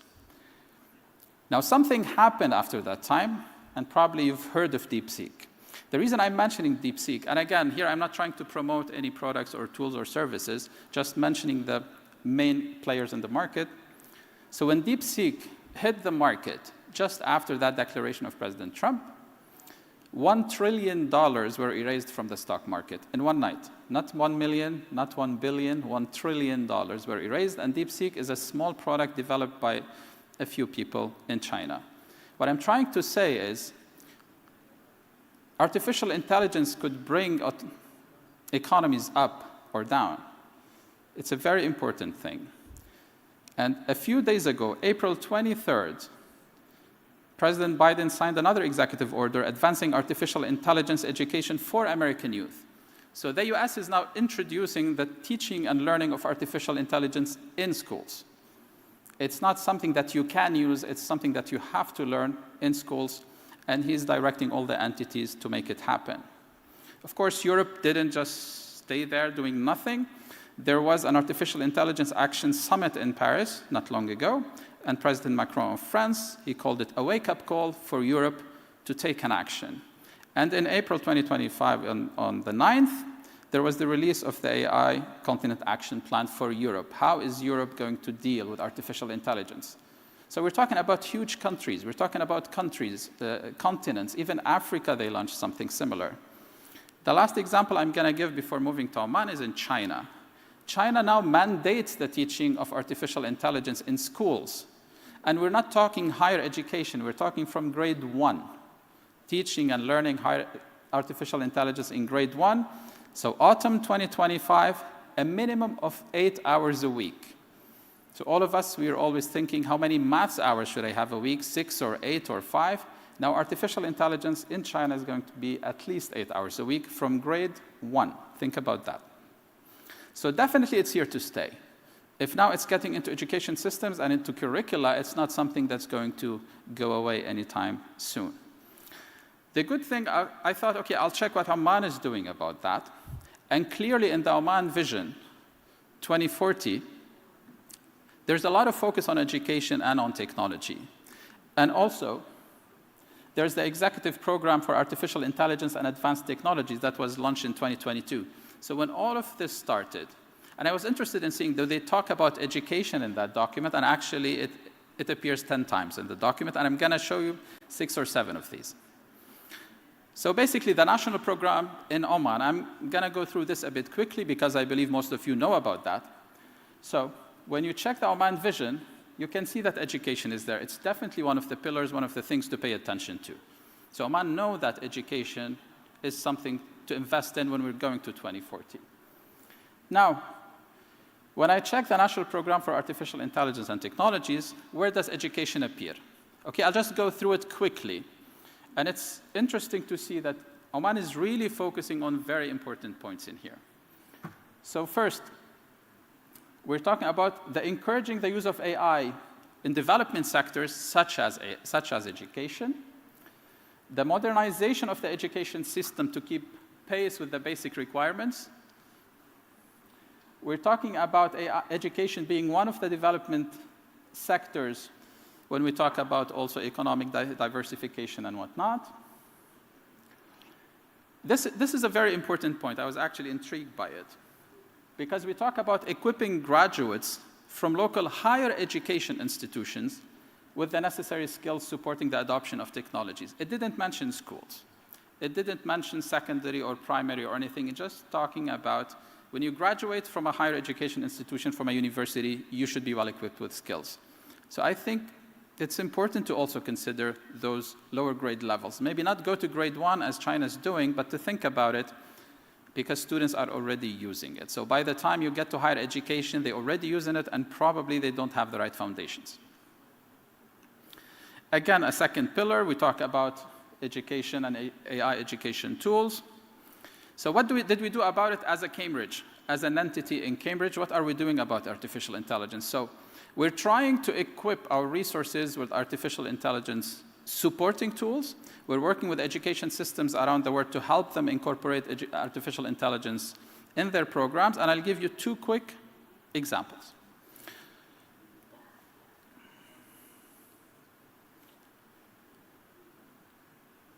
Or let me start with our research and publication as Cambridge Mathematics. I'll come back to Cambridge later. So some of the research we're doing ourselves in Cambridge Mathematics related to AI. So mathematics for generative AI. How do we use LLMs for dialogue? And for me, that's a very important topic, dialogue, because I do believe personally that we should redefine dialogue. Dialogue right now is an interaction between 2 people. Now dialogue is going to be an interaction between myself and a machine, or even an interaction between 2 machines. Does it change what dialogue means? Research shows that when a student is interacting with a machine, it's very swift, it's very easy for them. But asking a question to a teacher sometimes could be daunting. They're like, I'm scared. Maybe others are going to think this is a basic question. I'm not going to ask. It's much easier for them to talk to a machine. So how is dialogue going to be redefined? We talk about the use of augmented reality, virtual reality, AI, and whatnot, and I've seen some applications in the country here using these technologies, which is a really great thing to see. I'll show some of the book chapters that we've published or we submitted for publication. So you see the QR codes. Feel free to access them, and I'm happy to discuss these later on. One, we're talking about harnessing the power of digital resources in mathematics education with AR and AI. We talk about the impact of emerging technologies on learners and teachers using artificial intelligence, and we build our own frameworks for that. The recent 2 chapters we just submitted, one is AI tutors, from promise to practice. Are AI tutors any good? So instead of having a human tutor, if I interact with a machine, does it give good results? So we'll talk a little bit about that later as well. And finally, what about early educators? Because again, we talked about higher education, but what about early educators? How can they help their students? How can we support them to use artificial intelligence, and does it really help? So for those who are not familiar with the tools currently used in artificial intelligence, these are the most prominent ones. There are many more. So you have Grok by xAI, so the company by Elon Musk. You have Perplexity. You have OpenAI that everybody uses with ChatGPT, and they just released 04 Mini, 4.5, and soon 5 is going to be released. And then I mentioned Claude by Anthropic. And I'm going to list or talk about one research paper by Anthropic in a minute. The other important thing to mention is these LLMs are not built for education. They are not built by educators. It's big companies who are specialized in technology, who are recruiting some specialists in technology to build these mostly, with some advisory boards here and there. But you have certain tools like Elicit and Consensus, which you could use for your own research. For example, for Elicit, I'm going to show you an example later on. I want to do a research on the importance of AI in mathematics education. I ask Elicit, and it's going to give me the results with a lot of references. Other examples include Cite and Research Rabbit. And these are things that are much more trustworthy compared to the previous ones when you talk about education. So this is briefly what I think about AI. I'm going to continue later, but what about we check what AI thinks about AI in education? So I asked Elicit, the tool that I mentioned earlier, the following question. So the prompt was, what are the best uses of artificial intelligence in education? That was the prompt I used with Elicit. And you can see all the references. And I thought, okay, I'm going to highlight the important points, and I ended up highlighting almost everything, because all of these are quite important. We talk about personalized learning can be done through artificial intelligence, intelligent tutoring systems, automated assessment, more engagement, support students with special needs, et cetera, et cetera, et cetera. And again, these are the first 8 references that were mentioned, or here I think I put a bit less. So AI could really support you with research, not just with implementation in the classroom. Now, myself, I thought, okay, here are my own AIs for AI. What are the AIs for the AI era? And you'll understand why I call them AIs. So the first one is asking intelligently. That's my first AI. The second one is accentuating innovations, then acknowledging input, assisting instructors, avoiding inequalities, and alleviating impact. So in no particular order, these are my AIs in this era. What do I mean by them? I'll start with asking intelligently. One of the key skills we try to teach students, or we want students to learn, is how to answer a question, right? We have this Socratic usually approach, and then a teacher would ask a question, and we want the student to answer. But with artificial intelligence, what you're practically doing right now, you are asking the system a question. So you need to learn how to ask a question, and once you get the answer, you need to question that answer.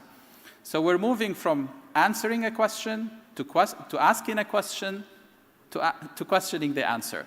These are new skills that need to be taught. And not everything you ask an LLM is a good question or is a good prompt. So, and there are a lot of courses around that. You know, we talk a lot about numeracy and literacy. All education systems are about numeracy, mathematical literacy, some people call it, and literacy, which is related to languages. What we're talking about right now is more of digital literacy, data literacy, AI literacy, and also prompt literacy. What do I mean by prompt literacy? How do I write a prompt? If I want to ask ChatGPT a question, how do I write it? How do I phrase it? And now there are different courses. So what I present here are things you can actually check and access mostly for free. And AI literacy is becoming an important part of education systems as well. Here's an example. So what we did here was check Gemini. Gemini was basically released by Google. And this is something that could support teachers. So the thing is, you're a teacher. You want an LLM, it could be ChatGPT or any other LLM, to support you build a certain task. What prompt should you enter? What questions should you ask? So Gemini says, or the people behind Gemini say, to have a good prompt, you need to have 4 elements: the persona, the task, the context, and the format. So if I'm asking ChatGPT a question to design a task for me as a mathematics instructor, this is what we suggest. The persona, we're telling our LLM, you are an enthusiastic early childhood teacher who is passionate about making mathematics fun and interactive. We give him a persona. What is the task? The task of the LLM is to design a mathematical activity for a group of 4-year-old students, etc. What is the context? The children are beginning to recognize and identify shapes, etc. What's the format? Create a detailed activity plan that includes an introduction to shapes, hands-on activities, etc. So that's how your prompt would look like. Now, what I would imagine most teachers would do, they would go to ChatGPT, design a task for me to treat shapes for 5-year-olds. That's it. You're going to miss a lot of information if you do that. So even the prompt, it should be structured in a way that makes sense to LLM itself. Greg Brockman, even the president of OpenAI, the company behind ChatGPT, he has his own insights into this. So different companies have different inputs, but this is something to be taught and to be learned by students. And the reason I talked earlier about higher education, it's a bit too late, because students are now using ChatGPT from a very, very early age. They're using mostly the wrong prompts. They're not questioning the answers that they receive from ChatGPT. Something is known as hallucination right now. A lot of LLMs, they hallucinate. They give you sometimes answers that are incorrect. They give you references that do not exist. And Sam Altman, the CEO of OpenAI, yesterday he said, the more advanced the LLMs become, the more they hallucinate. So you would feel that with advancements, you'll have less hallucination. What they observe is the contrary. So if you use the latest version of ChatGPT, it hallucinates way more than the previous ones. And this is something they want to research. And this is very scary, because something we do is we throw something at an LLM and we trust the results. That's very risky, and we shouldn't do that. Please, still 7 minutes. Okay. So asking intelligently, I'll go quickly through the rest. So PISA 2029, we have media and artificial intelligence literacy. So this is coming in PISA. So this is going to be tested as well. So accentuating innovations is something about how could we use artificial intelligence to support our work. Okay, it's not just about using a textbook anymore. The world is your oyster here. You can do so many things. AI tutors is one of these examples. Recently, without actually supporting or saying anything about the performance, there were more than 112,000 users who were taking one course by an AI tutor that broke a certain Guinness World Record. So I don't think it's going to be far away that an entire country is going to learn using only one tutor. This is a possibility. We have to be ready for things like that.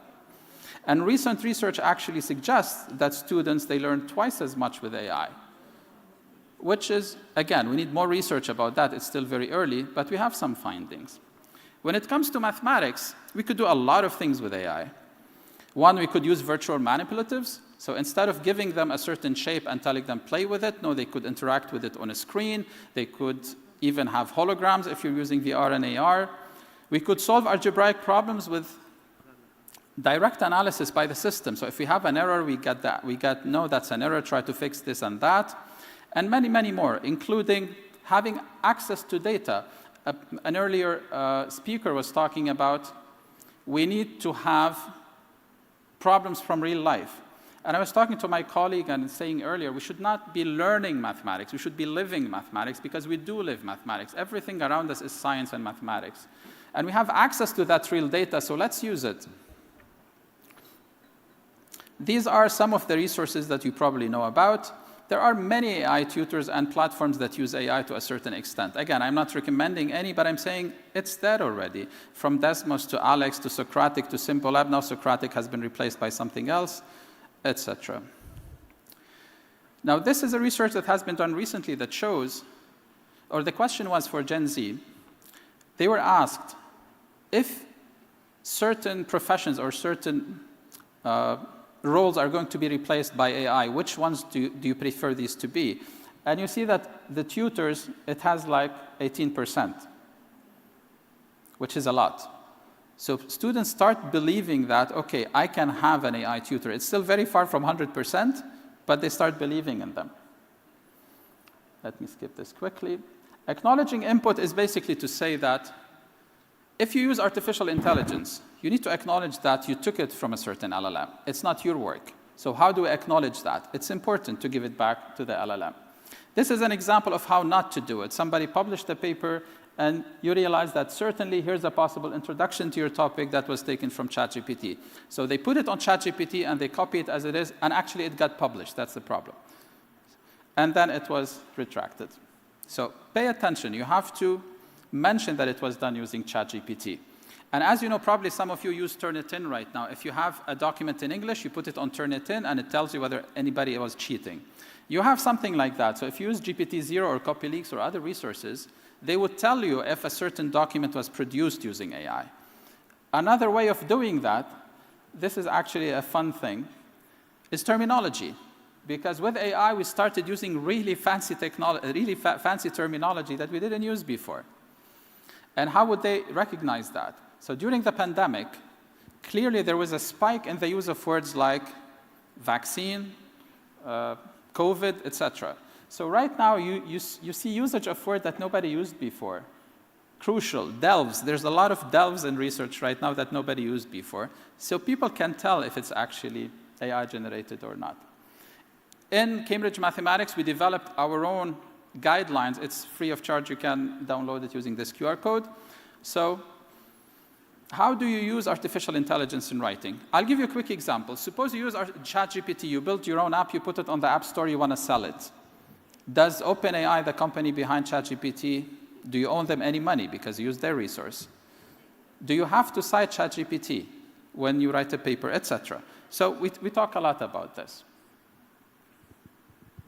2 minutes, please. 2 minutes. Now, assisting instructors is basically to say we need to assist instructors with the implementation of AI. As it has been said a lot of times, they need to be trained. They have access to a lot of resources, but we need to train them in a proper way. And again, AI could help them in a lot of ways. These are the two examples I was talking about earlier that Cambridge is implementing right now. We have a project with South Africa, where we're actually using AI to support teachers through WhatsApp. We have a project in the Maldives, again, using artificial intelligence to support the teachers in developing their lesson planners. And we could do much more on that, including personalized context and whatnot. Now, this is an important research that has been done, or a paper that has been published last year in the US. They talk about ACE, always center educators. So use AI, but keep educators at the center of the whole system. I'll skip some slides because we don't have a lot of time left. Avoiding inequalities, it's something to pay attention to, because right now we have a digital divide. Certain people around the world don't even have access to computers. And now we're talking AI, we're taking it to the next level. So we need to make sure that this is not happening. We're not creating bigger divides. Digital gap is a thing. Again, we have to pay attention it doesn't become bigger. Let me skip this quickly. When I talk about alleviating impact, I'm talking about the environmental risks, the biases, the hallucinations. There are so many wrong things that could happen with AI, and we have to make sure people are aware of that. It could be done through frameworks from national systems, or it could be done in schools, etc. The environmental impact, just to give you an example, do you know that digital data centers that are used in AI consume 1% of the world electricity? Just these digital centers, 1%. They use a lot of water, as much as complete countries. This is not good. So the energy paradox is basically saying, okay, AI is ruining the environment, let's use AI to fix it. What I'm trying to say here, basically, also about alleviating impact, is the research that was done by Claude, by Anthropic, using Claude, they tried to see how students use these LLMs. And it turned out to be, you realize the Bloom's taxonomy, right? From remembering to understanding, etc. And it turned out that mathematics and science students, they actually use Claude for these higher order thinking levels. So we have what we call here a critical thinking offloading. So instead of me thinking, doing the work, I'm putting everything on LLM. And that is really scary, and it should not happen. Please, Doctor, thank you. I think the time Can I is have finished. a couple of minutes just to finish a few slides? Just 1 minute, please. Okay. So gender gaps, we were talking about gender gaps. It turns out that boys use it much more than girls. So we don't need that. We have to make it better. So these are some frameworks by the UNESCO. So the UNESCO developed framework for teachers, framework for students. They are available right now in English and in French for free, and soon to be translated to Arabic. Here, let me just mention quick things, and I have a few slides and I'm done. What I'm saying here is that artificial intelligence is not just for your day-to-day thing, like solve this problem, solve this equation, or draw me this graph. Google DeepMind are using artificial intelligence to solve problems that haven't been solved till now. The Riemann hypothesis, they're trying to solve it. They tried DeepMind with International Math Olympiads, and it scored 28 out of 42, which is really, really high. The good news, there are students who scored 42. So are AI and mathematics distinct topics? Here what I'm saying basically is they're not, because some would disagree with me, but machine learning is glorified linear algebra and statistics. So we need to tell students that artificial intelligence is basically mathematics. It's based on mathematics. The big question, and I finish with this, is AI going to replace us? The question, if you want an honest answer, nobody knows. But at least not for now. And so basically, Elon Musk is saying, I'll skip these videos because we don't have time. He's saying that to go to Mars or to go to space, they're doing the entire missions without using artificial intelligence. However, he believes that very soon 99% of intelligence in the world is going to be machine intelligence. So what we basically need to do is to adapt to this. We need to adapt, we need to be resilient. And the WEF actually says that there's right now a shortage in teachers. It's not like we're artificial intelligence, we need less teachers, we need more teachers. And when they did the report on futures of jobs, 2025, they said between 25 and 30, the job that we need of the most is actually teachers. So this is really safe for now. Thank you, Doctor. Thank you so much. Okay, then I'll leave you with some words from Gerd Leonard, because he's saying STEM is important, and I believe it is important, but we need to focus on what we call HECI, our human part. So we should not be competing with a machine, but we should remember who we are as humans, and we need to really focus on that a lot more.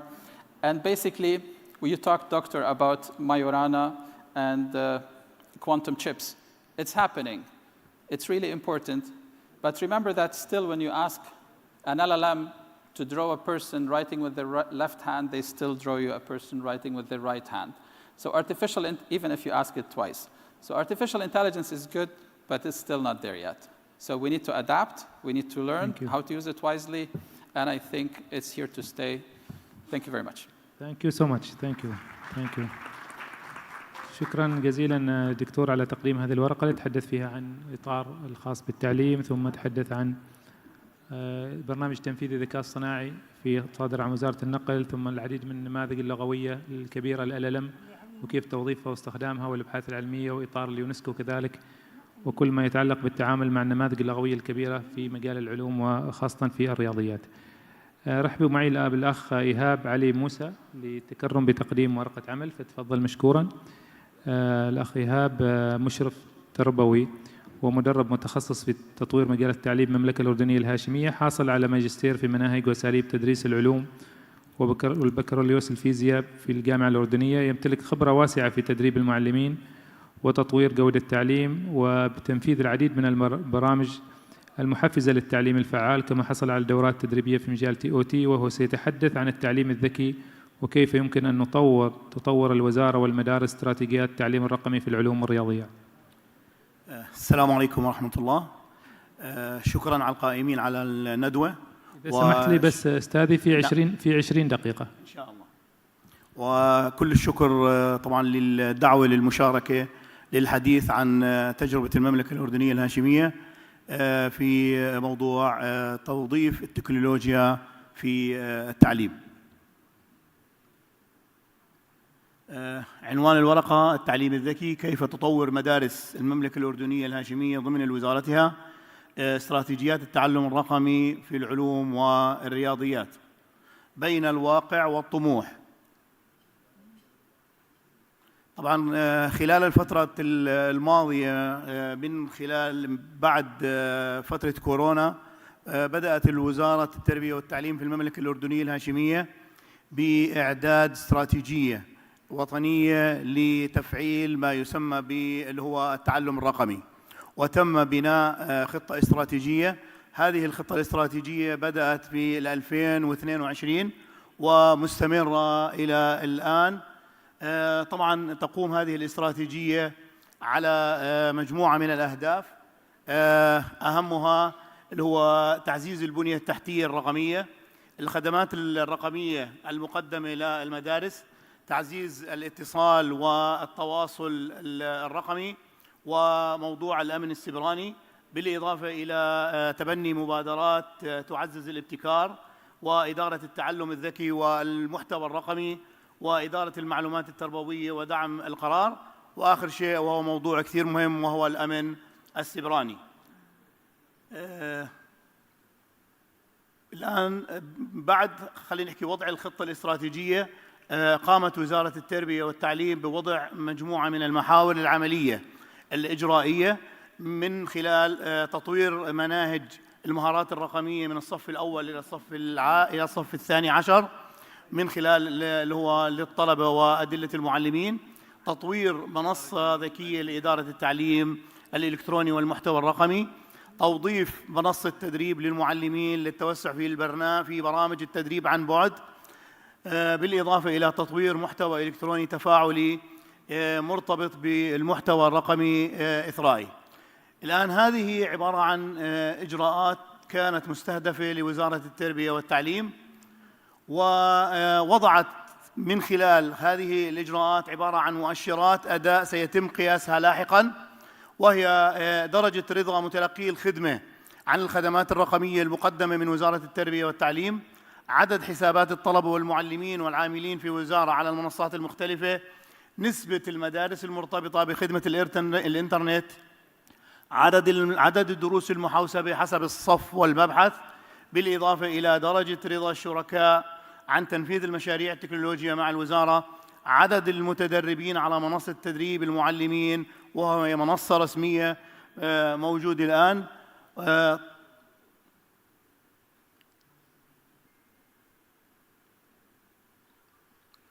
الآن الخطوة الأولى هي المرتبطة في مناهج العلوم والرياضيات، أنه قامت الوزارة خلال الفترة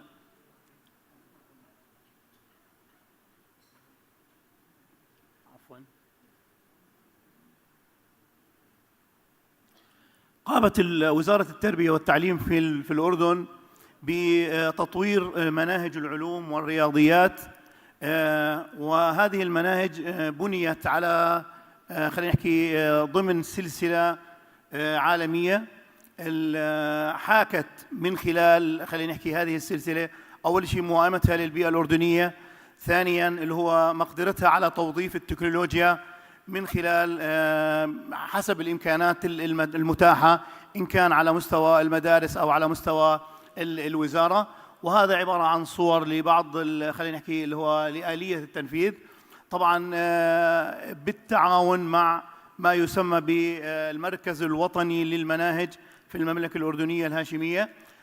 مناهج العلوم قامت على ببنائها خلينا نحكي على منحى ستيم، ومن خلال وضع خلينا نحكي عبارة عن أنشطة إثرائية تعزز هذا المنحى في اللي هو في العلوم في توظيف التكنولوجيا. بالإضافة إلى ذلك أيضا تم استخدام استراتيجية تدريس اللي هي الفايف إيز، وهي عبارة عن استراتيجية من استراتيجيات التدريس الحديثة في عملية توظيف خلينا نحكي العلوم ومساعدة الزملاء المعلمين على توظيف التكنولوجيا ضمن إطار واضح ومحدد. أيضا بالنسبة لمنهاج الرياضيات نفس الشيء، تم تطوير منهاج الرياضيات، والآن طبعا إذا دخلتم على المركز الوطني اللي هو للمناهج المملكة الأردنية الهاشمية، لأنه الروابط هاي الموجودة يعني مشان الوقت ستجدوا أنه موجود الكتب وموجود أدلة المعلمين تعزز هذه خلينا نحكي المناهج توظيف التكنولوجيا في التعليم، تسمح للطلاب بالدخول على مواقع تفاعلية يمكن من خلالها أنها تساعدهم على عملية الفهم ومشاركتهم في عملية التعلم.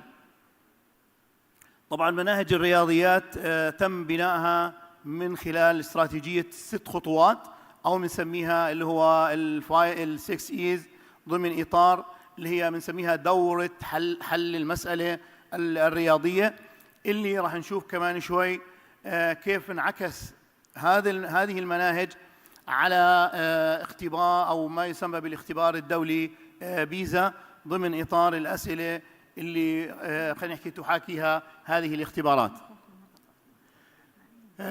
بعد ذلك طبعا سعت وزارة التربية والتعليم في الأردن إلى وضع خلينا نحكي مبادرات، هذه المبادرات التعليمية بالشراكة مع مؤسسات المجتمع المدني، إن كان على مستوى شركات متخصصة في التكنولوجيا أو على خلينا نحكي من خلال مدارس أخرى كانت المدارس الخاصة مثلا أو حتى الجامعات لتعزيز عمليات اللي هو خلينا نحكي اللي هو التعلم الرقمي في مدارس المملكة الأردنية الهاشمية. فلذلك نشأت ما يسمى بجزء أنا بدي أترك منصة المبادرات التعليمية للشريحة اللاحقة الحديث عن التوأم الإلكترونية.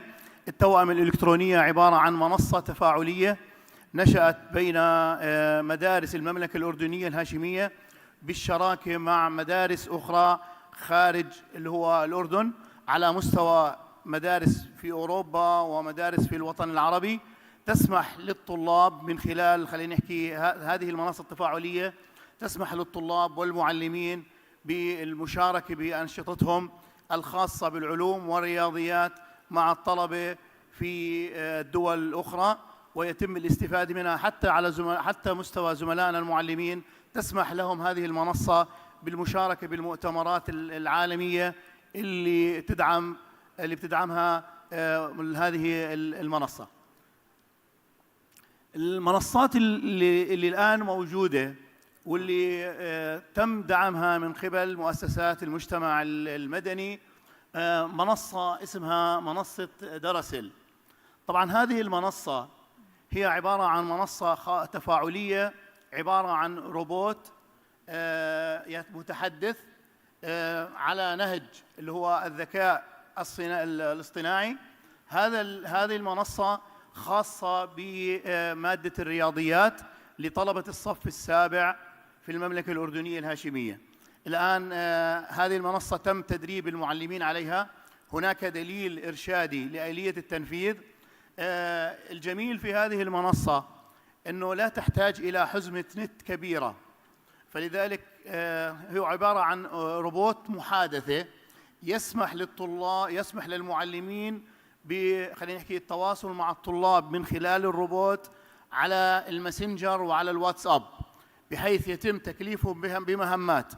والجزئية الأهم هنا مشاركة أولياء الأمور، فممكن الطالب من خلال هاتف والده على الواتساب أنه يتم إرسال خلينا نحكي أسئلة. طبعا المنصة بنيت من خلال زملاء معلمين أردنيين في اللي هو الميدان بالشراكة مع اللي هو شركة محلية ترعى التكنولوجيا، بحيث يقوم الطالب بحل الأسئلة. وإذا لم يستطع الطالب حل الأسئلة يتم دعمه بإرشادات خلينا نحكي في الرياضيات. هذه المنصة تم موائمتها على المناهج المطورة الجديدة للصف السابع، وتسعى وزارة التربية والتعليم في المملكة الأردنية الهاشمية أن يتم تعميم هذه المنصة على الصفوف الأخرى مثل الصف التاسع والصف الحادي عشر، بحيث أنه يستطيع الطلاب أنهم يتعاملوا أيضا نوع من التعزيز خلينا نحكي اللي هو حل الأسئلة تتناسب مع اللي هو المنهاج، وتدريبهم لإكسابهم مهارات تساعدهم على التعامل مع الاختبارات الدولية زي اختبار بيزا وتيمس. المنصة الأخرى، هذه المنصة تقريبا هي خاصة بالطالبات، وهي سميت بمنصة رائد لتمكين الطالبات المدارس، وهي عبارة عن منصة مبادرة في منطقة في إحدى مديريات المملكة، وهي في مناطق الشمال المملكة الأردنية الهاشمية في منطقة إربد. طبعا هذه المنصة تقوم على تدريب الطالبات على منحى ستيم لمدة 40 ساعة تدريبية، ويتم من خلال مدربين الإشراف على مشاريع يقوم بتنفيذها، وبعد ذلك يتم خلينا نحكي إعداد مسابقات داخلية ومشاركاتهم في مسابقات على مستوى الوطن العربي، بالإضافة إلى مشاركة على مستوى اللي هو العالم ضمن المحافل اللي بيستطيعوا أن الطلاب يشاركوا فيها من خلال موافقات من وزارة التربية والتعليم.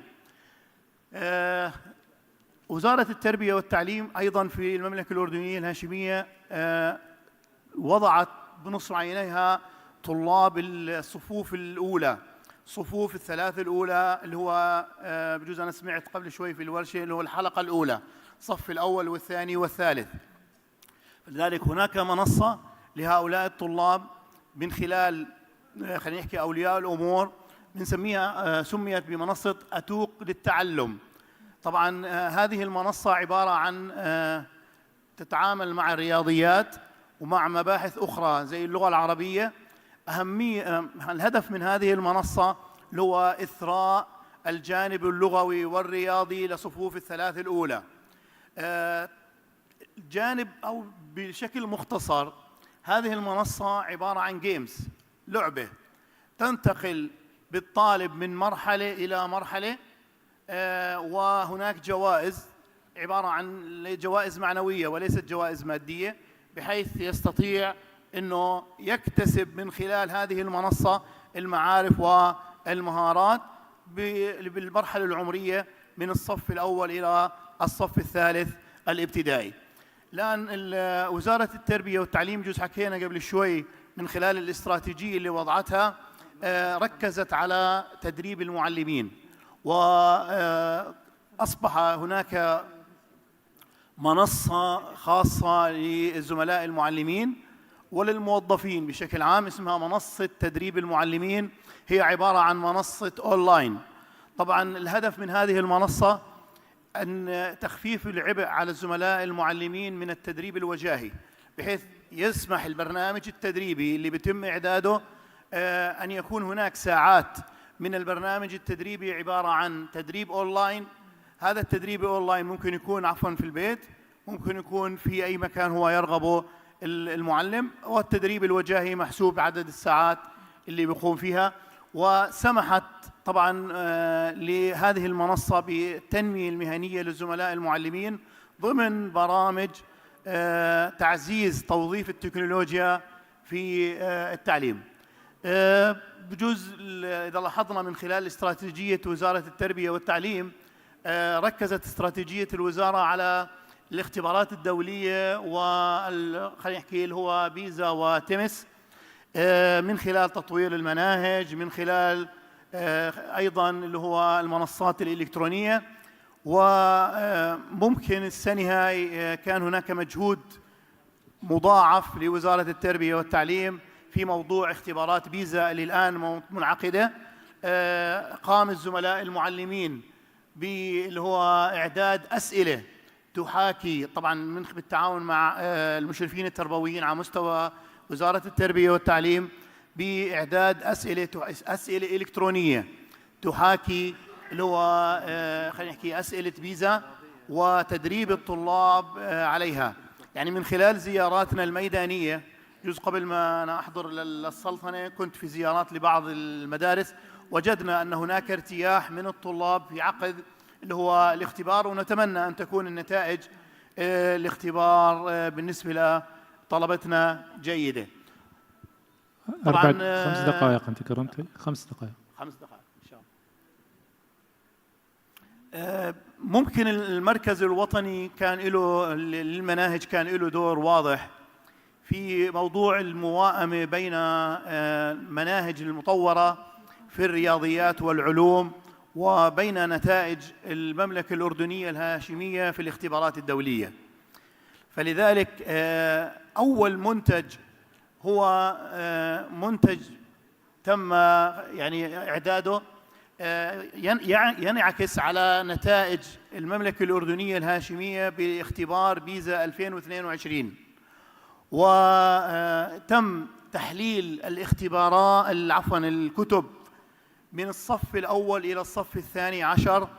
وعند الاطلاع على هذا التحليل وجدنا أن هناك انسجاماً واضحاً بين ما تقدمه مناهج الرياضيات المطورة والعلوم المطورة للطلبة مع ما يتم تقديمه من الاختبارات اللي هو الدولية على مستوى إن كانت تيمس أو بيزا. وهذا رابط بإمكانكم تدخلوا عليه خلينا نحكي للاطلاع على اللي هو الدراسة، وهي دراسة جيدة تعزز خلينا نحكي يعني عفوا اللي هو بناء المناهج المطورة اللي قامت فيها المملكة الأردنية الهاشمية.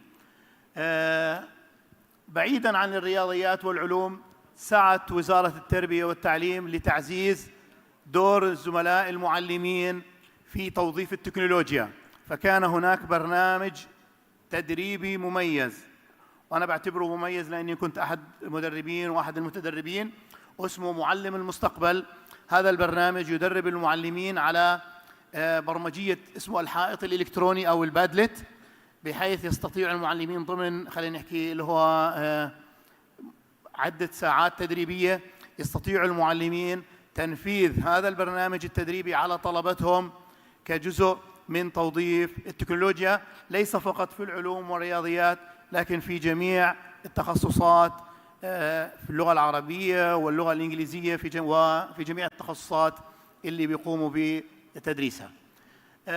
آخر شيء تعزيزاً خلينا نحكي اللي هو توظيف التكنولوجيا في التعليم، قامت وزارة التربية والتعليم بإعداد منهاج للصف السابع وللصف التاسع والأول ثانوي، يعزز مفهوم الرقمية، مفهوم الذكاء الاصطناعي، وسمي بالمهارات الرقمية. هو الآن بين إيدين الطلاب، لكنه عبارة عن طبعة تجريبية. بهذه أول سنة اللي هو تم تنفيذه لتوظيفه في المباحث اللي هو المختلفة كالعلوم والرياضيات. شكرا لحسن استماعكم ويعطيكم الف عافية. شكرا جزيلا على هذه الورقة الرائعة للتعرف على الجهود مملكة الأردن في هذا المجال. وننتقل الآن، حقيقة أنا تشرفت بزيارة أيضا البحرين للاطلاع على مشروع التمكين الرقمي وزيارة بعض المدارس.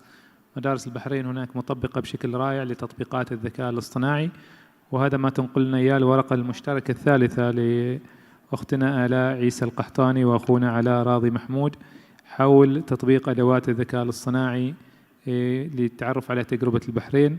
أختنا آلاء تتمتع بخبرة تمتد لأكثر من 30 عام في التعليم والإشراف التربوي، وحاصلة على الماجستير في القياس والتقويم من جامعة البحرين، وهي مدربة معتمدة واسهمت في تطوير العديد من السياسات والأبحاث والمشاريع التعليمية في مملكة البحرين.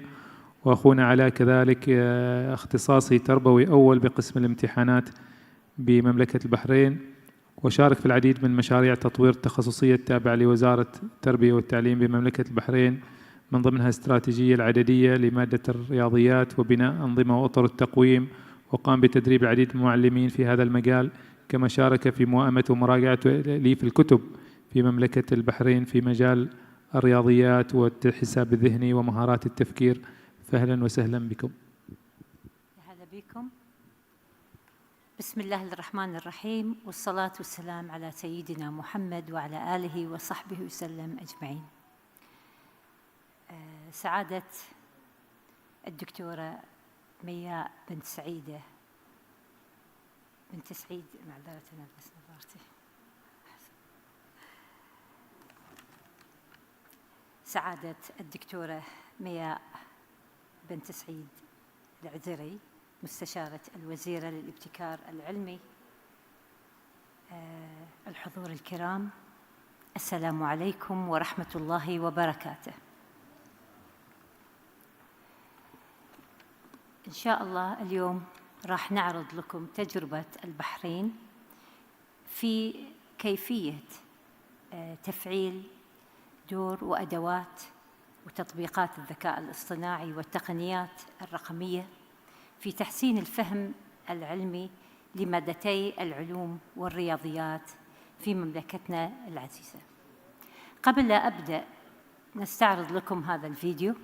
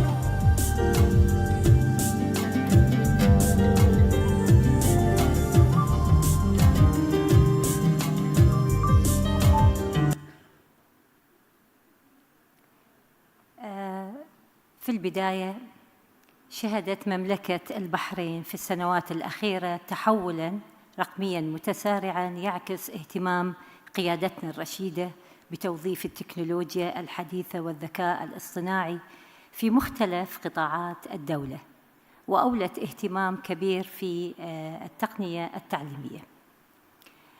طبعاً بدأت مسيرتنا في هذا المجال عندما تم تدشين المشروع جلالة الملك، فعملت وزارة التربية والتعليم على توفير البنية التحتية والمادية وتوفير الحواسيب في مدارسنا، وهذه كانت تهدف إلى نشر ثقافة التعليم الإلكتروني إلى جانب إكساب المتعلمين مهارات الحاسوب، وكذلك استخدام السبورة الإلكترونية إلى جانب تكوين بعض البرمجيات يستخدمها المعلمون في مساعدة الطلبة ومعرفة احتياجاتهم.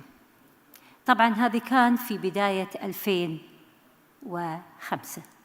بعد ذلك صار تطور عندنا، تم تطبيق مشروع التمكين الرقمي في التعليم، وهنا تم تدشينه في 2015، وتم من خلاله استخدام برمجيات وتقنيات عديدة. كان يهدف هذا المشروع أساساً إلى تطوير منظومة عملية التعليم، تطوير المنظومة التعليمية بتوظيف اللي هي تكنولوجيا المعلومات والآي تي والاتصال، وصولاً إلى التعلم الإلكتروني الإي ليرنينج، وتعزيز البنية التحتية الرقمية ودعم التمكين الرقمي في التعليم، وإدخال أدوات الذكاء الاصطناعي في كل المراحل التعليمية، المرحلة الابتدائية والإعدادية والمرحلة الثانوية. لو تكلمنا عن مشروع وبرنامج اللي هو التمكين الرقمي في التعليم، عندنا يحتوي على عدد من المجالات. المجال الأول كان المحتوى التعليمي الرقمي، وهذا مكون من الكتب الدراسية الرقمية، ثم وحدات التعلم، نماذج للاختبارات الرقمية، والدروس النموذجية أيضاً كانت مرقمنة.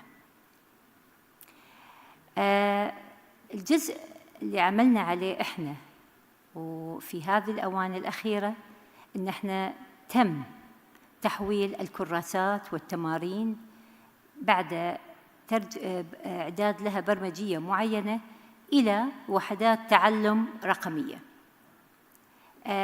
بتكون تقدم على شكل دروس تفاعلية يتفاعل فيها الطالب ويجد المتعة بدرجة كبيرة في استخدامها. تم إعداد لطلبة المرحلة الابتدائية، وحالياً في طور إعدادها للمرحلة الإعدادية، وهي تخدم لمادة العلوم والرياضيات واللغة العربية والإنجليزي ومادة الاجتماعيات. إني الحين نتكلم عن مجال مهم جداً، وهي أيضاً موجودة وسمعناها الحين في المملكة الأردنية، وموجودة أيضاً في سلطنة عمان. تم إنشاء اللي هي البوابة التعليمية، وهي تزامنت مع برنامج التمكين الرقمي في التعليم. هذه البوابة هي أساساً تعتبر منصة وطنية أعدت من يعني بسواعد بحرينية ومجموعة تم إنتاجها، تقدم مثل ما نشوف خدمات رقمية إدارية وتعليمية. الخدمات الرقمية هي تخدم الهيئة الإدارية والهيئة التعليمية في المدارس، أما الخدمات الرقمية التعليمية فهي تخدم الجمهور من وزارة التربية والتعليم، وهم أولياء الأمور والطلبة. بمعنى أن ولي الأمر يستطيع أن يتتبع ابنه ويشوف شنو هو درس، ما هو تعلم، شنو هو الجدول الدراسي، حضوره وانصرافه، المواد التي تم تدريسها، وكلها هذه وفرت وتمت متاحة. فمعنى ذلك أن البوابة التعليمية تعمل بصورة متزامنة في داخل المدارس، وأيضاً تعمل بصورة غير متزامنة. طيب لو جينا نشوف مكوناتها، مثل ما تشوفون هي تحمل مقسمة إلى تبويبات. عندنا التبويب الأول خدمة المواد الدراسية، وهي تشمل الدروس اليومية التي تعطى للطالب، الأنشطة التطبيقية وهي الوقفات التقويمية الذاتية. عندنا الحلقات النقاشية، المعلم قد يعطي سؤال ويترك الطالب يجيبه ومن ثم تتم مناقشته.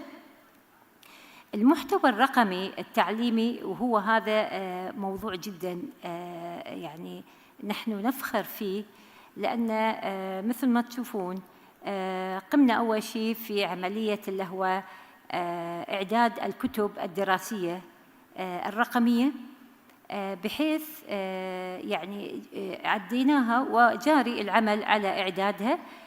قمنا بإعداد الدروس النموذجية، وهي دروس أعدت.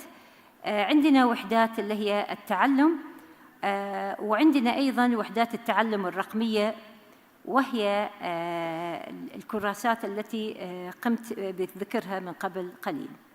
ملخص الأعمال أيضاً هذه أيضاً يعتبر تبويب، وهو يحمل كل شيء جديد تعلمه الطالب ممكن يطلع عليه. في عندنا بعد من التبويبات عندنا الموارد التعليمية، وهي تضم روابط تعليمية معتمدة مثل مكتبتي اللي هي الرقمية. فيها أيضاً يوتيوب، مجموعة من الدروس موجودة على اللي هي موقع وزارة التربية. لو تكلمنا عن مكتبتي الرقمية، وهي نالت هذه المبادرة مكتبتي الرقمية جائزة الأسيسكو للموارد التربوية الرقمية المفتوحة في دورتها الأولى لسنة 2018.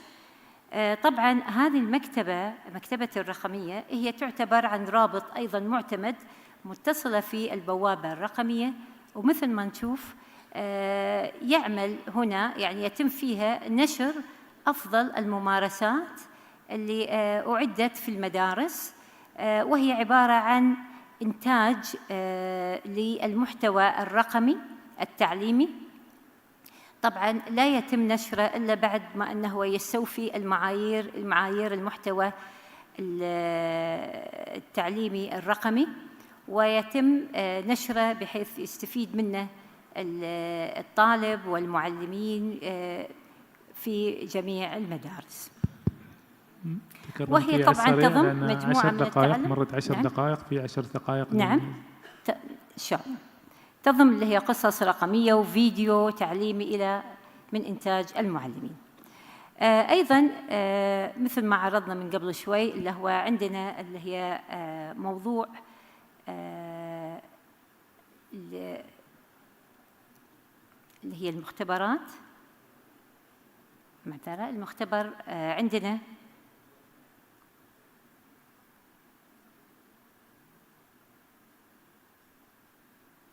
برنامج محاكاة لتدريس اللي هو العلوم والرياضيات والمختبرات. طبعاً أيضاً هذه عندنا مفعل بصورة كبيرة، وموجود عندنا يعني مثل ما نشوف أن توظيف مثل هذه البرمجيات تم استخدام فيها اللي هي تقنيات التكنولوجيا، وكانت معززة في استخدام اللي هو الذكاء الاصطناعي، وأيضاً كانت مطبقة عندنا في المرحلة لتدريس مادة العلوم في المرحلة الابتدائية والإعدادية والثانوية. طبعاً ساهمت هذه الدروس الافتراضية بأن الطالب يقوم بتنفيذ اللي هو التجارب وحل اللي هي التمارين الرياضية في يعني في خلينا نقول تجارب افتراضية، وطبعا ساهمت في تحسين مستوى الفهم والاستيعاب، زيادة تحفيز الطلبة وتوفير البيئة التعليمية المرنة. أما بالنسبة للمعلمين فهي حسنت من طرق التدريس ووفرت الوقت وإعداد اللي هو تحليل أداء الطلبة والتفاعل المستمر مع الطلبة. لو تكلمنا عن بالنسبة حق مختبر الكيمياء، طبعا مثل ما تشوفون صاروا المعلمين ينفذون اللي هو التجارب عن طريق استخدام هذه البرمجيات، وسهلت طبعا في الاستخدام، وتم تطبيق العديد من اللي هي التجارب باستخدام هذه اللي هي المواد.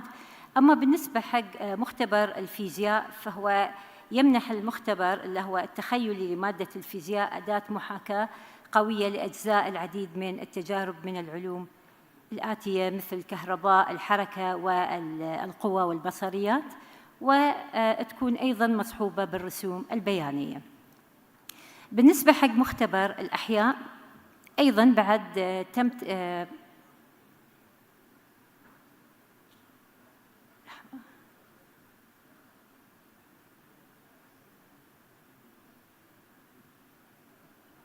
مختبر الأحياء أيضاً عبارة عن مكتبة رقمية تتضمن نصوص وفيديوهات ومحاكاة للاختبار، وساهمت بشكل كبير أن هي توصل للطالب وفهم دقيق، خصوصاً أن تمت استخدامات فيها اللي هي تعتمد على التطور المرئي للمحتوى.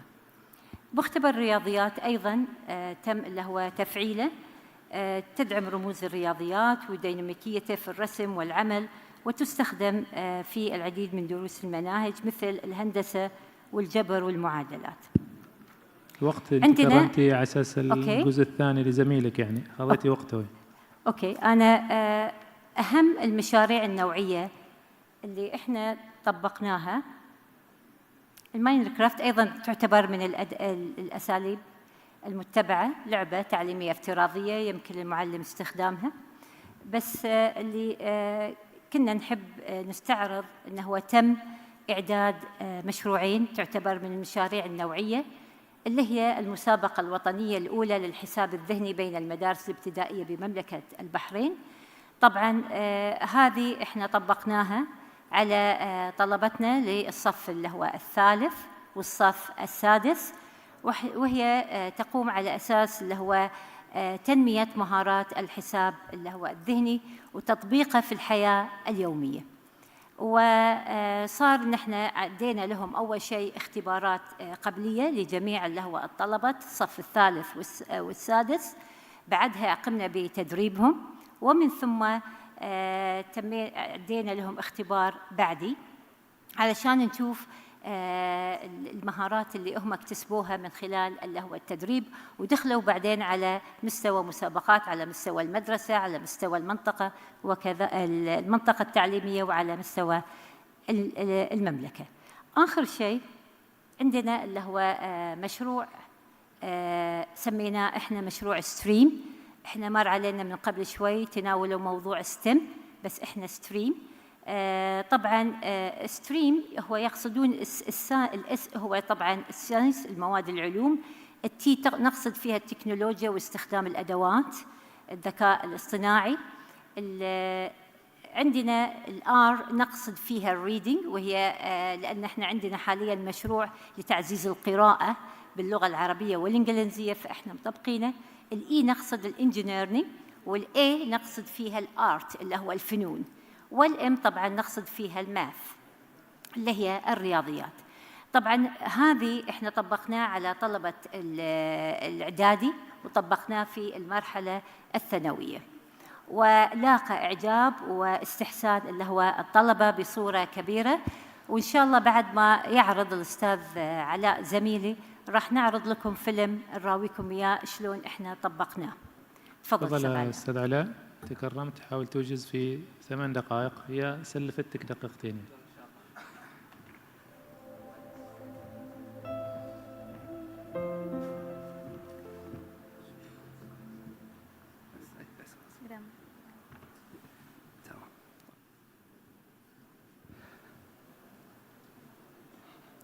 بسم الله الرحمن الرحيم، الحمد لله رب العالمين، والصلاة والسلام على أفضل الخلق والمرسلين محمد وعلى آل بيته الطيبين الطاهرين وصحبه ومن تبعهم بإحسان إلى قيام يوم الدين. اسمحوا لي للبداية أن أشكر وزارة التربية والتعليم بسلطنة عمان، وبشكل خاص معالي الدكتورة مديحة الشعبانية وزيرة التربية والتعليم بسلطنة عمان، وسعادة الدكتورة مياه العزرية المستشارة الوزيرة للابتكار العلمي، والأخوة المنظمين بسلطنة عمان على حسن استضافتهم لنا في هذا اللقاء وهذا المؤتمر وإتاحة الفرصة للمشاركة.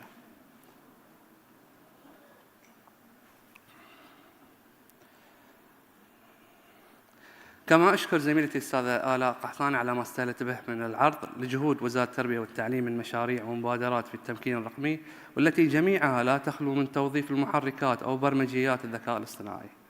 ونحن على علم أن مثل هذه المشاريع والمبادرات لم تنفرد بها مملكة البحرين، بل هي موجودة في جميع الدول المهتمة بالتمكين الرقمي في مجال التعليم بشكل خاص وفي مجالات أخرى بشكل عام. ومن هذا المنطلق يسعدني أن أبين دور الأدوات وتطبيقات الذكاء الاصطناعي والتقنيات الرقمية في تحسين الفهم العلمي بشكل مختصر وعلى عجالة، واختصر عرضي على مستويين، وهما في الحقيقة عنصران أساسيان في عملية التعليمية التعلمية، وهما المعلم والطالب.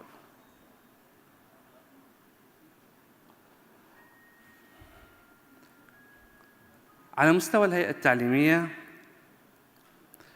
وبصورة أساسية، المعلم لا يسعنا ذكر كل شيء، ولكن يمكن اختزاله في 3 نقاط أساسية. ففي التصميم والإعداد ساهمت الأدوات والبرمجيات الذكاء الاصطناعي في إعداد المناهج الدراسية والمواقف التعليمية بصورة أسهل وأسرع. أصبح كل معلمة ومعلمة يلجأ إلى الذكاء الاصطناعي لتوليد وتصميم أنشطة تفاعلية فاعلة عالية الجودة التي تستهدف الكفايات المطلوبة ومحددة، أو حتى تحليل محتوى مجموعة من الكتب أو سلاسل كتب لمقارنتها. أصبح المعلم بالإضافة لتخصصه في مادته ضليعاً في استخدام التقنية وتوظيفها واستخدام هندسة الأوامر ولغات البرمجة بمساعدة الذكاء الاصطناعي لإنجاز ما يحتاجه العشرات المعلمين إنجازه في أيام أو شهور بضغطة زر واحدة. وفي التواصل والإدارة أصبح المعلم أكثر قدرة وسيطرة على الإدارة الصفية باستخدام الأدوات مثل المحاكاة وواقع المعزز، ويدير مؤتمرات وندوات افتراضية، ويستطيع التواصل مع أولياء الأمور بشكل مرن ويوضح إنجازات كل طالب بشكل مفصل. وفي التقويم والتحليل أصبح للمعلم مساعداً خاص في التصحيح وتحليل ما يقدم لهم ملاحظات دقيقة ونقاط قوة وضعف لكل طالب على حدة، وأصبح تقديره وتنبؤه بأداء الطلبة بشكل أدق وأوضح.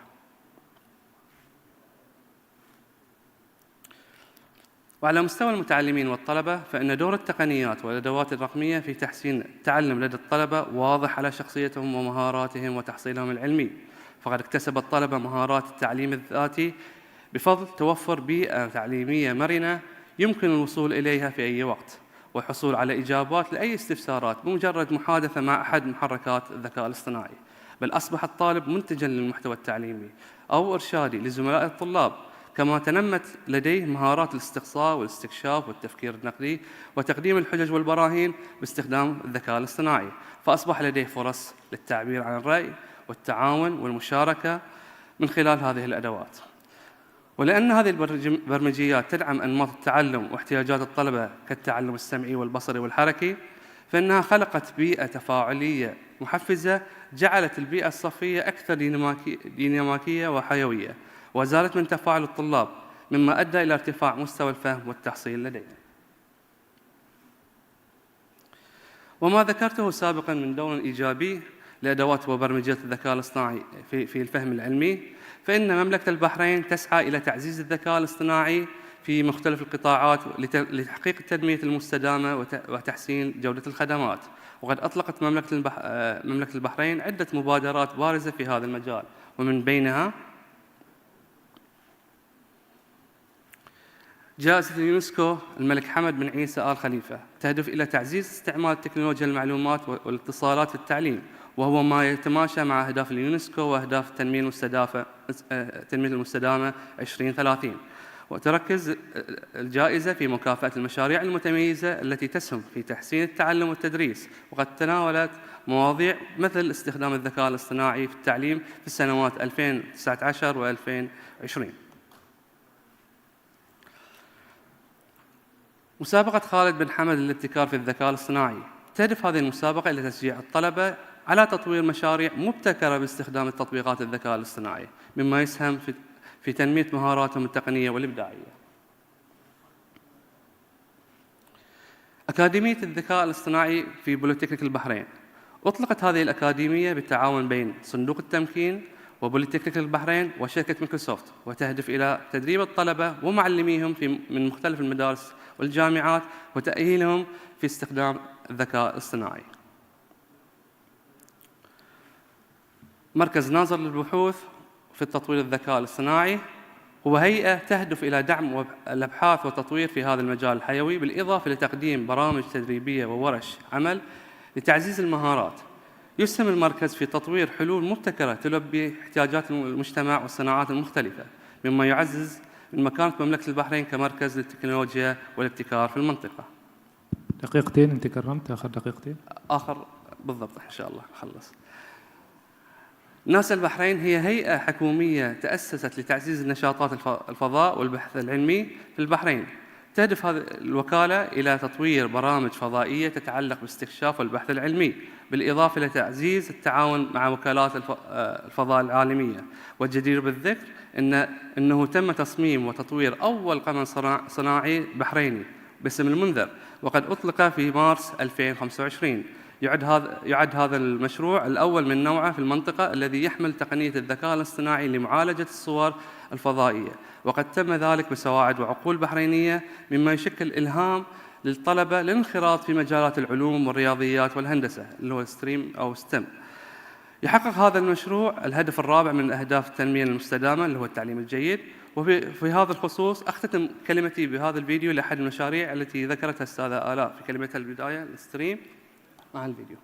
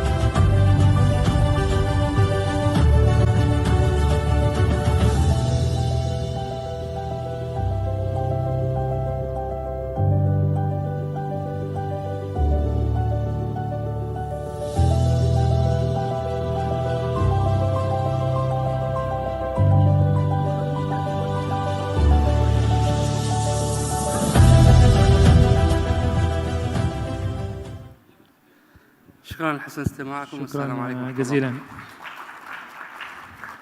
خالص شكر والتقدير لاخواننا المشاركين من خارج السلطنه، من البحرين، من الاردن، اخونا الدكتور رشاد، جزاكم الله خير على المشاركه في الجزء الاول من الجلسه، وان شاء الله جزاكم الله كل خير، واحنا نستكمل ان شاء الله الجزء الثاني مع اخواننا من داخل الوزاره، فشكرا جزيلا. رحبوا معي باخواننا من داخل الوزاره، اخونا بدر الحسني مدير مساعد دائره تطوير مناهج العلوم التطبيقيه لمختبرات العلوم.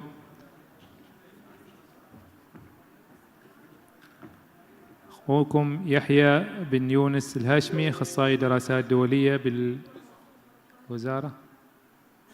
وكذلك أختكم إيمان بنت علي الرحبية معلمة فيزياء بمدرسة دوحة الأدب بمحافظة مسقط.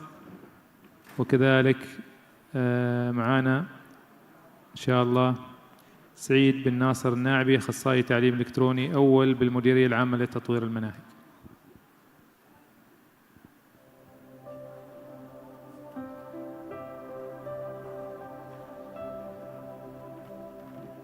في 10 أهلا وسهلا فيكم، تفضلوا.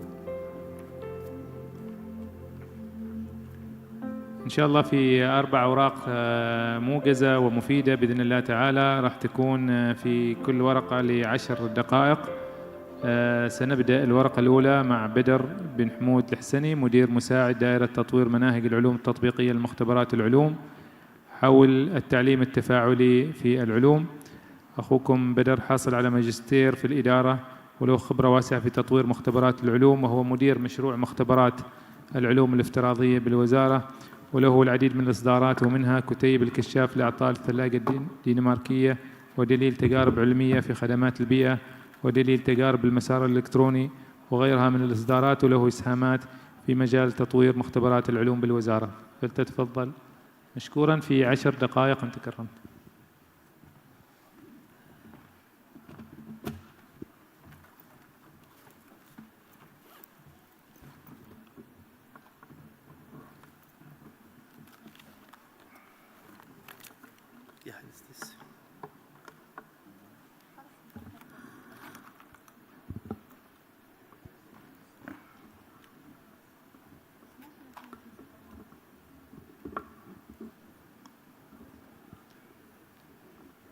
بالمناسبة أخوكم بدر هو مدير مشروع مختبرات العلوم. ربما البعض منكم يعرف أنه في مشروع للوزارة تحت مشاريع التحول الرقمي وتحويل كل تجارب العلوم من الصف الخامس إلى 12 إلى تجارب تفاعلية، حوالي 400 تجربة. انجزت الوزارة جزء كبير من هذه المشروع وبدأ تنفيذه في بعض المدارس. أيضا يعني الجدير بالذكر أن اليوم تصادف بداية تدريب المدارس في مشروع أيضا تم توفير تطبيق الكوبايلوت، وهو أحد تطبيقات الذكاء الاصطناعي اللي راح يوفر في كل المدارس، خاصة في تدريس مادة تقنية المعلومات في الصف 11. واليوم بدأ تدريب المعلمين في محافظة مسقط، وراح يشمل تدريب معلمين آخرين لإتاحة نسخة الكوبايلوت الميكروسوفت كوبايلوت في كل الأجهزة الخاصة بالمدارس. وهذا يمكن الاستفادة منه ليس فقط على مستوى مادة تقنية معلومات، إنما المعلمين الآخرين أيضا يمكن أن يستفيدوا من تطبيق الكوبايلوت في المدارس، اللي هو أحد تطبيقات الذكاء الاصطناعي طبعا المعروفة عالميا.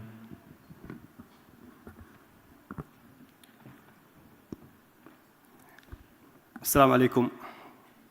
اليوم كان طويل يمكن تعبتوا، بس إن شاء الله اليوم كان ممتع، وإن شاء الله هذه الورقة أيضا فيها شيء ممتع. يمكن سمعتوا الدكتور تحدث عن موضوع المختبر الافتراضي اللي راح تستخدموه إن شاء الله قريبا في المدارس كمعلمين علوم وكأولياء أمور. اليوم راح نعرض هذا المنتج. أحاول إني ما راح أتكلم كثير، راح أعطي نبذة سريعة للمشروع من ثم أنتقل مباشرة إلى المنتج نفسه. يعني أنا ما أعرف فين الورقة.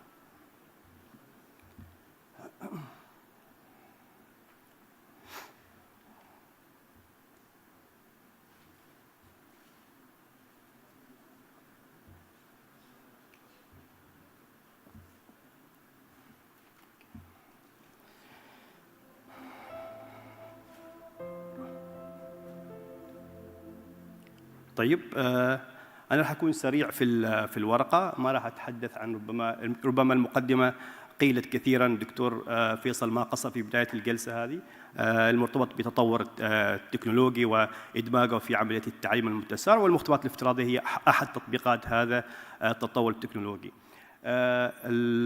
كمفهوم مختبرات افتراضية هي منصة إلكترونية تحتوي على تجارب افتراضية يتم محاكاة فيها التجارب الواقعية، طبعا لها أشكال وأنواع مختلفة. الوزارة طبعا سعت من هذا الجانب إلى تنفيذ مشروع مختبرات علوم الافتراضية يتوافق مع المناهج العمانية هذا المشروع يحتوي على 387 تجربة من الصف الثاني الأساسي إلى الصف الثاني عشر. راح يكون إن شاء الله متاح طبعاً أونلاين عن طريق منصة الوزارة. راح يكون أيضاً متوفر عن طريق التطبيقات الذكية في الهواتف. راح يكون عندنا إن شاء الله 17 تطبيق لهذا المشروع، كل صف أو كل مادة لها تطبيق مستقل، بمعنى أن الحلقة الأولى راح يكون لها تطبيق، الصف الخامس حيكون له تطبيق، السادس تطبيق، وهكذا. لما نجي للصف التاسع حيكون له 3 تطبيقات، تطبيق للفيزياء والكيمياء والأحياء، راح يكون متاح لجميع الطلبة في السلطنة. طبعا من المميزات لهذا المشروع أنه هو ملك للوزارة، تستطيع الوزارة أيضا مستقبلا التطوير والتعديل فيه، وهو ليس شراء رخصة لبرامج عالمية موجودة، وإنما هو مصمم خصيصا حسب المناهج العمانية، يعني مثل ما يقال from scratch. هناك حقيقة كثير من المبررات لهذا المشروع، وخلينا نذكر مبررين. المبرر الأول، أصبح هناك في شغف كبير لدى معلمين العلوم لاستخدام هذا النوع من التقنيات، وكان لابد أيضا من إيجادها لكن بطريقة أيضا مقننة وتتناسب مع مناهجنا. طبعا هذا المشروع في بدايته كان من الصف الخامس إلى الصف الثاني عشر، ولكن ارتأت الوزارة أنه نبدأ فيه من الحلقة الأولى، والسبب على أنه كان هناك في مؤشرات لنتائج اختبارات تيمز، مثل ما في الجلسة الأولى ذكر على أنه في انخفاض في المستوى كان له تأثير، وكان من المقترحات أنه يتم أيضا إدخال المختبرات الافتراضية في الحلقة الأولى. أيضا تمكين الطلبة في الحلقة الأولى من الاختبارات الإلكترونية واستخدام المختبرات الافتراضية، أيضا هذا أحد أنواع هذا من التمكين. أيضا تهيئة الطلبة الحلقة الأولى لدخول الحلقة الثانية، بحيث أن الحلقة الأولى نعرف أن ما فيها مختبر علوم، وبالتالي تهيئتهم وأيضا تقليل الفضول اللي ممكن يكون عند الطلبة في الصف الخامس. هناك مجموعة من الأهداف، لكن الهدف الرئيسي أن يكون عندنا مختبر افتراضي يتناسب مع مناهجنا، منظم ومرتب، التجارب حسب خطوات العمل وحسب الهدف ومخارج الدرس العملية الموجودة في مناهجنا، وتكون سهلة للوصول للتجربة بالنسبة للطالب وللمعلم. أيضاً أنه يكون متاح للطالب من أي مكان وفي أي وقت، يعني لا في حدود زمانية أو مكانية لاستخدام المختبرات الافتراضية. المشروع هذا مر بمجموعة من المراحل. المرحلة الأولى نتحدث فقط عن المرحلة الأولى هنا، اللي هي يعني بناء الفكرة ودراسة جدوى هذا المشروع. بدأ الفريق يطلع على جميع المختبرات الافتراضية الموجودة عالمياً، على محتوياتها، تم تحليلها، تم الوقوف على نقاط القوة ونقاط الضعف في هذه المختبرات، وبالتالي الخروج بتصميم خاص لنا بحيث يتناسب مع طبيعة طلابنا ومع مناهجنا. طبعاً في هذه المرحلة أيضاً تم أخذ رأي الحقل التربوي من المعلمين العلوم ومن المشرفين، وتم استهداف المعلمين اللي أصلاً استخدموا المختبرات الافتراضية بشكل كبير. وكان طبعاً مثل ما نلاحظ أنه كان الرأي إيجابي جداً على أن المختبرات الافتراضية هي مطلوبة وذات جدوى في العملية التعليمية. المختبرات الافتراضية مثل ما ذكرنا لها أشكال، ممكن يكون مختبرات محاكاة 3D، أو ممكن تكون 2D، ممكن تكون هي عبارة عن مختبرات على الويب، بمعنى أنك عشان تستخدمها يجب أن يكون في إنترنت، إذا ما في إنترنت ما تقدر تستخدمها. أيضاً في المعتمدة على الAR والVR، واللي هي نستخدم فيها النظارات. أيضاً المختبرات الافتراضية اللي موجودة على شكل تطبيقات في الهواتف الذكية. المشروع اللي احنا نشتغل عليه هو عبارة عن 3D، وهو ممكن استخدامه في وجود الإنترنت على الويب، وممكن تنزيله واستخدامه كأوفلاين، وممكن موجود على تطبيق الهواتف الذكية، لكن بدون استخدام النظارات الذكية أو النظارات الواقع الافتراضي. الشريحة المهمة عندي الآن اللي هو نجاوب على ورقة العمل، اللي هو كيف يساهم المختبر الافتراضي في تحسين الفهم العلمي أو العملي للطلبة. مضى نصف الوقت بدر، نصف الوقت. كم باقي؟ باقي 5 دقائق. طيب أنا أسرع. طبعاً المختبرات الافتراضية لها مزايا، وهذه المزايا استخدامها وتفعيلها وممارستها في المختبر من خلال المختبر الافتراضي راح يحسن بشكل مباشر في الفهم العملي، منها طبعا مرونة الاستخدام بحيث أن الطالب يستطيع استخدام المختبر الافتراضي من أي مكان وفي أي وقت. أيضا هي جعل العمل المخبري أكثر متعة من خلال الصوت والصورة والحركة الموجودة في المختبرات الافتراضية. أيضا هو تفاعل بحيث يستطيع الطالب أيضا يعني التحكم في بعض المعطيات مثل درجات الحرارة ومثل الكتل والأوزان. أيضا يساعد في توفير الوقت والجهد، لأنه التجربة في المختبر الواقعي يقوم فني المختبر والمعلم بتحضير التجربة مسبقا ومن ثم إرجاع الأدوات، وهذا كله يأخذ وقت. في المختبر الافتراضي كله ما نحتاج لهذه الأمور. يستطيع المعلم من خلال المختبر الافتراضي أي متابعة الطلبة من أنجز التجربة، ويستطيع أيضا الطالب إرسال تقارير عن نتائج التجربة وملاحظات حول التجربة، وبالتالي يستطيع المعلم أيضا إعطاء فيدباك للطلبة. توفير بيئة آمنة اللي يستطيع الطالب إجراء التجارب الخطرة بدون توجيه من المعلم، لأن البيئة تكون آمنة 100%. طبعا المفاهيم المجرد يتم تبسيطها وتحويلها إلى مفاهيم بصرية، يستطيع الطالب أنه يشوف حركة الإلكترونات، التفاعل الأيونات وما شابه. أيضا بما أن المختبر الافتراضي هو متاح في أي مكان في أي وقت، بالتالي يستطيع الطالب هنا الرجوع إلى البيت، وأيضا الولوج إلى المختبر الافتراضي واستخدام المختبر الافتراضي كتعلم ذاتي. أيضا مراعاة الفروق الفردية، يستطيع الطالب أيضا الدخول إلى المختبر الافتراضي وتنفيذ التجربة حسب قدراته وحسب فهمه للتجربة والانتقال من خطوة إلى أخرى.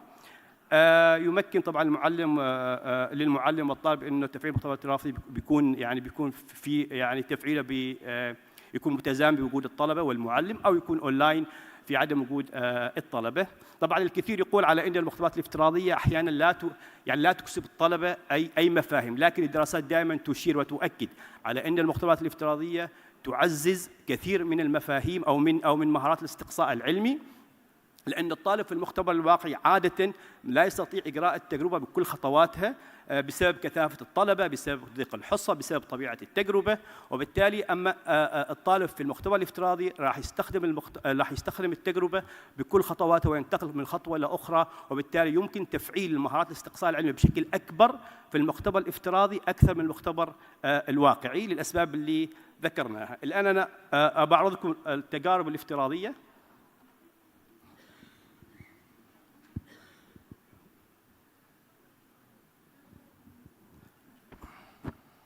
هذا المختبر الافتراضي بقرب لان احنا نتكلم عن ما ظهر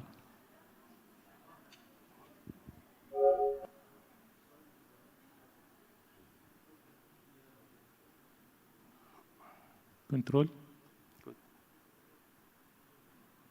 شيل العرض برزنتيشن شيله.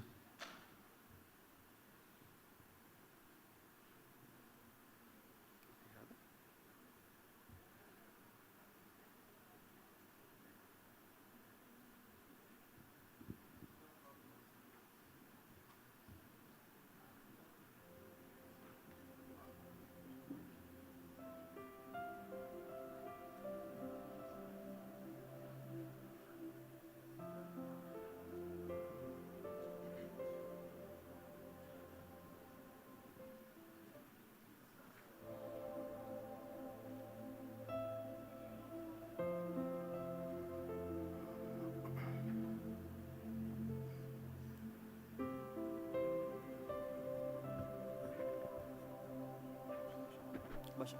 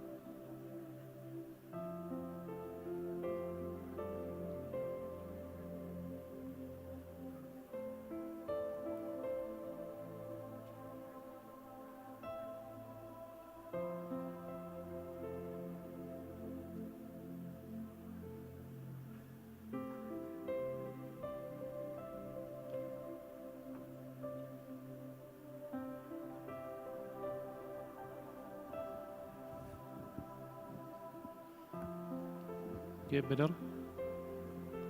الحين يشوف من عنده هو التحكم. بس الوقت. واحنا مقابلين كان شغال قبل شويه.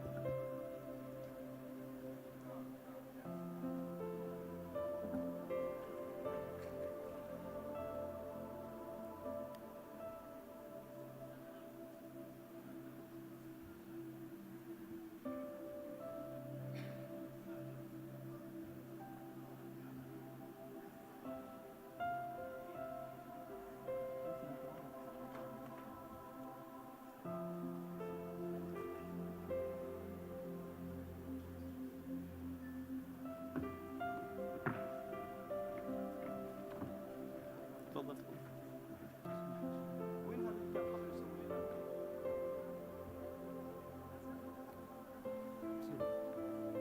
طيب شكرا جزاك الله.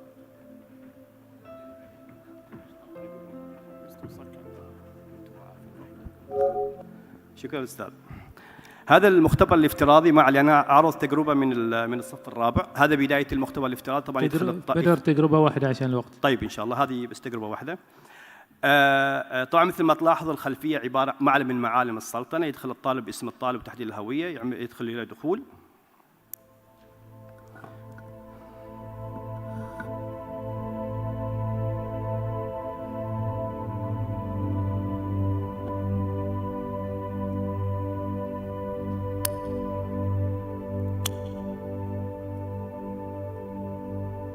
هذا المختبر الافتراضي طبعا هي تجارب الصف الرابع.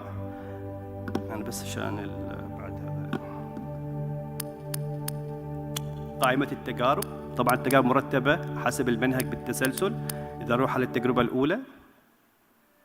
مرحبا بك في مختبر العلوم الافتراضي. الهدف من التجربة هو مقارنة ممكن يسوي صهار سكيب الطالب. طبعا هاي طبعا المختبر الواقعي الموجود عندنا في السلطنة، اللي في هذا التصميم المختبر العلوم الموجود واقعيا. يقدر الطالب يتجول في المختبر ويشاهد المختبر بشكل واقعي بشكل افتراضي طبعا. زين. وممكن يبدا التجربه. اولا ضع مكعب اول شيء تظهر خطوات التجربه والشوكولاتة في اوعية منفصلة. اذا ما يحب يستمع الطالب يسوي سكيب يعني عشان الوقت. على اليمين هذه خطوات التجربة عبارة عن أيقونات. الطالب مطالب أنه يمر خطوة بخطوة. لا يستطيع الطالب أنه يروح الخطوة الثانية إلا بعد الانتهاء للخطوة الأولى. تجربة بسيطة للصف الرابع حسب المنهج. عنده 3 مواد، محتاج يعرف درجة الانصهار لهذه المواد. أضع الثلج.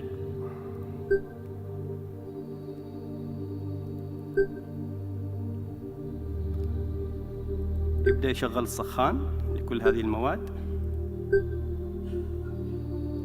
ويبدأ عملية حساب الوقت. ويبدأ الطالب الآن يراقب إيش يصير. يلاحظ أنه بدأ الثلج أول شيء في الذوبان أو في الانصهار، ومن ثم طبعا يستطيع الطالب هنا أيضا يتحرك في هاي طاولة المختبر. طبعا هذه التجربة برغم أنها بسيطة لكن تعتبر في الحلقة الأولى خطيرة، لأنها فيها تسخين وأنه ما في مختبر، وبالتالي المعلمة هنا تخاف الطلبة يحطوا يدهم على السخان. لكن وجودك كافتراضيا الآن يستطيع الطالب أنه يمارس التجربة حتى في المنزل بدون توجيه المعلمة، ويقدر يمارسها أكثر من مرة على حسب قدراته. طبعا بعد ما يخلص الطالب من التجربة ممكن هو يعيد التجربة مرة ثانية بعد ما يسوي عملية إعادة الضبط. يقدر يعيد التجربة أكثر من مرة. إذا نجي مثلا هنا عند الأيقونة اللي على اليسار نحصل فيها القائمة. طبعا القائمة تكون عندنا خيار اللغة. كل التجارب موجودة باللغتين، اللغة العربية واللغة الإنجليزية. أيضا بعد ما عندنا طبعا هنا الملاحظات. يقدر الطالب يسجل ملاحظاته على التجربة. عندنا بعد إذا وهو الطالب يسوي التجربة ونسى الخطوات ممكن يرجع لها مباشرة. ضع مكعب يستمع مرة ثانية الزبدة للخطوات. والشوكولاتة في. آخر شيء بعد ما يخلص الطالب للتجربة عنده مجموعة أسئلة يجاوب على الأسئلة.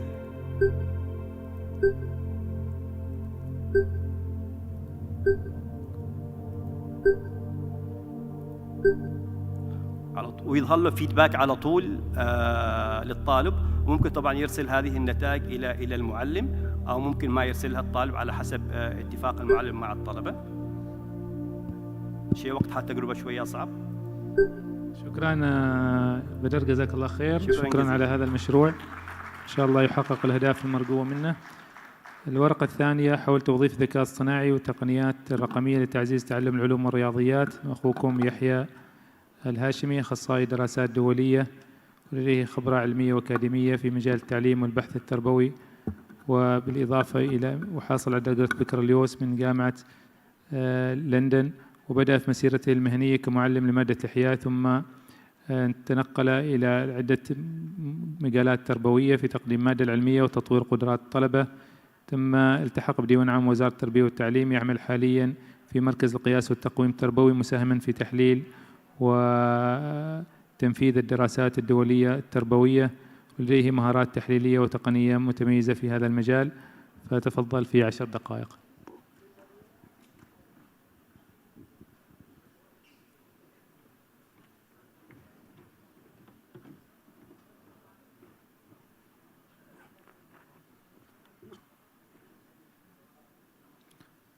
المختبرات الافتراضية يؤمل أن يتم دمجها في مستودع الرقمي بمنصة نور للتعليم الإلكتروني، وأيضا يؤمل يتم دمجها في السبورات التفاعلية اللي يتم تزويدها المدارس على أساس المعلم يقدر يفتحها مباشرة من السبورة التفاعلية، وأيضا يؤمل أن يكون فيها تطبيق مثل ما ذكر الأخ بدر، تطبيق على الهاتف، أيضا ممكن المعلم أو الطالب يستخدمها عبر التطبيق.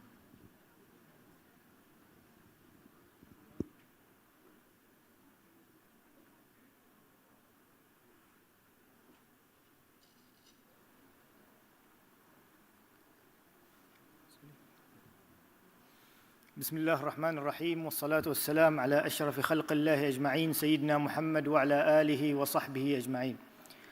المحاكيات التعليمية، طبعا هذا الموضوع ما غريب عليكم، لأنه قبل شوية الأستاذ في الكلمة السابقة يعني تقريبا تكلم عن نفس الموضوع، لكن اليوم إن شاء الله راح أتكلم عن حاجتين أساسيتين، أو راح أركز أو أجاوب على سؤالين. السؤال الأول: لماذا يحتاج المعلم إلى المحاكيات التعليمية؟ والسؤال الثاني: كيف يوظف المعلم هذه المحاكيات التعليمية في الحصص الدراسية؟ قبل أن نبدأ في هذه المواضيع راح أعطي مقدمة بسيطة عن مفهوم المحاكيات التعليمية، أنواعها وبعض الأمثلة عليها.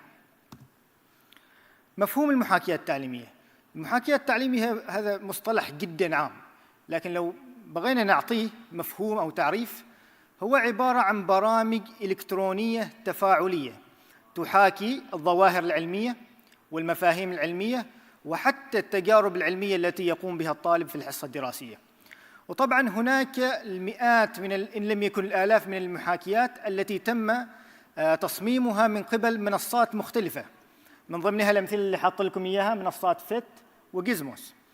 طبعاً هذه المنصات قامت بتصميم هذه المحاكيات بناءً على المناهج العالمية، فكونك أنت معلم للرياضيات والعلوم يمكن أنك تستخدم هذه المحاكيات وتجدها وتساعدك في تدريس المنهج، حتى منهج سلطنة عمان يمكن يكون فيه اختلافات بسيطة، كونك أنت معلم وفاهم في المنهج يمكن أنك توائم هذا المحاكي ليكون مناسب لمناهج سلطنة عمان. أنواع المحاكيات التعليمية أنا قسمتها ل4 أنواع. النوع الأول هي محاكيات تفاعلية مفتوحة. ما المقصود بهذا الشيء؟ هذا النوع من المحاكيات يعطي الطالب الحرية التامة في التفاعل مع المفهوم العلمي.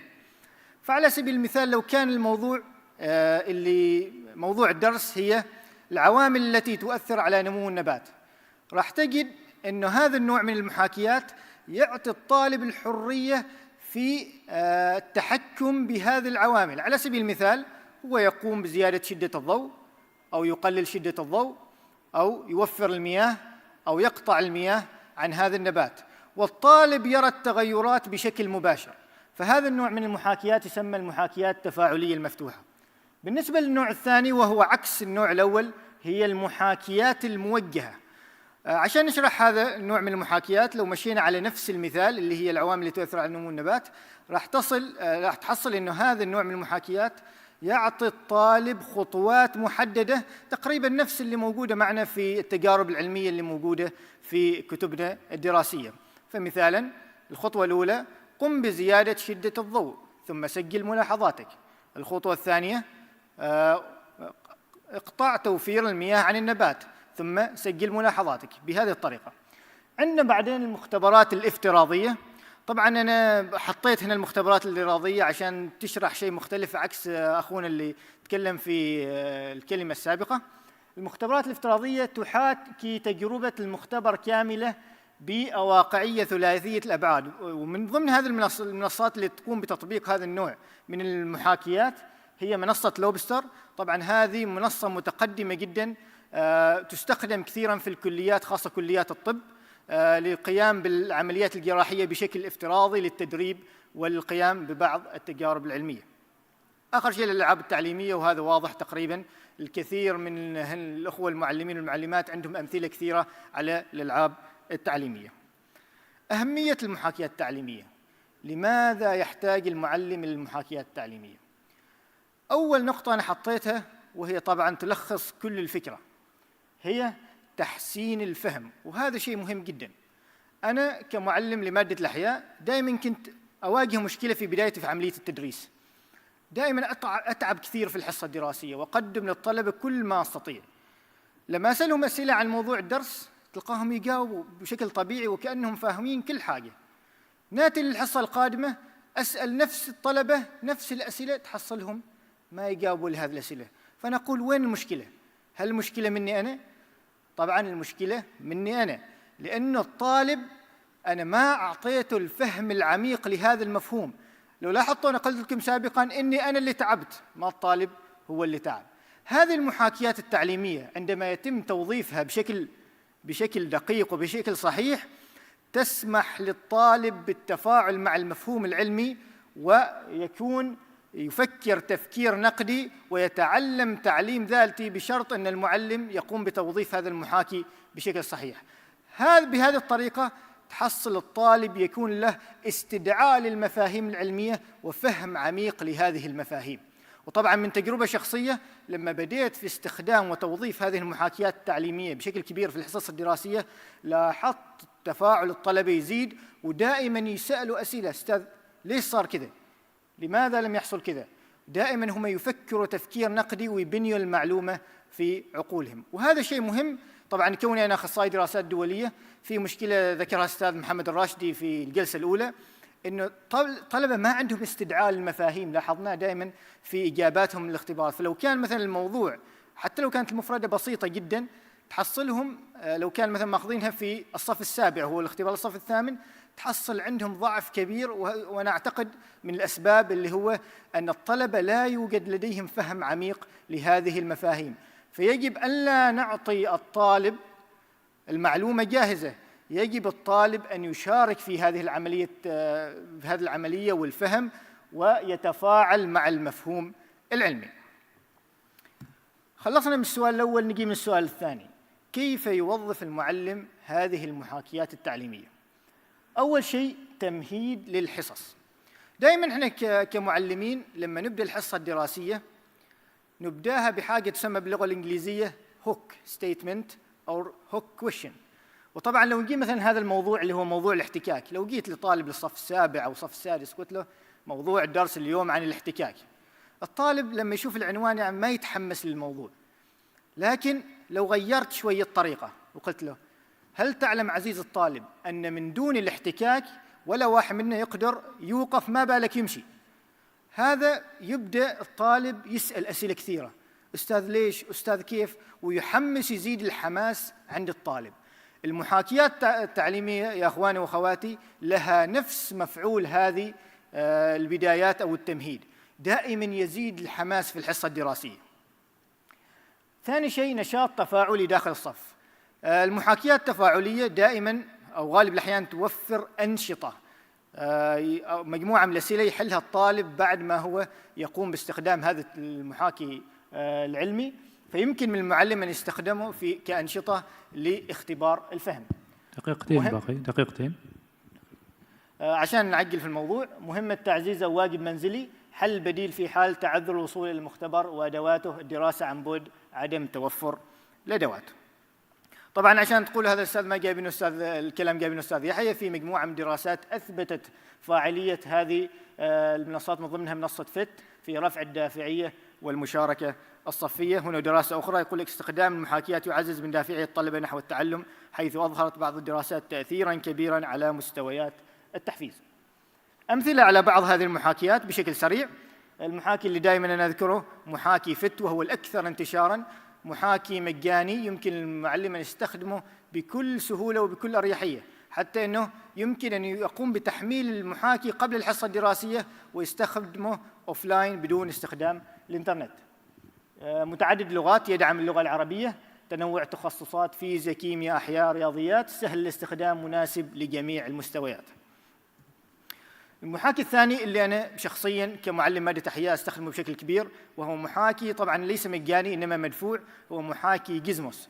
وهذا النوع من المحاكيات صراحة أنا أستخدمه كثير، لأنه في محاكيات كثيرة لمادة الأحياء، من ضمنها لو نلاحظ هنا القناة الهضمية والانقسام الخلوي، يمكن المعلم يستفيد من هذا النوع من المحاكيات.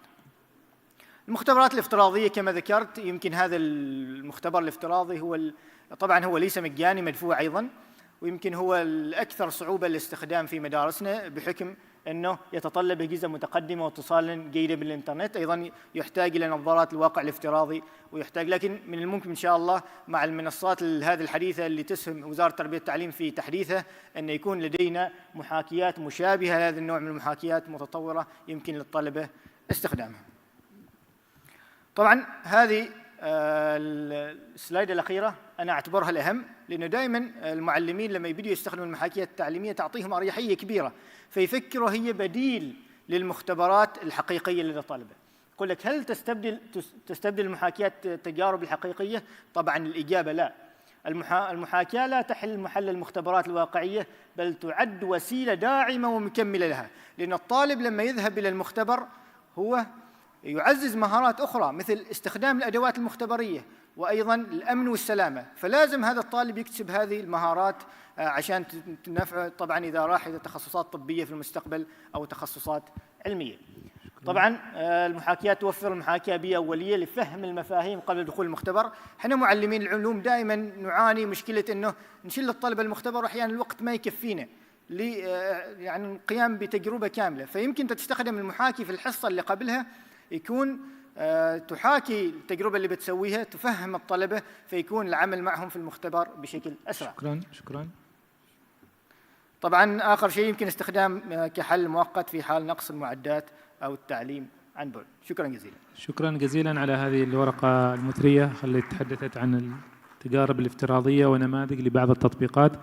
نريد نذهب للميدان ولعند تجربة أختنا إيمان بنت علي الرحبية، وأيضاً حاصلة على جائزة إيجاد، وهي معلمة فيزياء بمدرسة دوحة الأدب محافظة مسقط، وهي طالبة ماجستير في علم البيانات والذكاء الاصطناعي، وحاصلة على البكالوريوس من جامعة السلطان قابوس، ومدربة معتمدة في وزارة التعليم العالي، ولديها جوائز عالمية في مجال الابتكار، وأشرفت على مشاريع طلابية وحصلت على جوائز على المستوى الوطني وعلى المستوى الدولي، وفائزة أيضاً بجائزة الإجادة التربوية للمعلم العماني، وأيضاً حصل على تقدير امتياز في العديد من المبادرات والبرامج. راح تتحدث عن منصة نور في تعزيز الابتكار في تعليم العلوم باستخدام الذكاء الاصطناعي.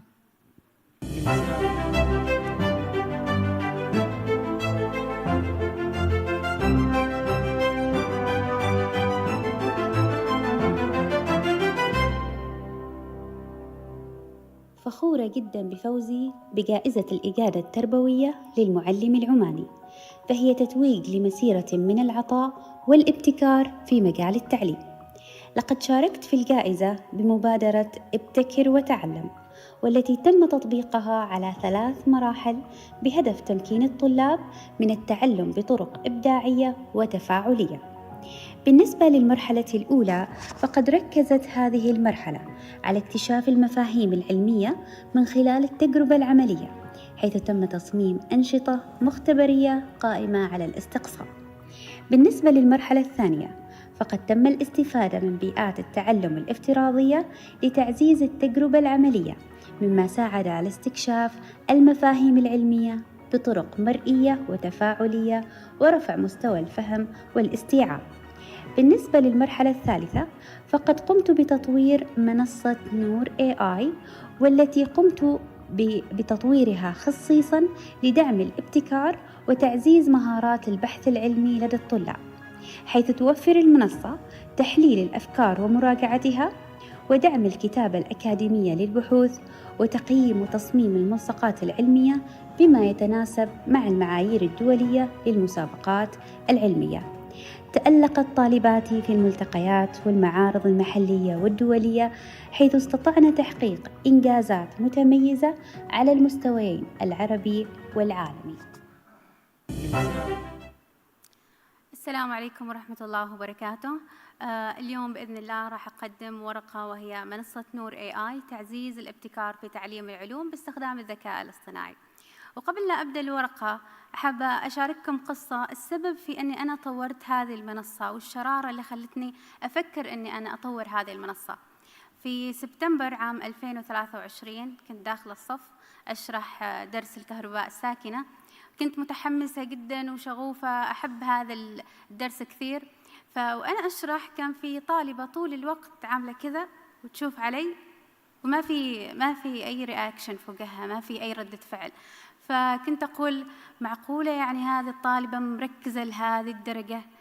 يعني حسيت بفخر أني أنا الطالبة هذه مركزة معاي لهذه الدرجة. فجاني فضول واقتربت منها، قلت لها ممكن تخبريني اسمك؟ فالبنت ما ترد علي. يا بنتي خبريني اسمك، ما ترد علي. فأسمع صوت من وراي طالبة تقول لي أستاذة أيوة ترى هذه الطالبة ما تعرف عربي. يا ربي، وأنا كنت أحس بنفسي أحسن أستاذة فيزياء في العالم لما كنت أشوفها كذا مركزة معاي. فلما خلصت الحصة على طول أروح للأخصائية الاجتماعية أسألها، أقولها إيش موضوع هذه البنت؟ إيش المشكلة اللي تعاني منها البنت الحين؟ فقالت لي الأخصائية طبعاً بعد ما شرحت لي قصتها، البنت ما تعرف اللغة العربية وضعيفة أيضاً في اللغة الإنجليزية.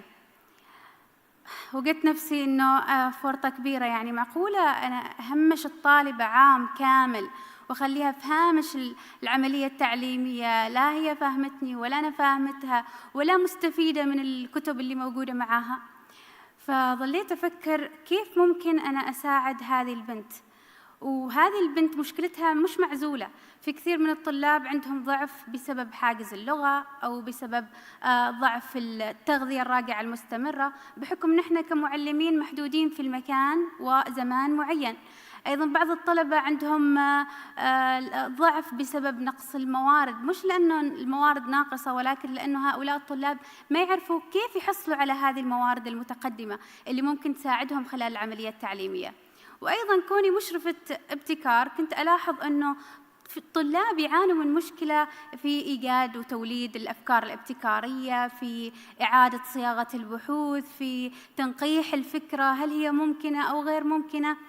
فقلت ضروري أني أنا أفكر في فكرة معينة، وهذه الفكرة ممكن تضرب لي أكثر من عصفور بحجر واحد. طبعاً مع تطور الذكاء الاصطناعي كان حل هذه المشكلات سهل جداً، أسهل من ما سبق. فالمشكلات اللي حاولت أحلها في هذه المنصة هي صعوبة توليد الأفكار الابتكارية، أيضاً محدودية الوصول إلى الموارد التعليمية المتقدمة للطلاب، الحواجز اللغوية اللي ممكن تسبب في ضعف وتدني المستوى الدراسي، نقص التغذية الراجعة المتخصصة، وأيضاً حاولت أني أسد الفجوة بين التطبيق العملي والجانب النظري. منصة نور AI اللي قمت بتصميمها كمبادرة شخصية وقمت بتنفيذها لطالباتي في الصف وخارج الصف، أيضاً في مدرسة دوحة الأدب. هذه المنصة حاولت من خلالها دعم الطلاب في رحلتهم الأكاديمية، أيضاً استخدمت فيها تقنيات الذكاء الاصطناعي لتعزيز التعلم والابتكار من أجل التعلم، والتعلم من أجل الابتكار. أيضاً هذه المنصة تدعم 8 لغات مختلفة، حاولت من خلالها أني أكسر حاجز اللغة اللي ممكن من خلاله يسبب تدني في مستوى الطلاب. وأيضاً المنصة تربط الطلاب بموارد تعليمية ومختبرات افتراضية. خلونا نروح مباشرة للمنصة ونتعرف عليها بشكل أوضح. طبعاً هذه المنصة بواجهة سهلة وبسيطة للمستخدم. المنصة مثل ما تلاحظوا هنا هي تدعم 8 لغات مختلفة. ممكن أي طالب، طبعاً استخدمت هذه 8 لغات أيضاً للتوسع العالمي لهذه المنصة. تدعم اللغة العربية، الإنجليزية، الفرنسية، الإسبانية. ممكن لو لاحظتوا هنا مثلاً أخليها بالهندية، أتمنى يكون الإنترنت زين. في المنصة كلها تتحول إلى هذه اللغة، وكل ما فيها أيضاً يتحول إلى هذه اللغة. طبعاً ممكن أنه يسجل فيها الطالب معلم مشرف أكاديمي، وممكن أيضاً تستفيد منها المؤسسات التعليمية. المنصة فيها وظائف ذكاء اصطناعي مثل توليد الأفكار، تقييم الفكرة، توليد العناوين الابتكارية، إعادة صياغة النصوص ومراجعة الملصقات. طبعاً مثل ما تلاحظوا أنا حاولت في هذه النماذج وهذه الوظائف أني أوجه استخدام الطلاب للذكاء الاصطناعي بطريقة غير مباشرة، بدلاً من الاستخدام العشوائي للذكاء الاصطناعي. فالطالب لما يدخل هذه المنصة فكرة موجهة، أنا إيش راح أستخدم أدوات الذكاء الاصطناعي بالضبط. فأنا محتاج إني أولد أفكار، أو أنا عندي أفكار ولكن محتاج إني أنا أقيم هذه الأفكار. طبعاً نحن كمعلمين مضغوطين بالوقت، وعندنا طلاب كثيرين يحاولوا يشاركوا في الأنشطة الابتكارية، فيحط في باله فكرة ويحسب إنها الفكرة ممتازة قابلة للتطبيق، لحد ما نفضل هذا الطالب ونبدأ نقيم معاه الفكرة، وتظهر في النهاية أنه هذه الفكرة غير جيدة وغير مجدية ولا يمكن تطبيقها. في هذه الحالة الطالب يصاب بإحباط. طيب ما عندي خبر من الأول، لو عندي خبر من الأول كان فكرت بفكرة أخرى، كان حسنت هذه الفكرة. بالتالي نفس هذا النوع من المنصات يحفز الطلاب أنه يستمروا في الابتكار، وأيضاً يقيم الفكرة بشكل أسرع ويختصر الوقت. تولد لي عناوين ابتكارية، كون البحوث تحتاج إلى عناوين أكاديمية مصاغة بشكل أكاديمي. أيضاً المنصة تعيد صياغة النص ولا تولد نص جديد، حفاظاً على أصالة البحوث العلمية. فالطالب لازم يدخل النص ويعاد صياغته، تكتشف الأخطاء في هذا النص، ولكن لا تعاد كتابة نصوص جديدة في نص الطالب. ميزة أيضاً مميزة في هذه المنصة وهي مراجعة الملصقات الأكاديمية. أغلب الطلاب المشاركين في المحافل الدولية في الجانب الابتكار والجانب العلمي يحتاجوا أنهم يشاركوا بملصقات أكاديمية، وهذه الملصقات الأكاديمية ذات معايير دولية معينة، فهذه المنصة تراجع هذه الملصقات بالمعايير الدولية.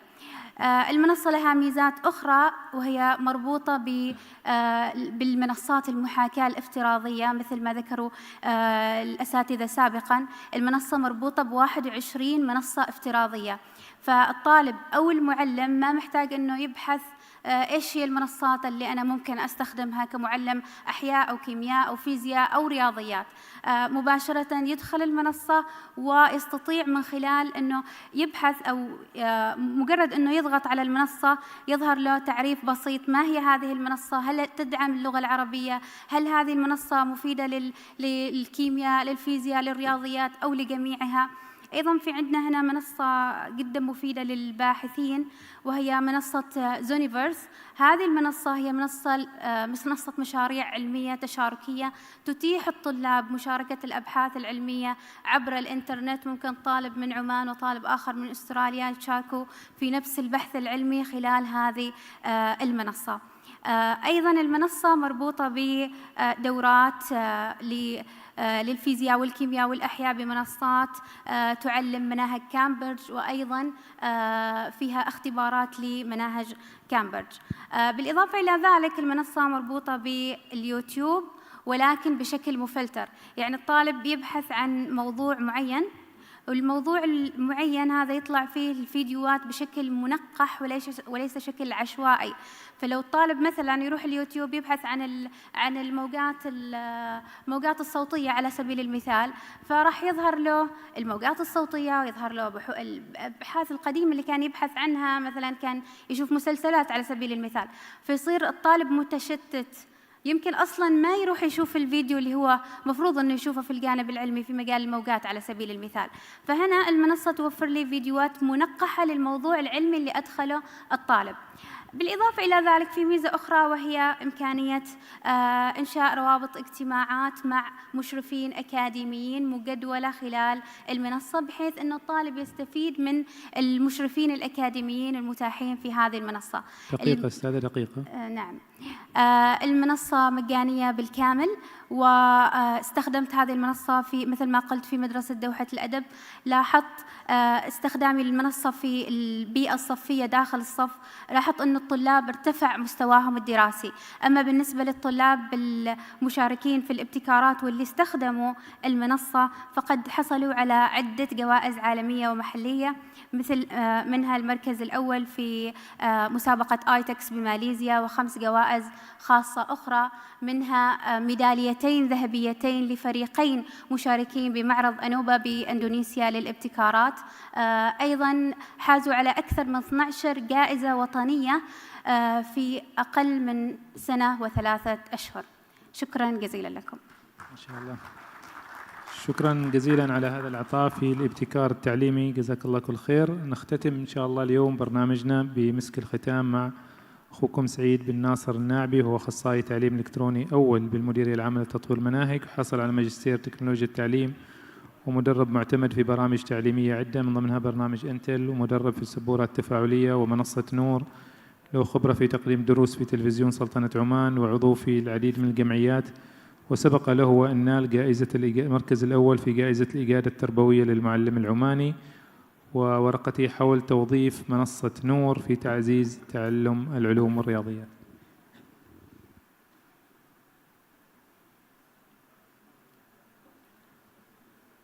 بسم الله الرحمن الرحيم، والصلاة والسلام على أشرف المرسلين سيدنا محمد وعلى آله وصحبه أجمعين. نعرف أنه برنامج التحول الرقمي جاء امتثالا للأوامر السامية في جميع القطاعات الحكومية، وتتعرفوا أن البرنامج التحول الرقمي هو عبارة عن استخدام بعض التقنيات والتكنولوجيا الحديثة، وخاصة الحين نستخدم الذكاء الاصطناعي. وزارة التربية والتعليم كانت لها نصيب كبير من هذا التحول الرقمي، فعملت وزارة التربية والتعليم منصة تواكب لهذا التحول الرقمي، وهي المنظومة التعليمية والمستودع الرقمي، اليوم بما يسمى منصة نور. أعتقد منصة نور كل المشرفين والمعلمين وكل الإداريين سمعوا بهذه المنصة. بسم الله، نبدأ بهذه. أولاً أهمية المشروع: تصميم بيئات تعليمية تعلمية رقمية تراعي أعلى مستويات الكفاءة والخدمات التعليمية التي تمكن المتعلمين من التعلم النوعي وبناء القدرات الإدراكية. كان الهدف هذا، وكان أيضاً أهمية العاطفية والمهارية من خلال توظيف تكنولوجيا المعلومات والاتصالات في العملية التعليمية بتطبيق أعلى المعايير العالمية لرفع مستوى التحصيل الدراسي.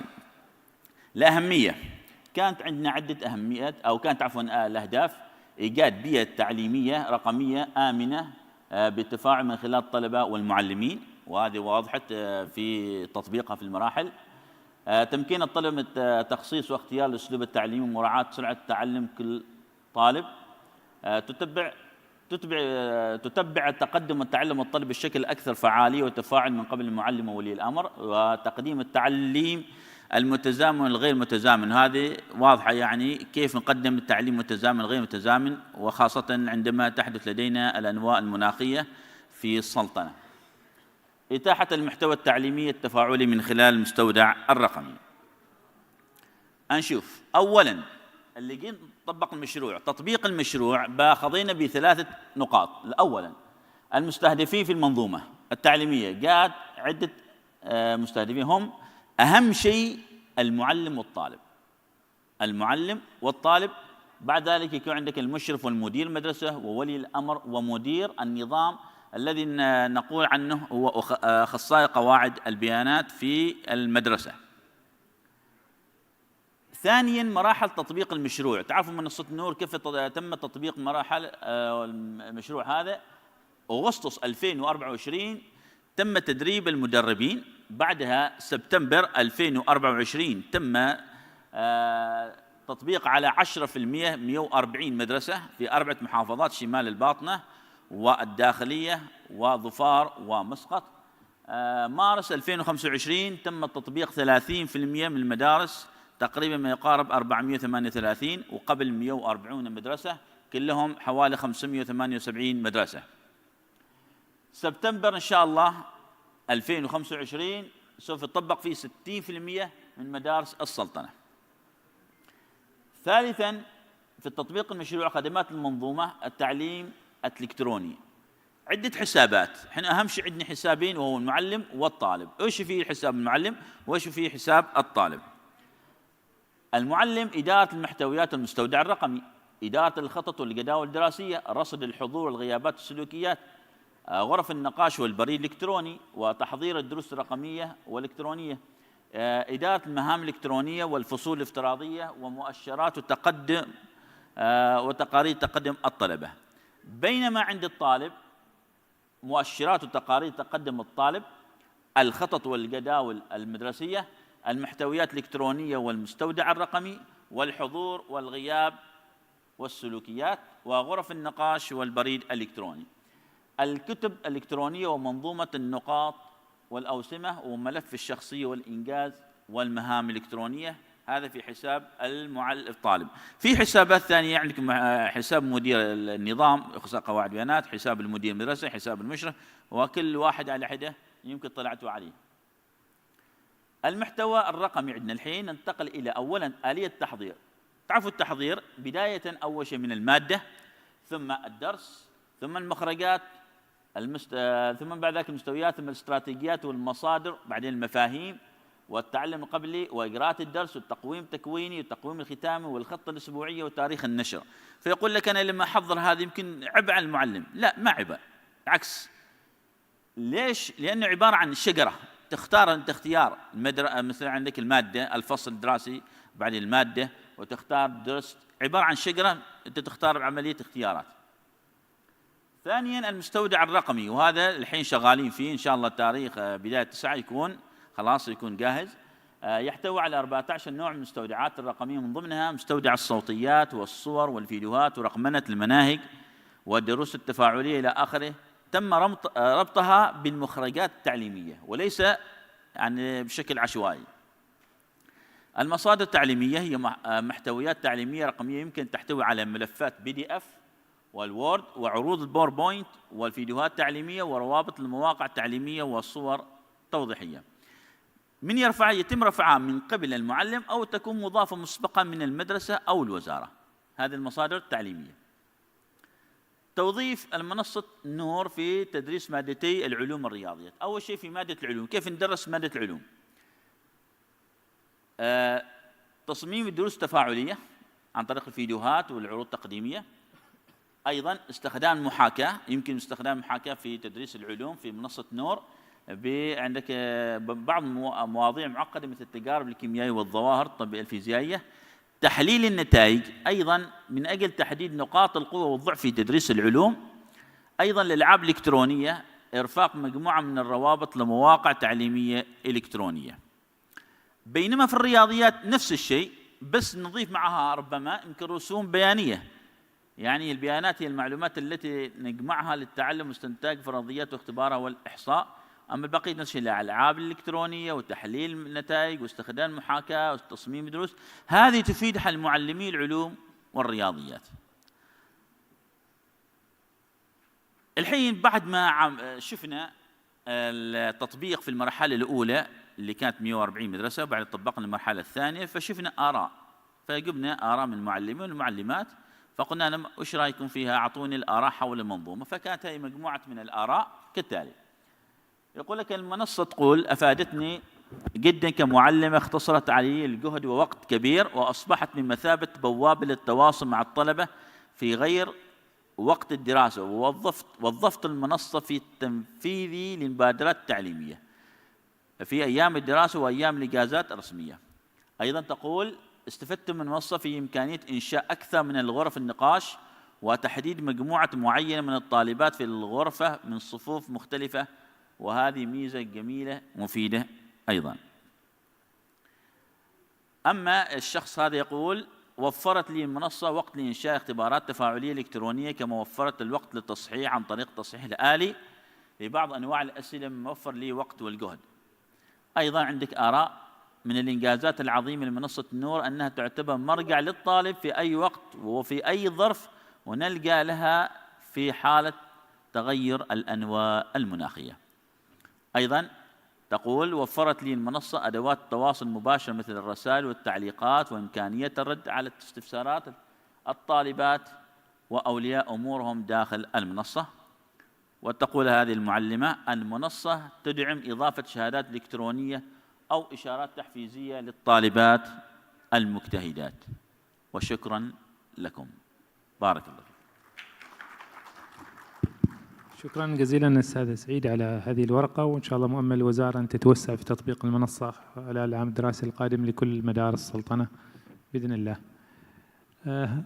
اختتمنا هذه إن شاء الله الجلسة، جزاكم الله خير على الحضور. ربما نترك المجال إذا في أي سؤال أو سؤالين في الختام، يعني إذا في استفسارات سواء للجلسة الأولى أو الثانية، للمجموعة الأولى أو الثانية، في أي استفسار؟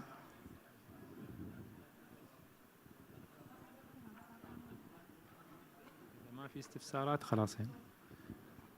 ما في استفسارات. شكرا جزيلا، شكرا للجميع على تقديم هذه الأوراق المثرية، جزاكم الله خير، وإن شاء الله يوم حافل للكثير من المعارف خلال هذا اليوم. متمني لكم كل التوفيق، والسلام عليكم ورحمة الله وبركاته.